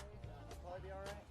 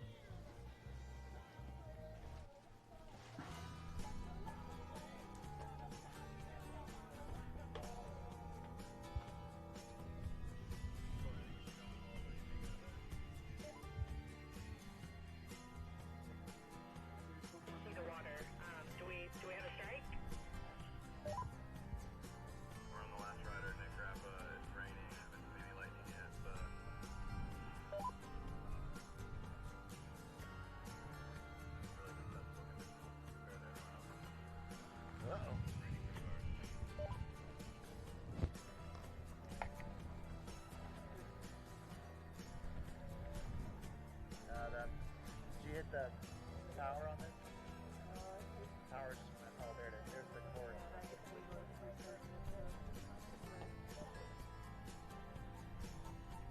Right, yeah, they're trying to come back.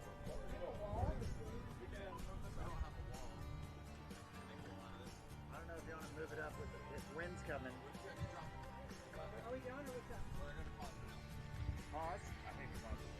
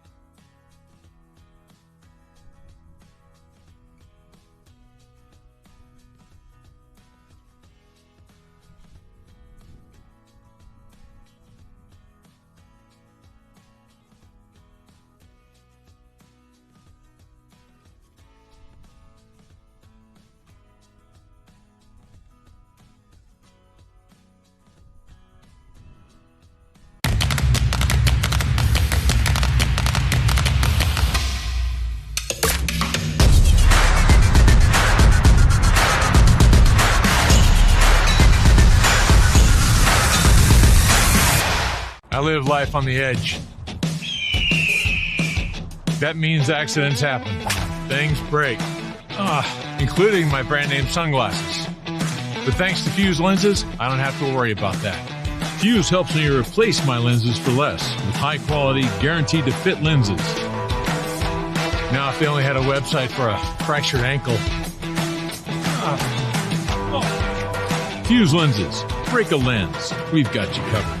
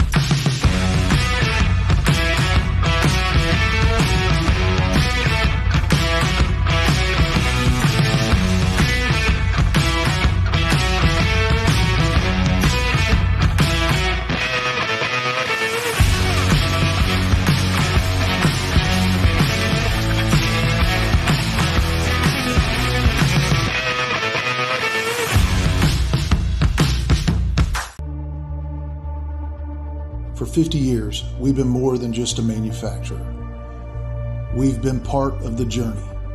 A journey that started with a passion for adventure and a commitment to excellence.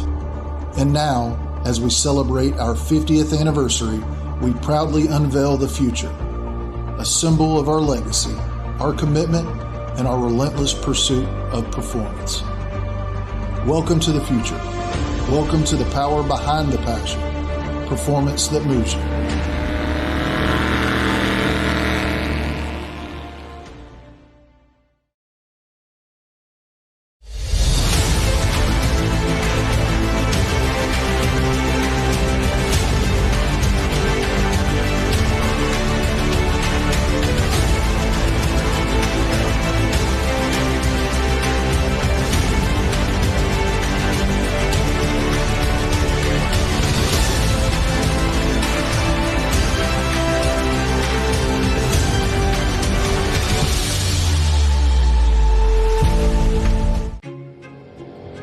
From open road to open water, we're inspired to push higher with confidence.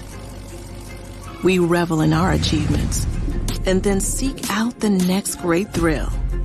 Since even a century of experience is only a start, our challenge is to invent a bigger future for advanced propulsion technology. To imagine and try and test until we've built something worthy of adventure. So that together we can empower a new generation to push higher and harder. Because there's so much more to discover when the drive comes from within. And so that together we can invent a bigger future for everyone we empower. GM Marine. Keep thunder at the heart of all you do. Thanking you personally in the name of the Balloon family.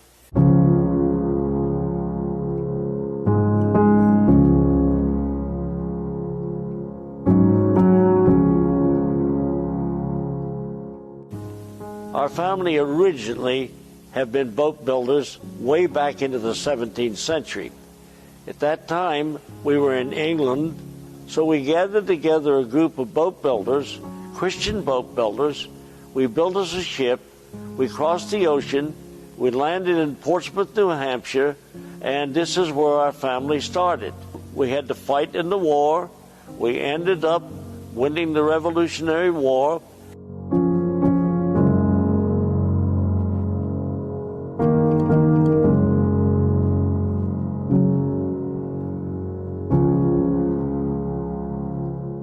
After the war was over, Dad decided to move to Florida.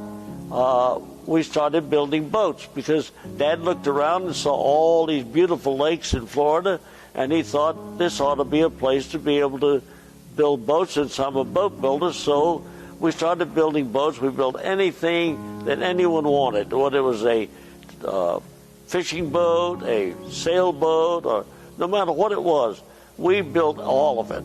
And it didn't make any difference if it was a yacht or whatever it was. Dad figured out a way to build it.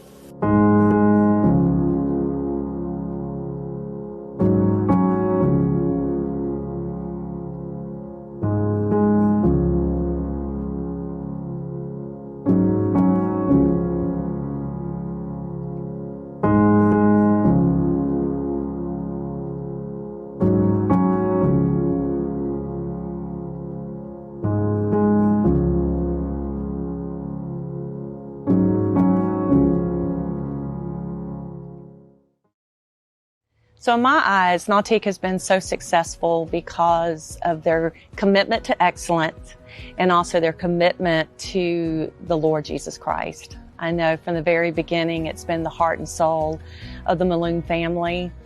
I have my walk with God to thank the Malone family for, because they really impacted my life. So there's a saying that if you bring God into your business, He'll take care of your business. And I believe that's really the level of excellence, and that excellent faith that they've had has been the dynamic combination that has helped them sustain all the ups and downs of the industry and to come out on top every single time. I think Nautique's success comes down to the culture, comes down to the people. It comes down to the passion for innovation and leading the industry. And I think the biggest part about Nautique's success that I would say is that they've got a higher purpose. You know, they're not just building the best product possible and trying to shape an industry for the next generation, but Nautique looks at it, you know, with a bigger purpose. You know, they're building boats in the glory of God and trying to change people's life, you know, in another way, in another level. And I think that touches a lot of people's hearts and minds, whether they realize it in the moment or not, but you experience it when you touch all the boats and you see the passion that goes into it from the team. You can really feel the culture when you get into any boat they build. This company's been successful for many reasons. I think one, the family values, the whole family bringing the business up through the years. They build awesome product. I've always put innovation first. The industry, creating standards for the industry that are helping the athletes, helping the sport move forward, is really, I think, what's propelled this company the most. Memorable moments with Nautique is really here at the Masters. I mean, this is such a prestigious event. The fact their involvement, O'Brien's involvement over the years, bringing the best athletes together, watching those athletes perform behind these boats, whether it's the slalom skiers, the jump, the wakeboard events for sure that have been pushed with the G Series. Definitely you see the best come out of the athletes here at the Masters. I mean, to have a company be in business and be successful for 100 years, to be at the top of their game, at the top of the industry, 100 years in, looking like they're not going to slow down, that's absolutely amazing. And again, it goes back to all the people that have been involved in the company and are involved today. They do a wonderful job, and I'm just very proud to be part of this event with Nautique. We've been partners with Nautique for a long time and couldn't be more proud of that relationship. I think Correct Craft has been successful over the years because of the family involvement in the company, and that the family also used the product and knew what the customers wanted in a product. And the feeling that we wanted to build something that a customer could be confident in and enjoy. And basically what we're trying to do is to help people make memories, family memories of their experiences on the water with their Correct Craft. You know, it's an amazing accomplishment when you arrive at 100 years. There's so much history that has gotten us here. There's so much opportunity as we look forward to the future. At this moment in time, as a leadership group here at Nautique, with our partners that are our dealers, our partners that are our vendors, our customers that have been such a big part of what we do here. And so, you know, in that perspective, it's an amazing opportunity to be here. It's an amazing responsibility. And we're excited to be celebrating 100 years of excellence and setting a path for the next 100. The Balloon family are only in the boat building business for one purpose, and that is to build the best boat possible to represent our Lord and get the gospel into every country we can get it into. This is our aim, and we have been able to do a very good job because the Lord has helped us.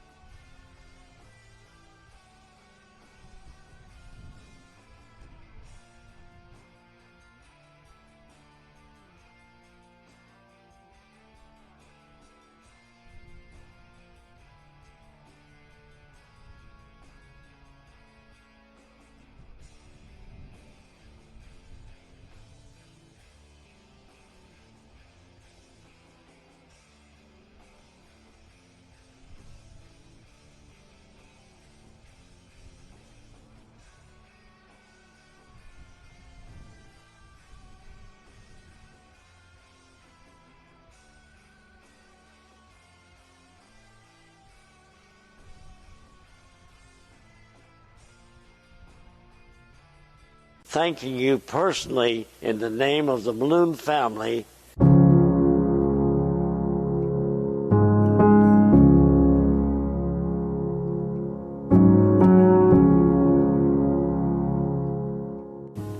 Our family originally have been boat builders way back into the 17th century. At that time, we were in England, so we gathered together a group of boat builders, Christian boat builders. We built us a ship, we crossed the ocean, we landed in Portsmouth, New Hampshire, and this is where our family started. We had to fight in the war. We ended up winning the Revolutionary War.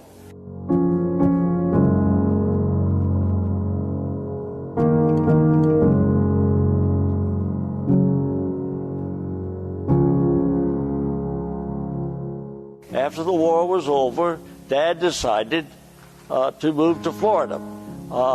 We started building boats because Dad looked around and saw all these beautiful lakes in Florida, and he thought this ought to be a place to be able to build boats, and I'm a boat builder, so we started building boats. We built anything that anyone wanted, whether it was a fishing boat, a sailboat, or no matter what it was, we built all of it.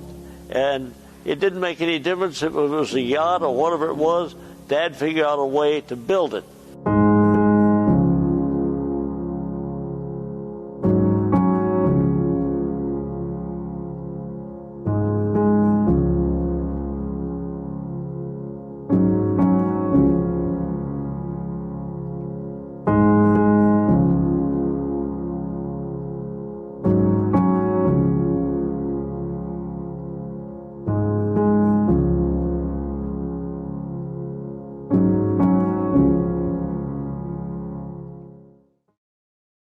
So in my eyes, Nautique has been so successful because of their commitment to excellence and also their commitment to the Lord Jesus Christ. I know from the very beginning, it's been the heart and soul of the Malone family.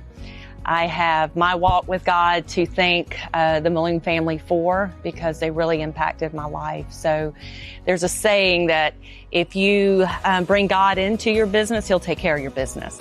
And I believe that's really the level of excellence, and that excellent faith that they've had has been the dynamic combination that has helped them sustain all the ups and downs of the industry and to come out on top every single time. I think Nautique's success comes down to the culture, comes down to the people, it comes down to the passion for innovation and leading the industry.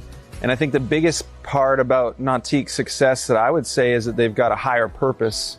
You know, they're not just building the best product possible and trying to shape an industry for the next generation, but Nautique looks at it, you know, with a bigger purpose. You know, they're building boats in the glory of God and trying to change people's life, you know, in another way, in another level. And I think that touches a lot of people's hearts and minds, whether they realize it in the moment or not, but you experience it when you touch all the boats and you see the passion that goes into it from the team. You can really feel the culture when you get into any boat they build. This company's been successful for many reasons. I think one, the family values, the whole family bringing the business up through the years. They build awesome product. I've always put innovation first. The industry, creating standards for the industry that are helping the athletes, helping the sport move forward, is really, I think, what's propelled this company the most. Memorable moments with Nautique is really here at the Masters. I mean, this is such a prestigious event. The fact their involvement, O'Brien's involvement over the years, bringing the best athletes together, watching those athletes perform behind these boats, whether it's the slalom skiers, the jump, the wakeboard events for sure that have been pushed with the G Series. Definitely you see the best come out of the athletes here at the Masters. I mean, to have a company be in business and be successful for 100 years, to be at the top of their game, at the top of the industry, 100 years in, looking like they're not going to slow down, that's absolutely amazing. And again, it goes back to all the people that have been involved in the company and are involved today. They do a wonderful job, and I'm just very proud to be part of this event with Nautique. We've been partners with Nautique for a long time and couldn't be more proud of that relationship. I think Correct Craft has been successful over the years because of the family involvement in the company, and that the family also used the product and knew what the customers wanted in a product. And the feeling that we wanted to build something that a customer could be confident in and enjoy. And basically what we're trying to do is to help people make memories, family memories of their experiences on the water with their Correct Craft. You know, it's an amazing accomplishment when you arrive at 100 years.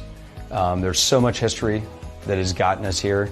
There's so much opportunity as we look forward to the future. At this moment in time, as a leadership group here at Nautique, with our partners that are our dealers, our partners that are our vendors, our customers that have been such a big part of what we do here. And so, you know, in that perspective, it's an amazing opportunity to be here. It's an amazing responsibility. And we're excited to be celebrating 100 years of excellence and setting a path for the next 100. The Balloon family are only in the boat building business for one purpose, and that is to build the best boat possible to represent our Lord and get the gospel into every country we can get it into. This is our aim, and we have been able to do a very good job because the Lord has helped us.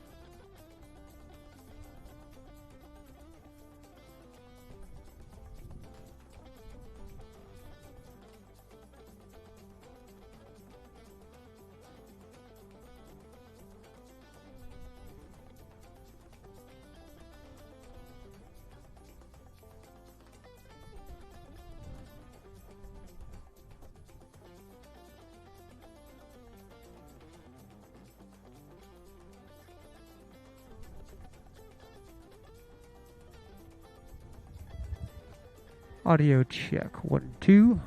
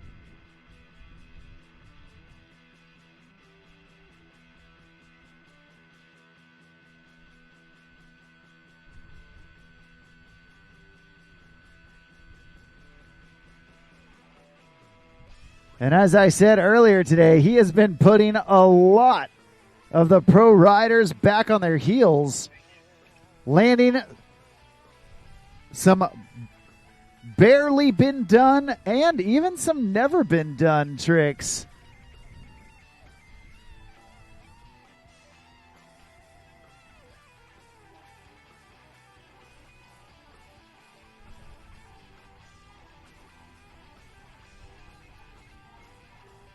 And that right here is Camden Marsden.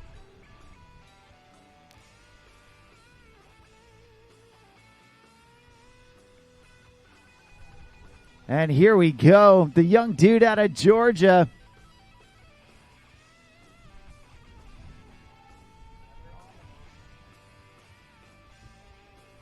And he's going to try and make the magic happen right here as the first rider in heat number 8 of the quarterfinals. Starting things off. Nose grab, heel side, front side, 720. Keeping that handle wrapped around him upon landing. And there's the 3-2-1, grabbing stale. Now back in on his heels. Going with that melon back mob 540. And now all wrapped up. Check this out. Going KGB 720. A flawless first pass from Camden Marsden. The only pro rider doing that KGB 7 in a contest pass.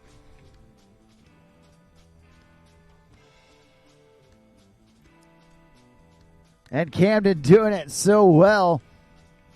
He is quickly becoming super consistent on that trick.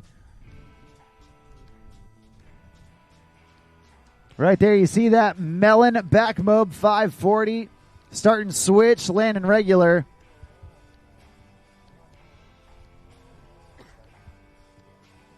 And there, that exclamation point on top. The KGB 7, the back roll with a backside 720. Now back in on the toes. There's the Dum Dum 5, another trick that not many riders are doing. Oh no.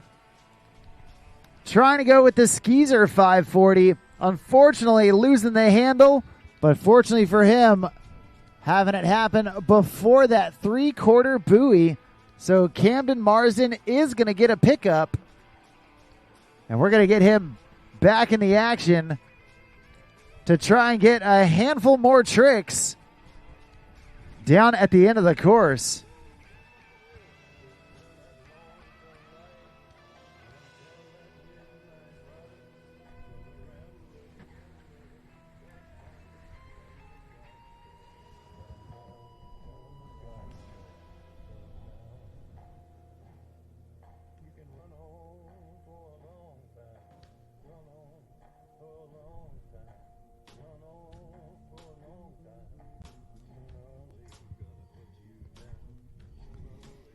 Well, Camden Marsden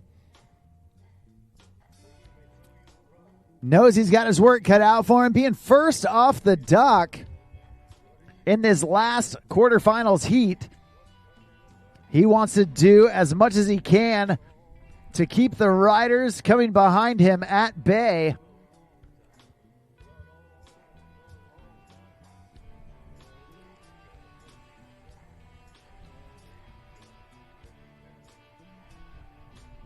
And now coming in cuffed. Going toe side, backside, 720. Nicely done. And now back in on his switch toes. There's the switch toe 9. Hustling for one more. And there's the switch mob. Nicely done. Camden Marsden getting back to the dock and making it happen. Awesome job from your first rider here in heat number 8 of Pro Men quarterfinals.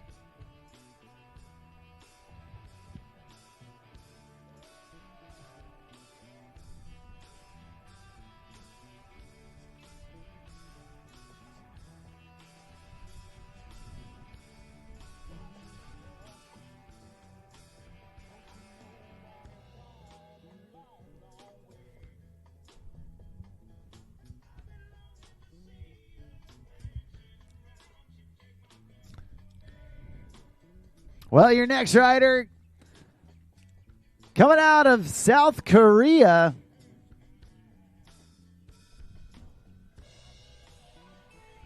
And making the trip over here to South Florida for the 2025 Nautique WWA Wakeboard World Championships presented by GM Marine. We've seen him in World Championships in the past, and we're stoked that he's joined us again this year. Right here, right now, this is Yanso Kim.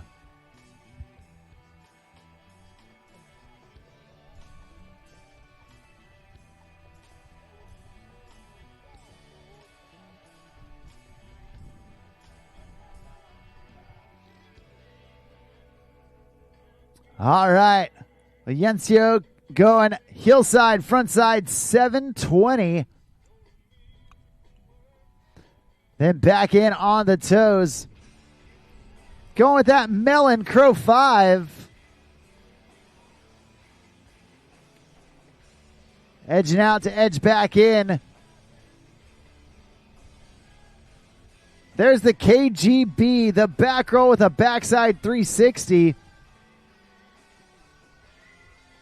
And then going toe side, front side 900. So far, so good from Yanso Kim.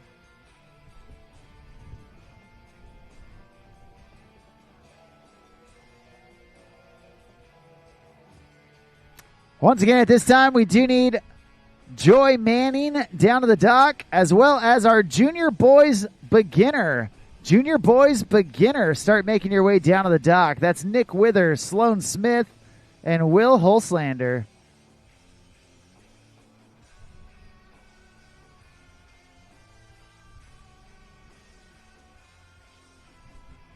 Right there, you see on that Nautique replay, that toe side, front side 900 from Yanso Kim.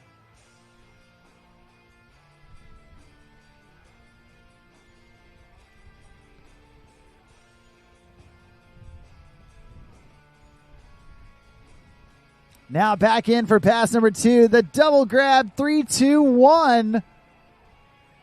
Trying to stay on his board, unfortunately going down. Looked like it was nose to stale before turning that backside 180.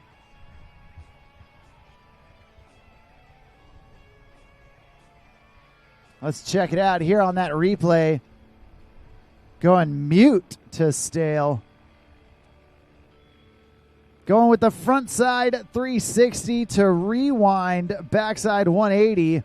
So it's a front 3, 2, a back 1. The 3-2-1.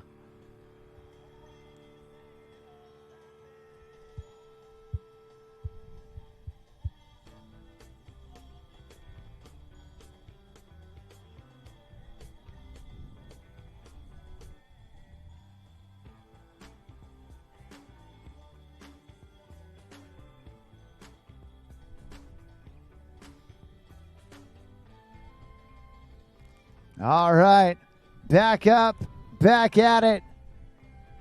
And the young man out of South Korea looking to get a few more tricks down here towards the end of the course.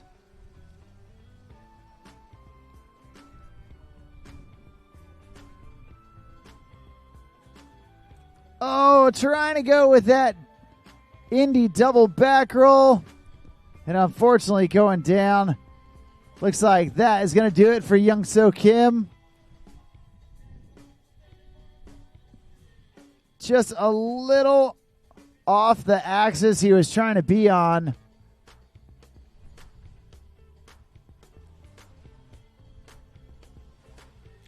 And that's going to bring us to our third and final competitor here in the last heat of Pro Men quarterfinals.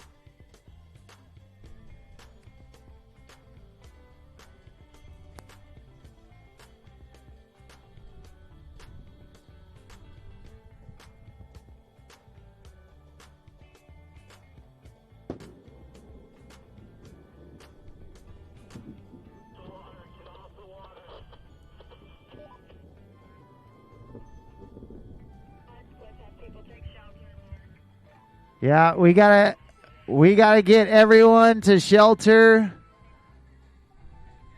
Please back off of the dock. Head back to your cars and to the pavilion. We would rather be safe than sorry, and I'll tell you what, if that hit you, you would be sorry. We'll be right back after another 20 minutes.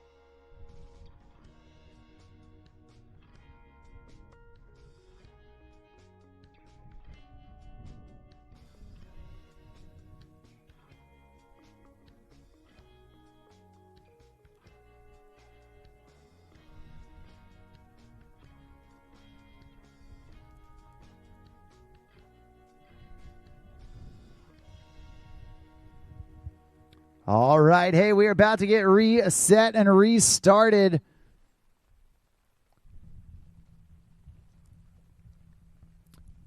At this time, we do need Nick Rappa down to the dock, as well as Joy Manning down to the dock. And our junior boys 9 and under, the beginner, junior boys beginner, start making your way down. We are going to keep our fingers crossed that all the major storms have crossed out of the area.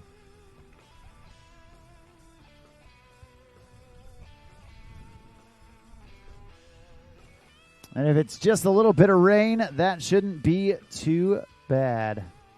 Wakeboarders, we're meant to get wet.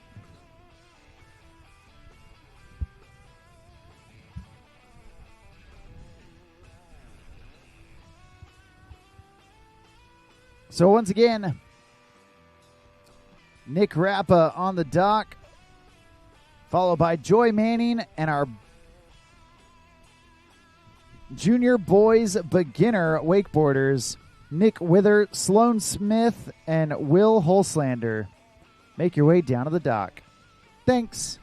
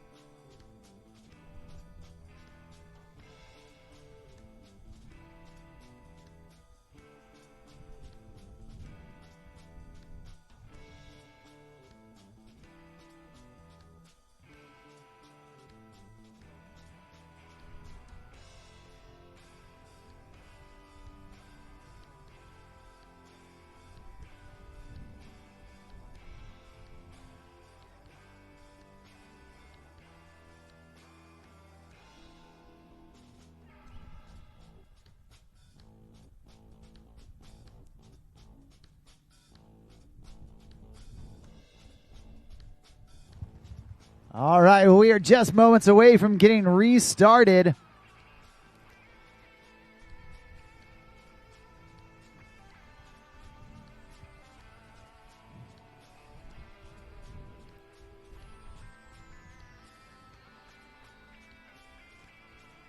And our final rider in the Pro Men quarterfinals about to take to the water.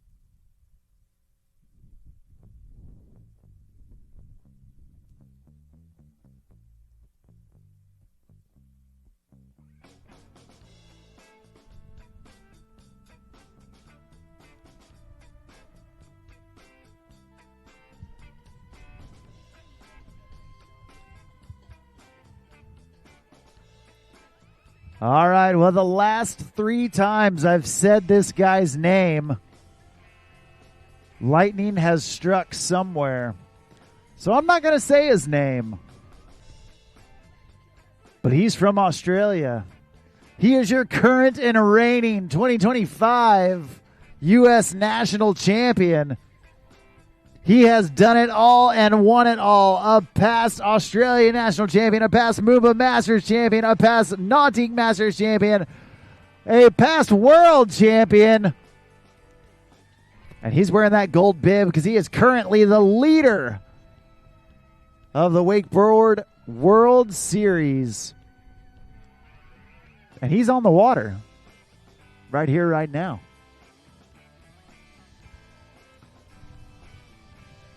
Starting things off, heel side approach.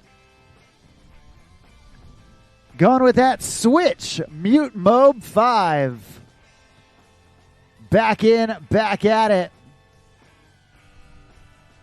2 times around with that heel side, front side 720. Popping that board back around. And going 2 times around with that mute half cab double back roll. Down here at the end of the course. With the Skeezer 540, grabbing it mute.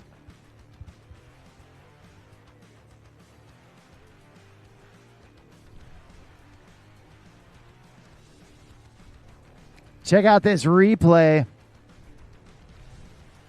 Right there, you see that switch mute mode 5 following up with that regular stance nose grab heel 7. There's the double. And then the mute Skeezer 540. So far, so good. And we're going to see what he's got left.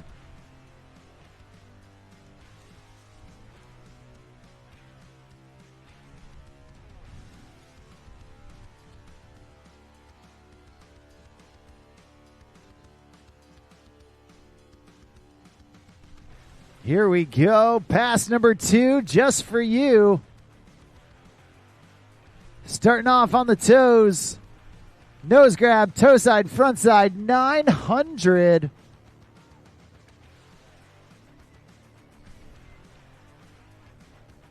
And unfortunately, losing the handle. That's all right. Only his first fall. We're going to get him back up, back at it to finish off this second pass. You can see right here, just a hair short. Needed a bit more pop.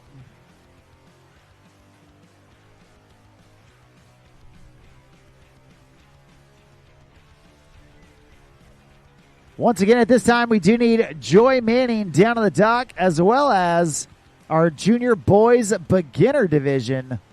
Make your way down to the dock, please, and thank you.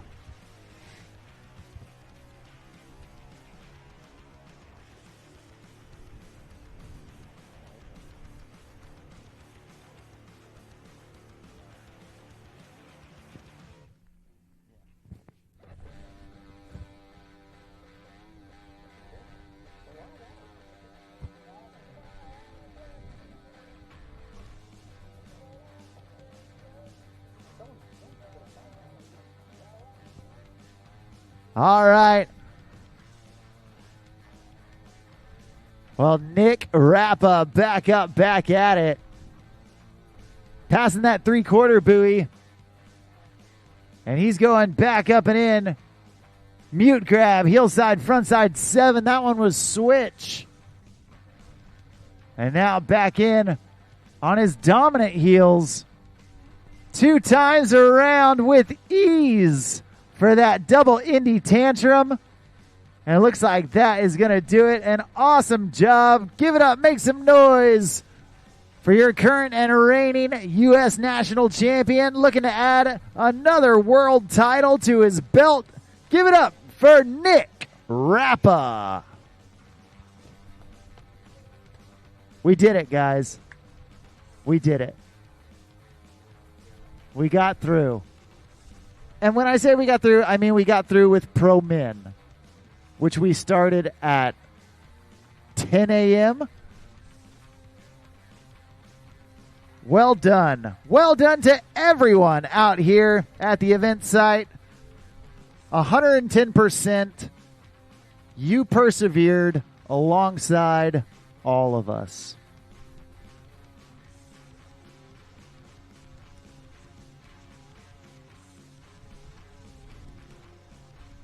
And because you all stuck around, Nick Rappa said that if he wins, he's going to share his prize money with all of you. So, he's all about the fans. Well, that concludes our pro men division from the quarterfinals. Coming up next, we have got our women's 40 and up wakeboard division.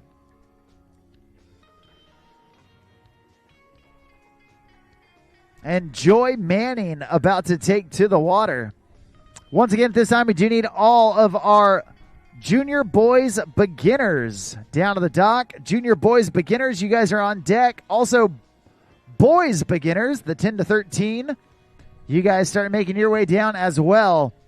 That's Justin Hoppy, Trip Featheringgill, Bosun Lindsay, and Jorge Guerrero.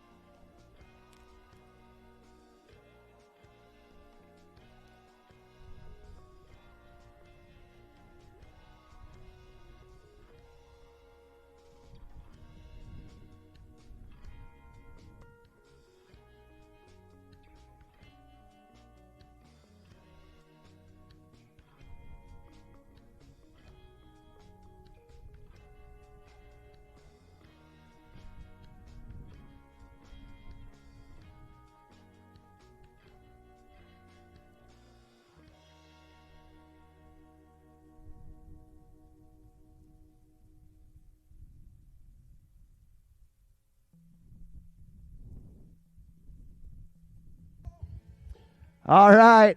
Next up on the water, we've got Joy Manning, and what a joy it is to finally not see a pro men's rider in the water. I mean, don't get me wrong. I love watching the pros as much as anybody else does. But after all those delays, it's just refreshing to see a change of scenery. And Joy Manning's joyful face, always a wonderful sight to see.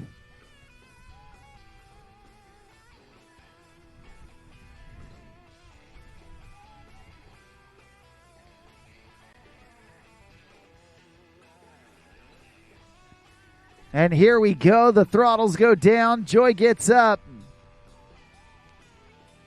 Doing it out of Goodview, Virginia. Riding out there on Smith Mountain Lake.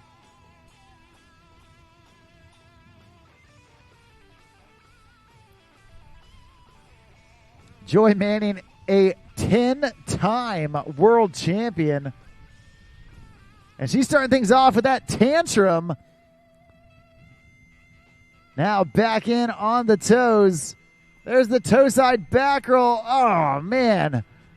Got the height, got the rotation. Unfortunately going down. Hey, she's right here in front of you. Let's get loud, get proud, make some noise for the rider with more world championships than anyone else here. I guarantee you that.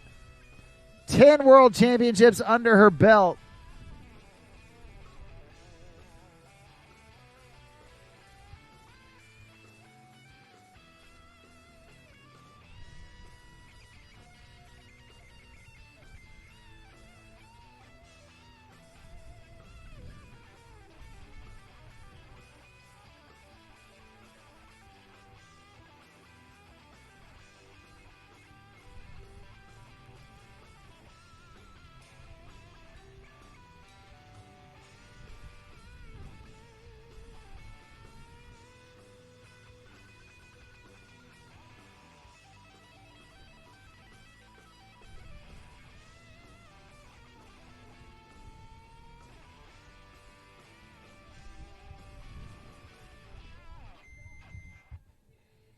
All right, back up.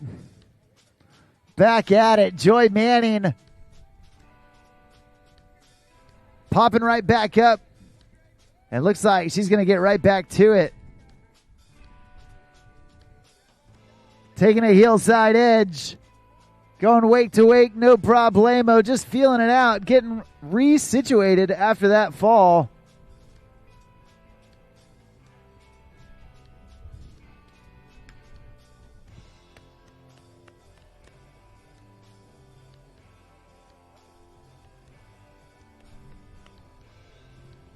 You can check it out right here. Just feeling out that Super Air Nautique G23 wake.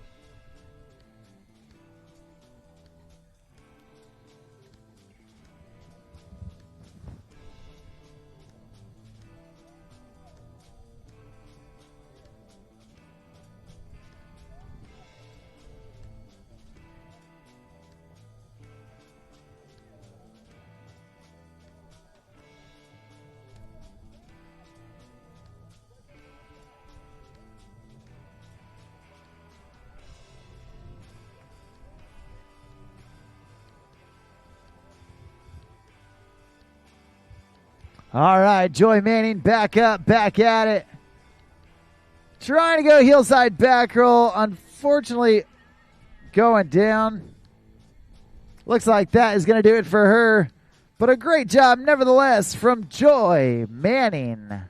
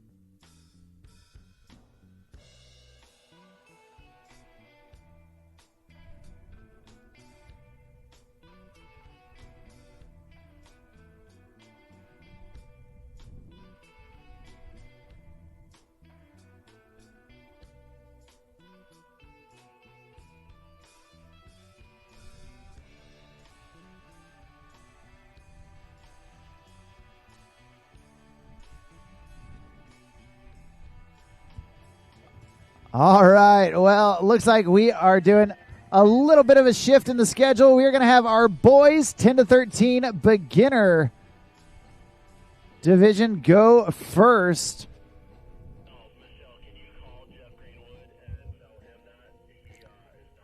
Justin Hoppy is going to be up next, followed by Trip Featheringgill, Bosun Lindsay, and Jorge Guerrero.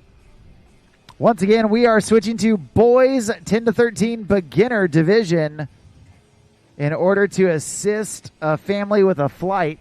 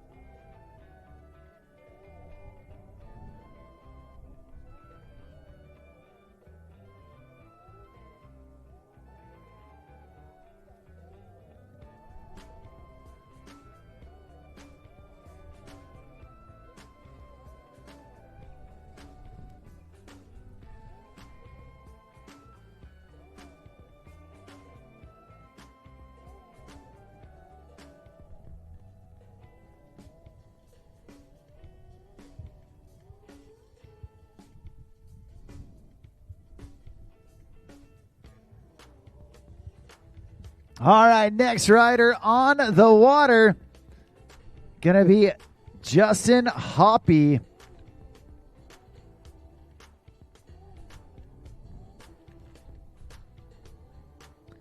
Coming out of Redwood City, California. And kicking us off here in the boys 10 to 13 division.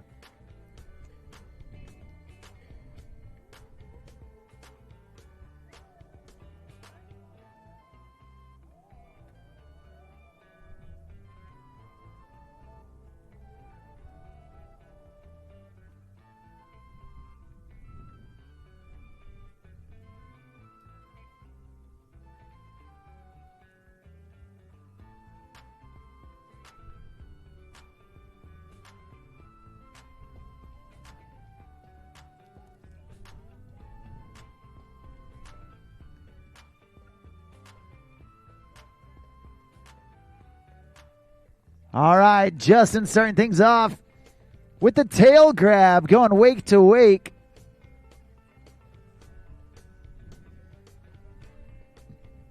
And then toe side indie grab. Reaching down with that backhand, grabbing the toe side edge of his board. There's the heel side, front side, 180 into the middle. And now back in on his switch heels. There's a big half cab 180. Nicely done.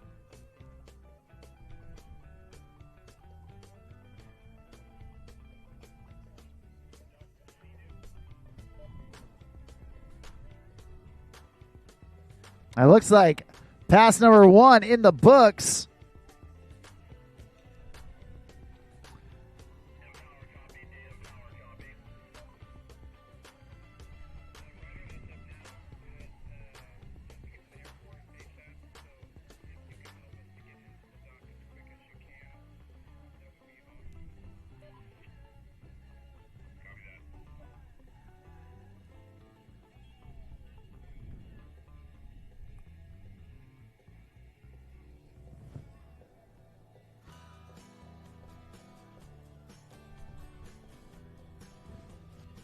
All right, Justin Hoppy back up and enter into the course.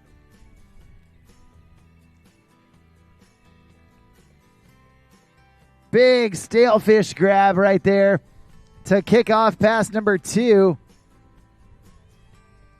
Now back in on the toes. Toe side, front side, 180. Nicely done. Then the switch toe side, front side, 180. Back into the middle. Going toe side tail grab right there all the way across the wake. Nicely done. And it looks like that is going to be a stand-up run for Justin Hoppy. Just in time to go get on an airplane. Awesome job from our first rider here in the boys 10 to 13 beginner division.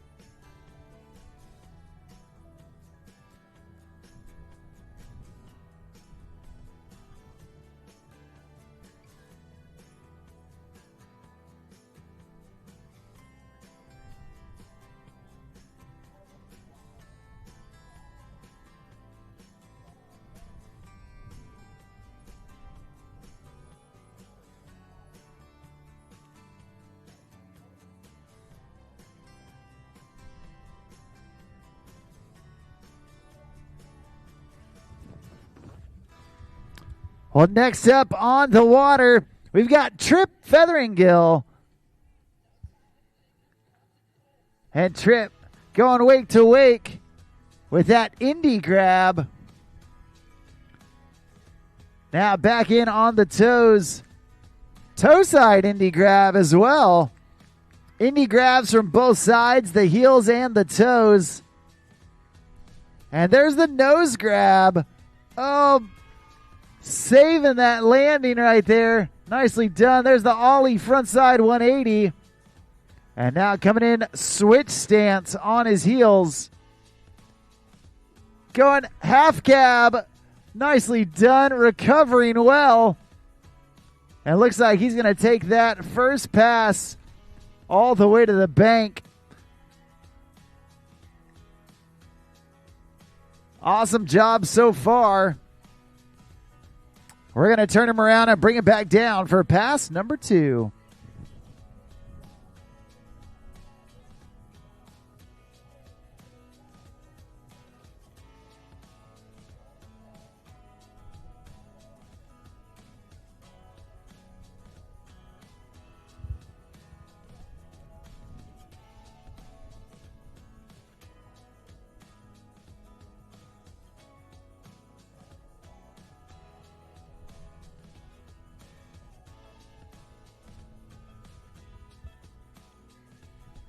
All right. Well, Tripp coming back in for pass number 2. There's the toe side, front side 180. And now back in on his opposite toes, the switch, toe side, front side 180. Edging way out wide. And setting in on his dominant toes, going wake to wake with that indie grab. Now back in on the heels. Big boosty air from Tripp.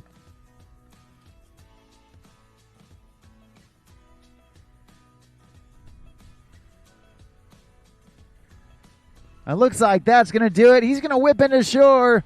Give it up, make some noise for Tripp Featheringill.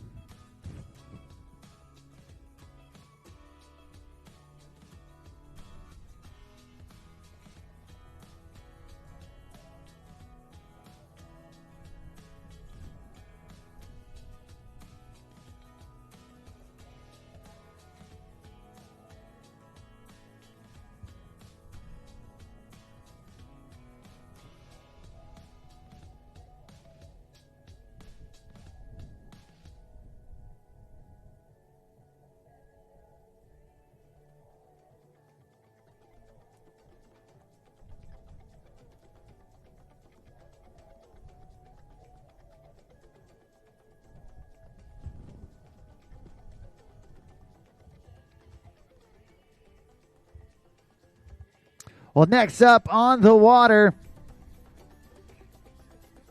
we have got Bosun Lindsay coming out of Blue Ridge, Georgia.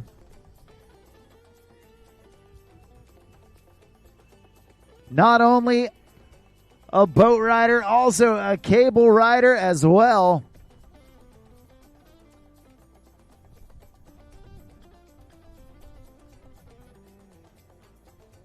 He's going nose grab right out of the gate. There's the indie grab after that. Not stopping there. There's the melon frontside 180. And the nose grab half cab 180. Bosun packing in the tricks. There's the double grab nose to tail. And then toe side wake to wake. Backside 180, stomping it down. And then the half cab 180, bringing it back to his dominant stance. So far, so good. And Bosun Lindsay just crushing the tricks out there, one after the other after the other. Nicely done. And he's not done yet. He's still got one pass left to go.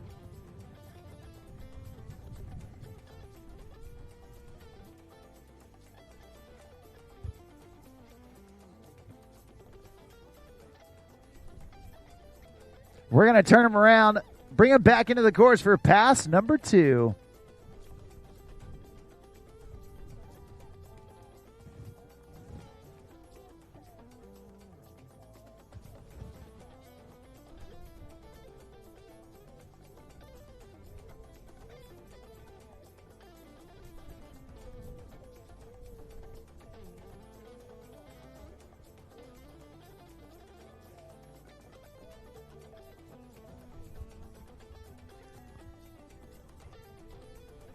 All right, back up, back at it. Going indie grab out of the gate for pass number 2.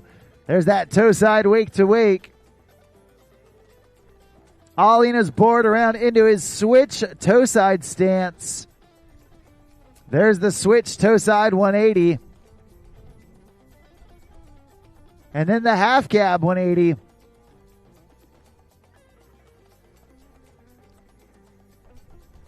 Going all the way across. Nicely done. And a shifty right there. Bosun Lindsay having fun. And staying on his feet. Nicely done as he swings back into shore. Get loud, get proud, make some noise for Bosun Lindsay.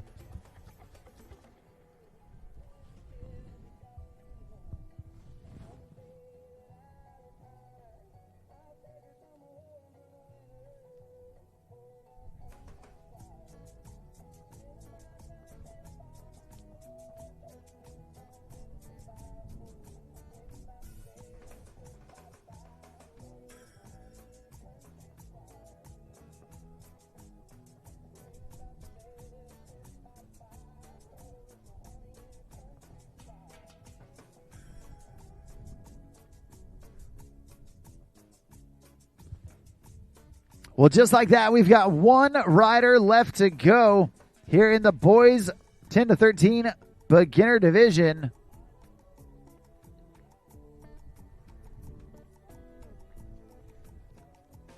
Last off the docks, he was the top qualifier coming into this final round of action. Coming out of Valle de Bravo, Mexico, we've got Jorge Guerrero.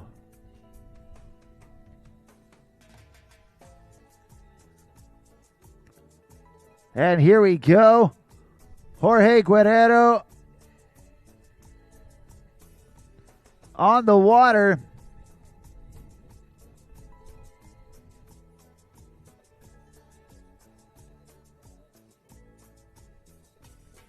He's starting things off.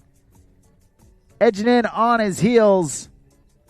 Big tail grab right there to get things going. Now back in on the toes. Toe side wake to wake.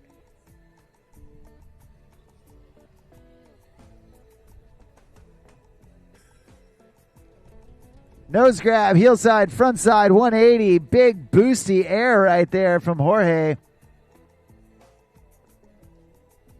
Back in. There's the half cab 180. Starting switch, landing regular.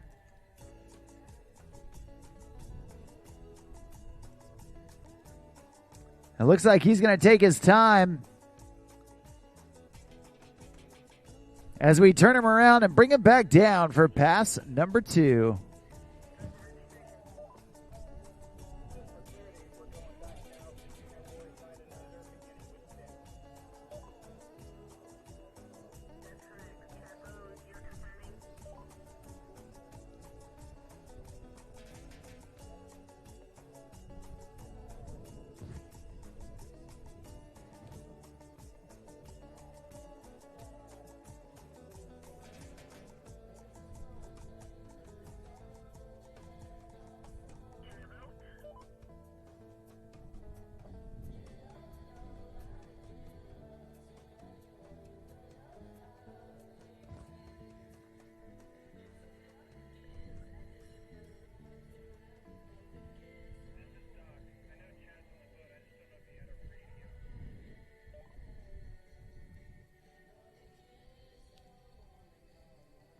All right, Jorge Guerrero coming back in for his second pass. Nice shifty air right there. Extra style on that heel side wake jump. There's the toe side, front side, 180. Popping his board back around. Trying to go backside 180. Unfortunately going down, but fortunately he's right here in front of us, so let's cheer him on. Let him know you love him. Give it up, make some noise for Jorge Guerrero.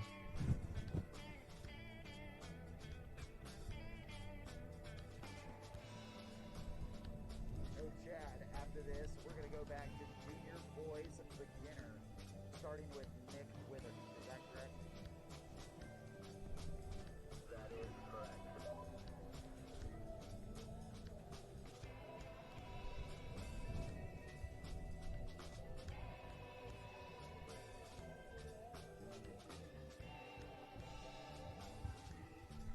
Well, that's only the first fall for Jorge Guerrero. We're going to get him back up, back at it to finish off this second pass.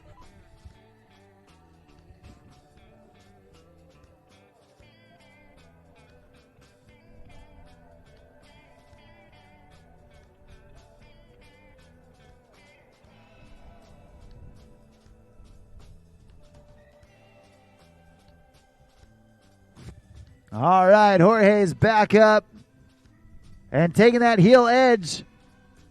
Trying one more time for that heel side, backside 180. Unfortunately going down.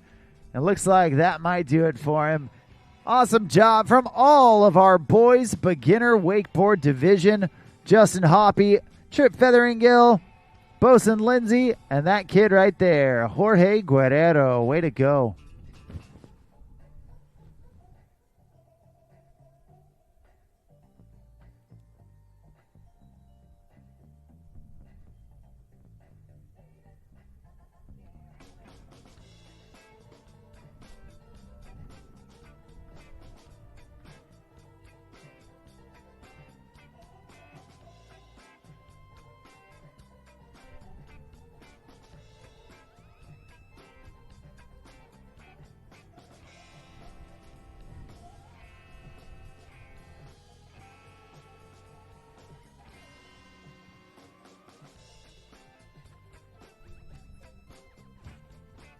Well, next up, we have got our junior boys beginner, a 9 and under beginner division.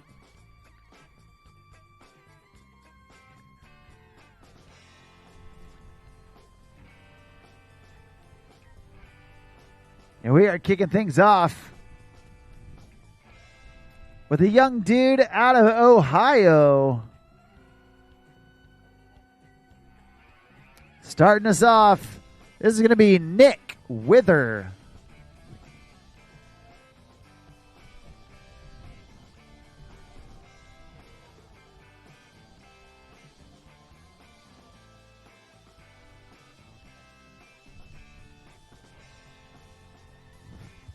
All right, Nick Wither up and at him.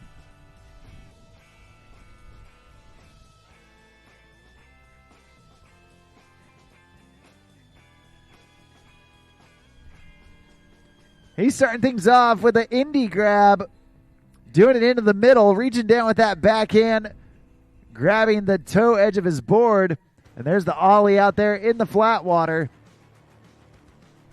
Then bouncing up and over the toe side wake.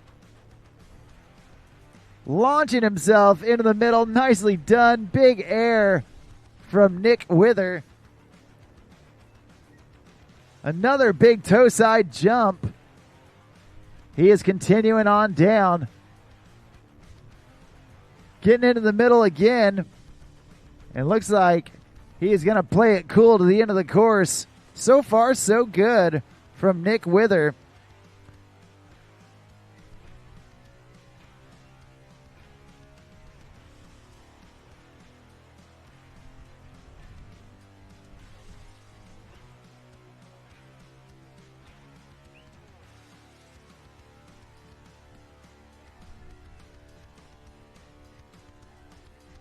All right, we're getting Nick Wither turned around and brought back down for pass number 2.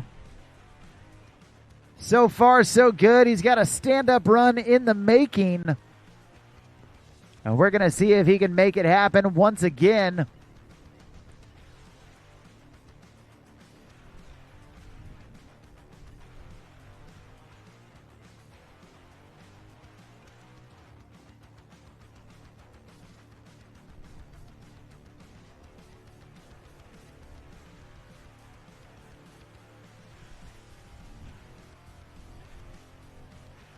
All right, here we go.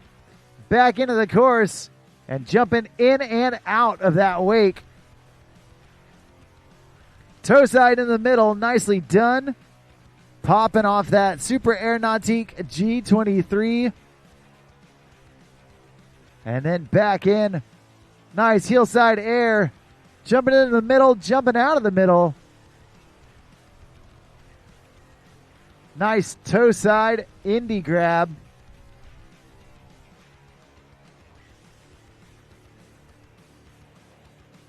And Nick Wither staying busy all the way down the course.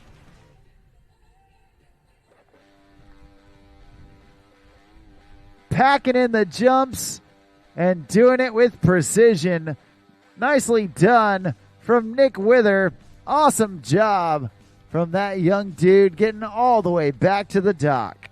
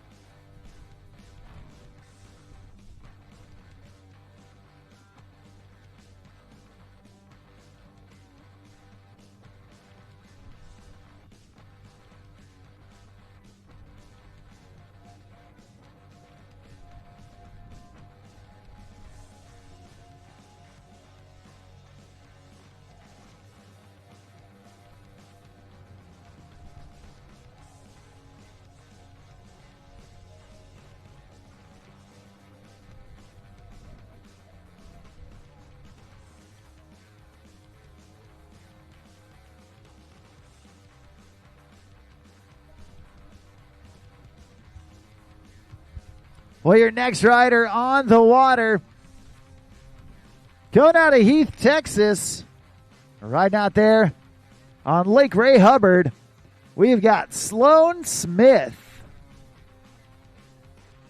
Big indie grab from Sloan to get things going. Now back in on the toes. Toe side indie grab. Grabbing his board off his heels and off his toes. Nicely done. There's the heel side, front side 180.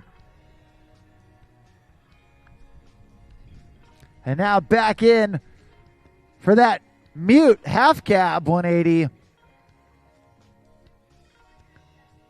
There's the nose grab, reaching with his front hand, grabbing the nose of his board. And then going wake to wake off the toes to finish off pass number 1. So far, so good from Sloan Smith.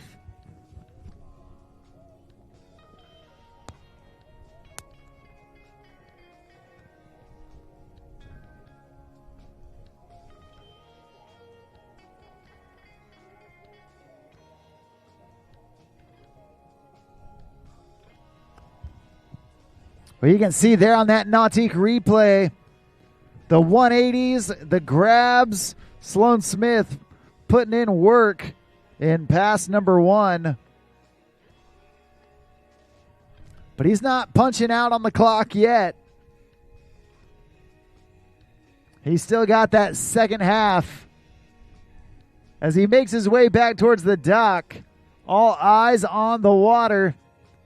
Sloan going between the legs right there for that roast beef grab. Then back in on the toes. Toe side, front side, 180. Popping that board around. And going nose grab right there. Fighting through the hard landing. He's staying on his feet. Going toe side roast beef grab. Now setting out wide. There's the stale fish grab. Nicely done. Reaching with that backhand. Grabbing the heel edge of his board. And looks like that is going to do it for him. Give it up for Sloan Smith.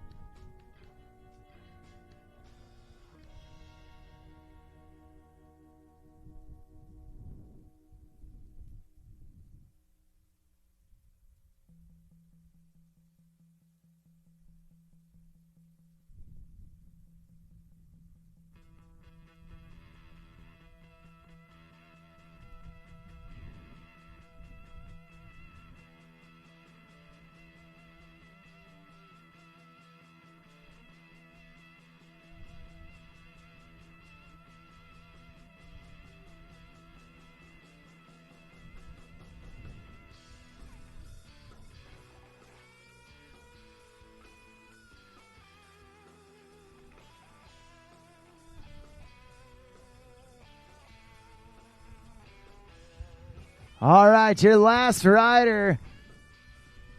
We got Will Holslander here in the junior boys beginner division. Going heel side, going toe side. There's that nose grab, heel side, front side, 180. Back and forth, switching regular.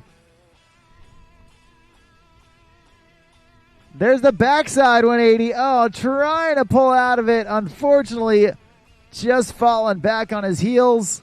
Not able to recover from it. But so far, Will Holslander putting on a show out here in pass number 1.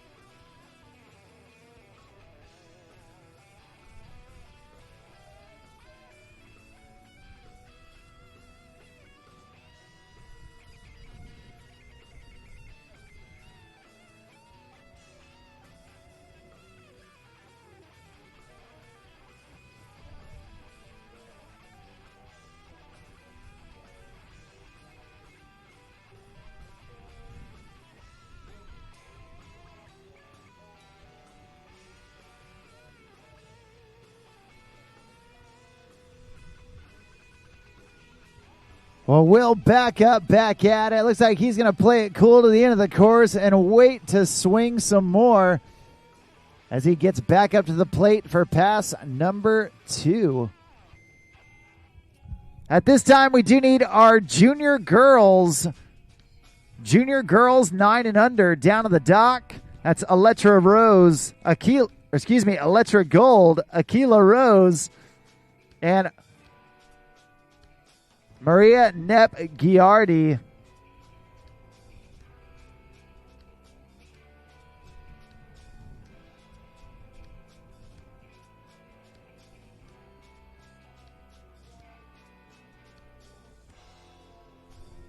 Well, Will back in, going toe side, front side 180, and then back in on the opposite toes, going toe side 180s, back and forth, switching regular.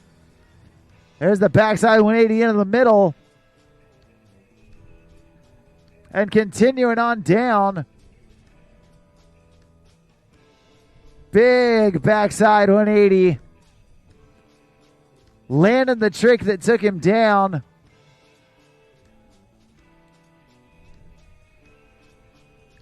And a big fashion air. There's the backside 180 down in the flats. And a nose grab half cab 180. Will Holslander taking it all the way back to the dock. Nicely done. Give it up. Make some noise for all of your junior boys 9 and under beginner wakeboarders. Nick Wither, Sloan Smith, and Will Holslander. Way to go.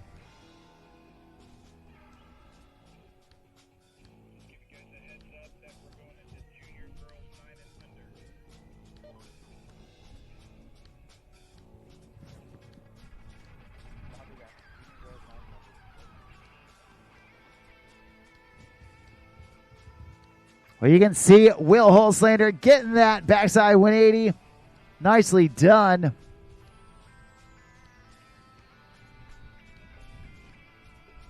And then a double bump fashion air. Great job from Will finishing off that junior boys 9 and under heat. Coming up next, we've got our junior girls 9 and under. And we are starting things off with a young Australian.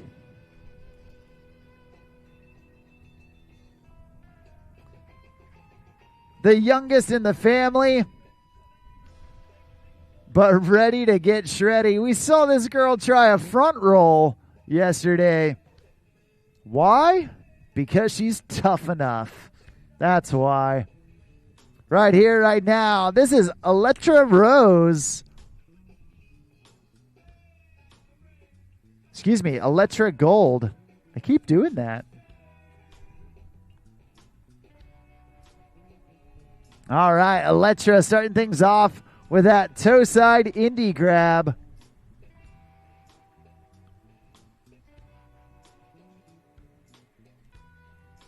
Then back in with the heel side air jumping into the middle.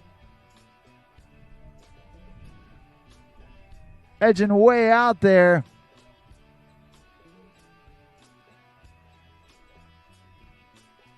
And it looks like Electra gonna keep it cool all the way through to the end of the course. Get ready for the turnaround.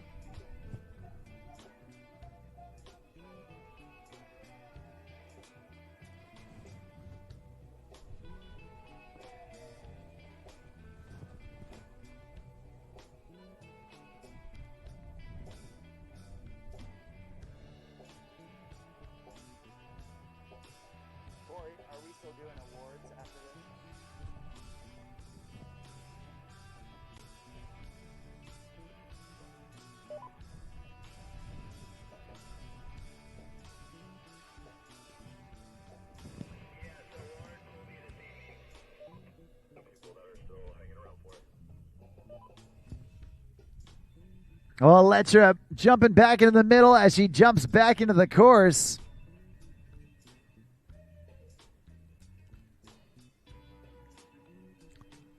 Back in, toe side air into the middle of the wake. Nicely done.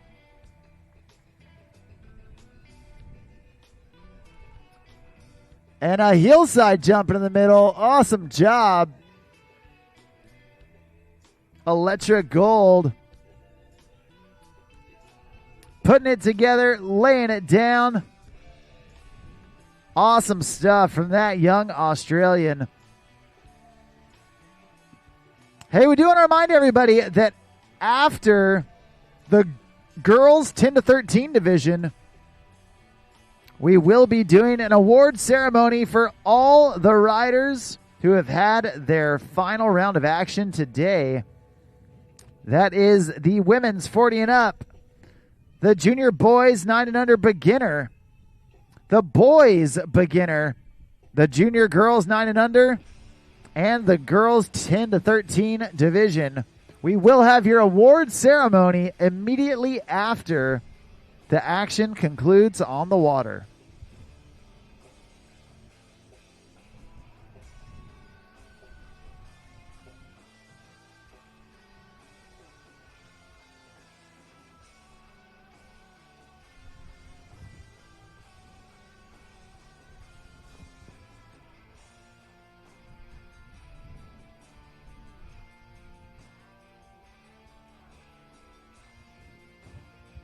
Well, from one sister to another.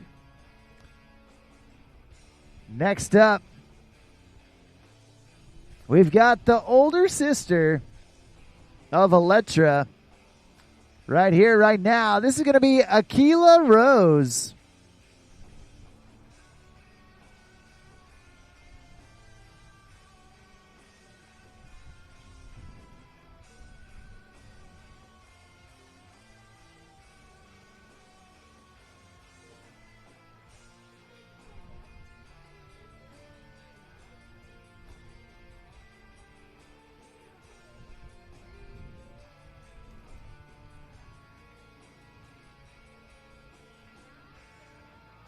All right, Akila on the water.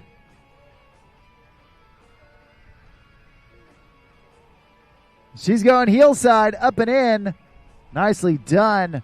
Jumping into the middle. And back in on the toes. Nice job. Catching some air off that toe side edge. Getting back into the middle of the wake. There's another heel side jump. And so far, so good from Akila Rose.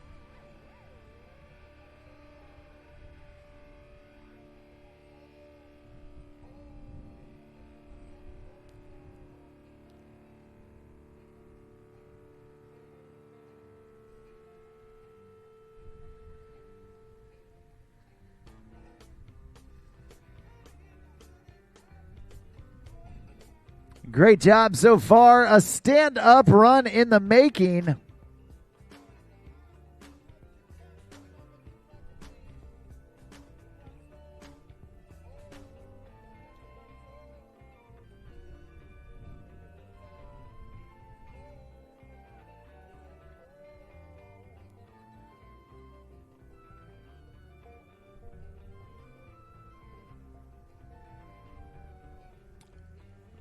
Akila Rose coming back through for pass number 2.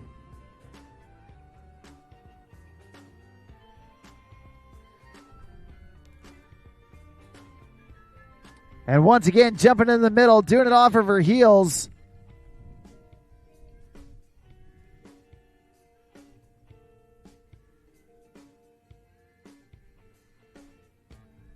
Continuing on down. Oh, no. And just taking a crash there at the end of the course. Looks like that's going to do it for her. A great job from both of those sisters. Let's make some noise for Electra and Akila.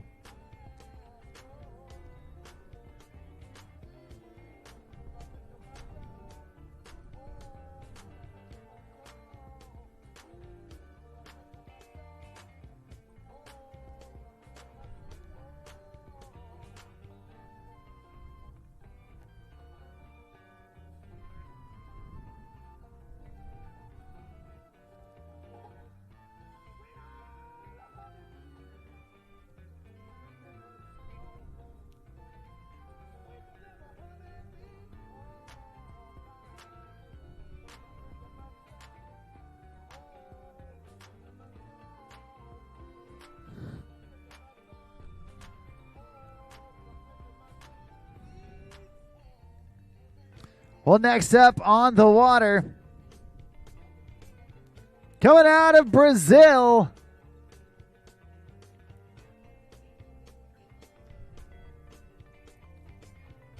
we have seen both of her parents end up on the podium, the top spot of the podium, I might add, right here, right now, looking to get her own spot on that World Championship stage. Right here, right now, this is Maria Nep Giardi.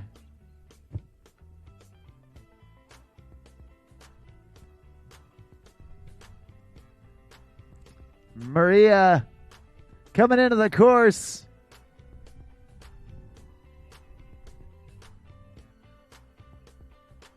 And she's edging out to edge back in on her heels. Big hillside air. Launching wake to wake, no problem at all. Cruising over the toe side wake to get ready for another hillside approach.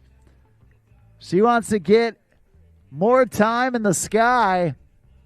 And right there, you can see why.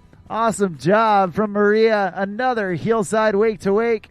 And down here at the end, going toe side wake to wake. Nicely done. Unfortunately, falling back on her heels, but a great attempt right there, doing the toe side wake to wake jump. Once again, we want to remind everybody that immediately following the girls 10 to 13 wakeboard division, we will be doing an award ceremony for all the athletes that have had their final round of action today. So be sure to join us down at the Podium Pavilion here in just a bit after our girls 10 to 13 wakeboard division.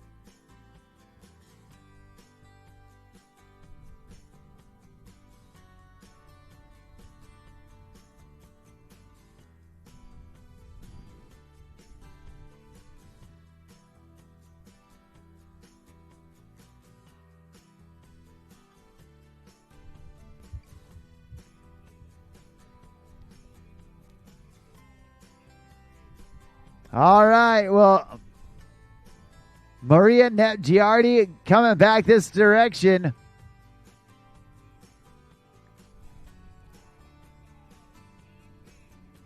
And she's buying her time, wanting to put down a big air right here.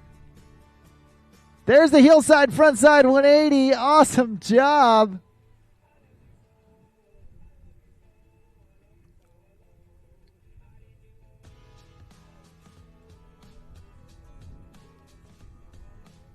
And then back in with the hillside jump, wake to wake. She wants that toe side, wake to wake as well. Testing it out, going into the middle first. It looks like that's going to do it for her. Give it up, make some noise for all of your junior girls 9 and under riders. Electra Gold, Aquila Rose, and that young lady right there. Out of Brazil, Maria Nep Giardi.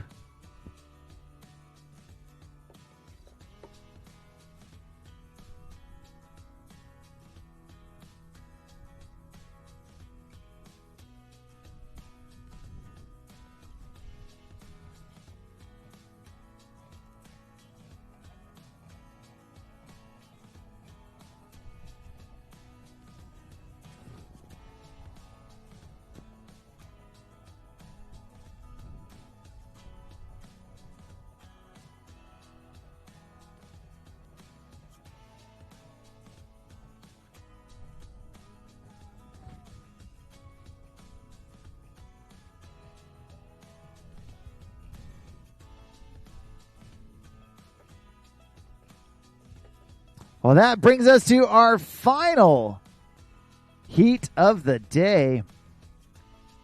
And we've got our girls 10 to 13 wakeboard division final about to take to the water.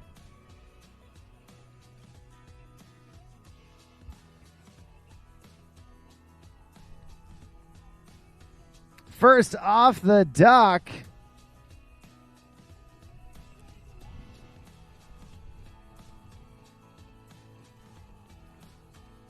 coming out of Mexico City and riding on Tequisquetengo Lake,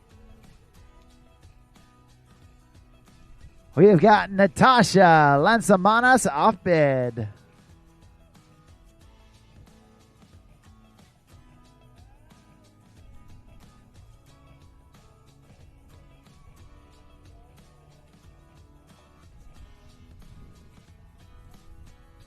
All right, Natasha on the water.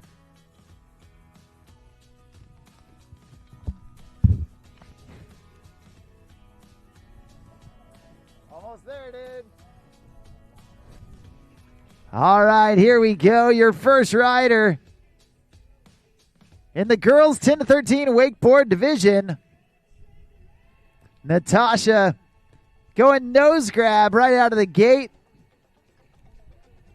Popping that board back around into her switch stance. And there's the half cab 180. Starting switch, landing regular. Doing that 180 in between. There's the regular stance, heel side 180. And then popping her board back around with that half cab one wake. Now setting back up on her toes. Natasha going toe side, front side 180. Nicely done. And looks like that's going to do it for pass number one. So far, so good for Natasha Lanzamanas Abbott.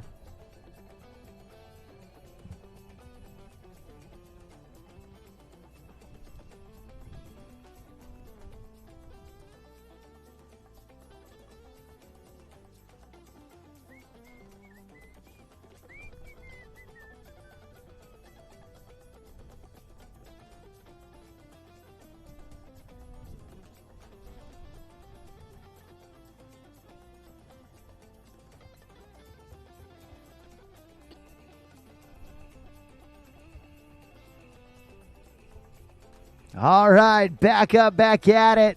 As she re-enters the course, Natasha laying out that tantrum, stomping the landing, tripping that back flip off of her heels. And there's the scarecrow, smooth as silk out there. Now back in on her heels. Oh, trying to go heel side, front side 360. Just coming up a hair short. Casing the wake. And taking a hard fall. Thankfully, it looks like she's A-OK. And going down just before that three-quarter buoy. She's going to get a pickup and one last chance to impress the judges as she makes her way back to the dock.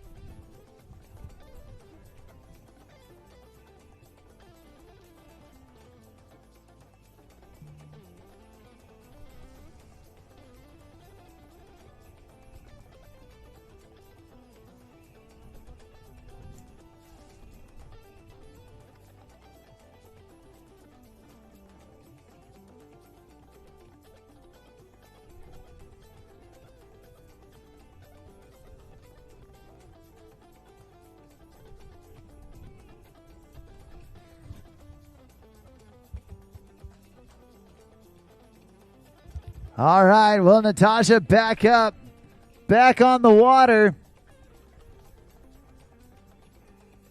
And she's edging in on her heels, going indie grab. Down here towards the end of the course. Toe side, back roll, trying to send it. Unfortunately, over-rotating just a hair. That's going to do it for her. Your first rider in the girls 10 to 13 division.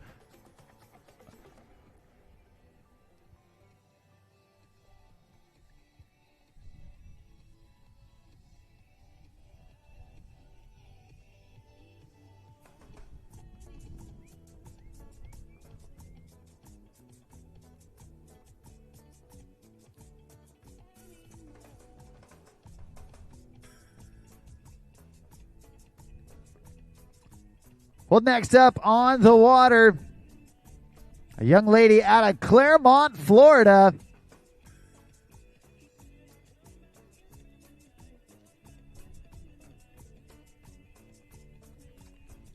She's got a handful of top podium places in the past. She would love to do it again. And after taking a year off of riding, she is looking back and better than ever. Right here, right now, this is Finley Gorham.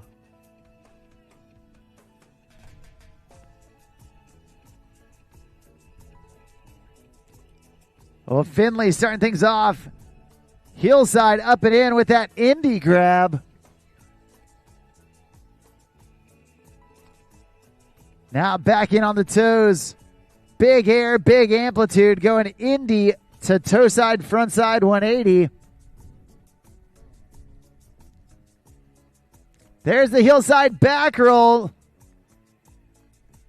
Landing back on her feet, riding away, no problemo. And back in on her switch heels. There's the mute grab, half cab, 180. Now down here towards the end of the course. The regular stance, heel side, front side 180, getting the mute grab on that as well. And so far, so good for Finley Gorham. She's halfway home to that stand-up run. We're going to see if she can get it as we turn her around and bring her back down. Check out that Nautique replay.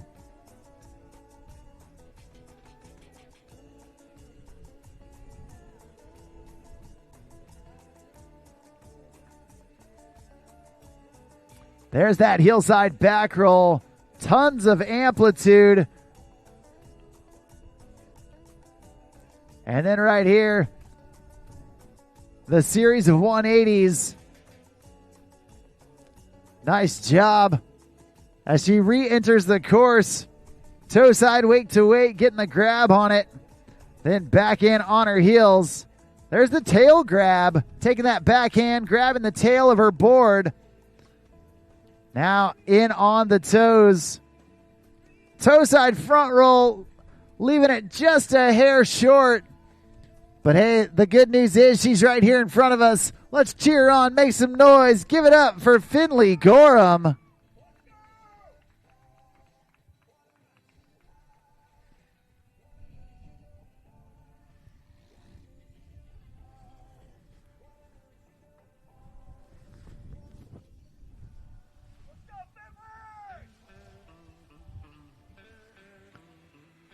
Well, you can see here on that Nautique replay, going in on the toes, trying to get that toe side front roll, getting the rotation, just a hair short, not able to get back onto her toe side edge. But she's still got plenty of real estate left in front of her to smash out a couple more tricks on her way back to the dock.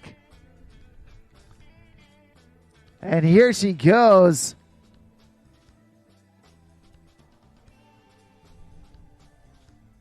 Edging out to edge back in. Going toe side. There it is, the toe side front roll. Stomping it that time. Taking down the trick that took her down. There's the hillside front side 360. Full redemption right there from Finley Gorham. Nicely done. You love to see it. Awesome job from your second rider off the dock, Finley Gorham.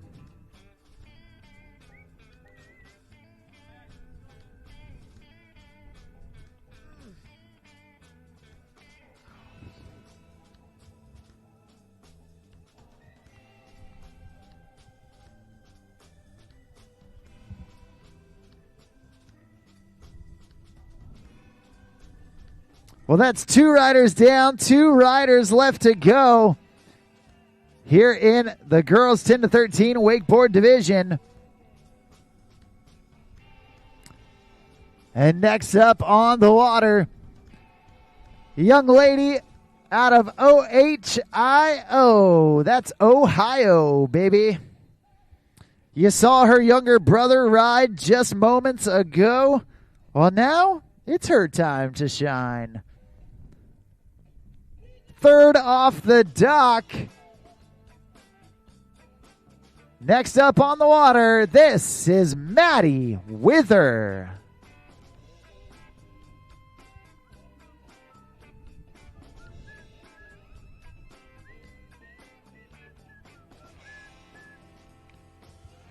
All right, Maddie Wither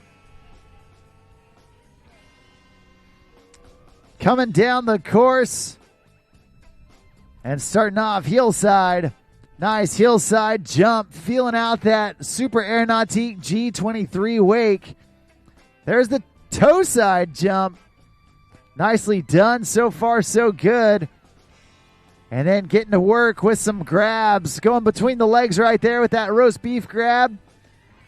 Back in on her switch heels. There's the nose grab, half cab, 180. Nice tail grab, poking it out from Maddie Wither. She's shaking it off, feeling good as she should. And she's going to take it to that turnaround. Get ready, get set to go into pass number 2.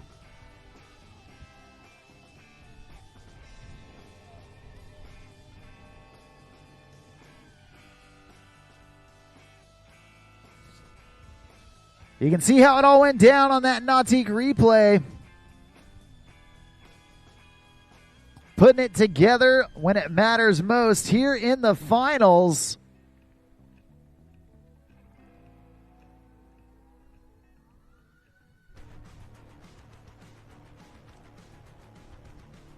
And now, Maddie Wither coming back into the course for pass number 2.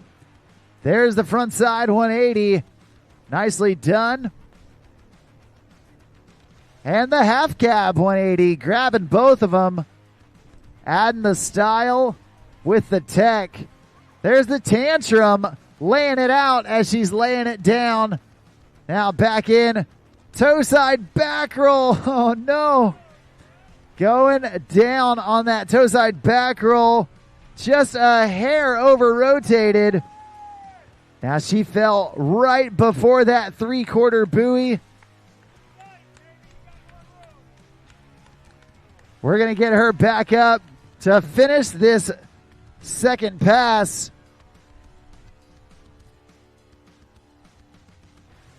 Good course awareness from Maddie Wither, taking that fall right before the 3/4 buoy.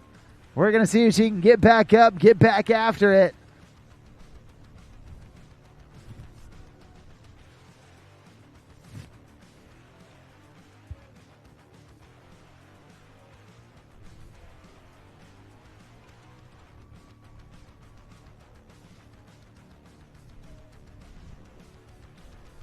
Well, the throttles go down in that Super Air Nautique G23. And Maddie Wither, coming out of Ohio, gets up.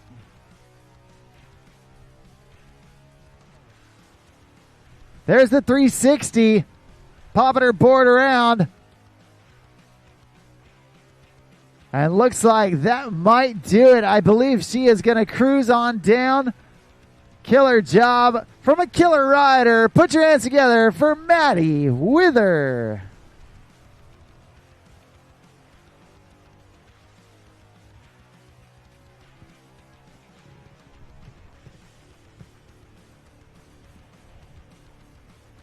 And just like that, it brings us to our final rider of the day.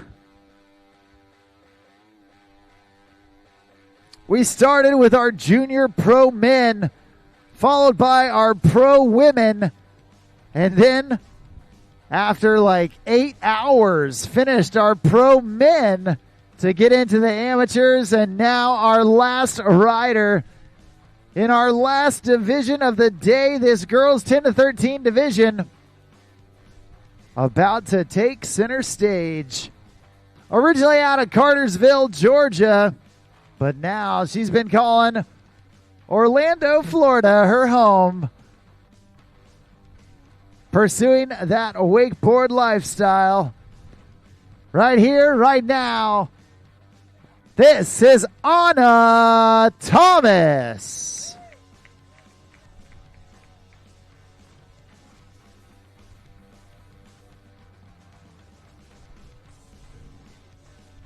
All right, Anna Thomas. She is putting in so much work this season, learning a ton of new tricks. And she's starting things off with that heel side back roll, clean as you like. Back in on her opposite heels. There's the mute grab, half cab, 180. Now back in on her dominant heels. There's the tantrum, tripping that back flip. Now back in on the toes. Up and over the top with the scarecrow. The toe side front roll, front side, 180. Nicely done from Anna Thomas. So far, so good. And she's going to get set for that turnaround. Just a reminder that immediately after Anna's run, we are going to do our award ceremony down at the Podium Pavilion. So be sure to grab all your things, pick up your trash, grab your cameras, and head on down to the podium immediately following this run, where we will crown another round of 2025 Wakeboard World Champions.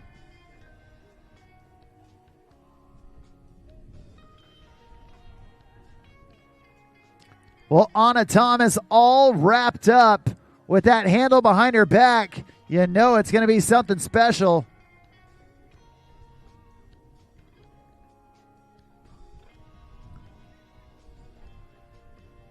Taking that heel side approach. There's the KGB. Stomping it down. And then back in on the toes with the toe side back roll. Get out of the shed because she is throwing hammers right now. There's the heel side backside 180. Trying to put the cherry on top. Unfortunately going down. She's right here in front of us. Put your hands together for Anna Thomas. Going down right before that three-quarter buoy. Great course management from Anna. And you can see that KGB to toe side back roll.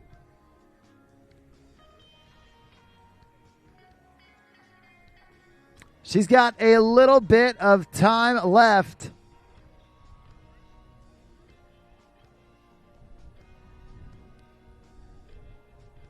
And we're going to get Anna Thomas reconnected behind that Super Air Nautique G23.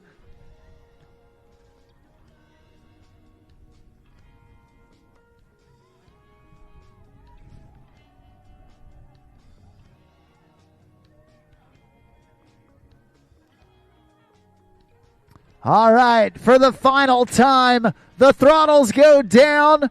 Anna gets up. And she is heading down towards the end of the course. Wanting to sneak in this trick down here at the end. Trying to go heel side, front side 360. That's going to do it for her. That's going to do it for all of our riders. Give it up, make some noise for all of the girls 10 to 13 division. Natasha Lansamanos, Abbott, Finley Gorham, Maddie Wither, and that young lady right there, Anna Thomas. Way to go. All right, that concludes day number 3 of the Nautique WWA Wakeboard World Championships presented by GM Marine. I'm Mark on the mic. We are about to head over and do our award ceremony to tie a bow on this day. So start making your way over to the Podium Pavilion and we will crown some more Wakeboard World Champions.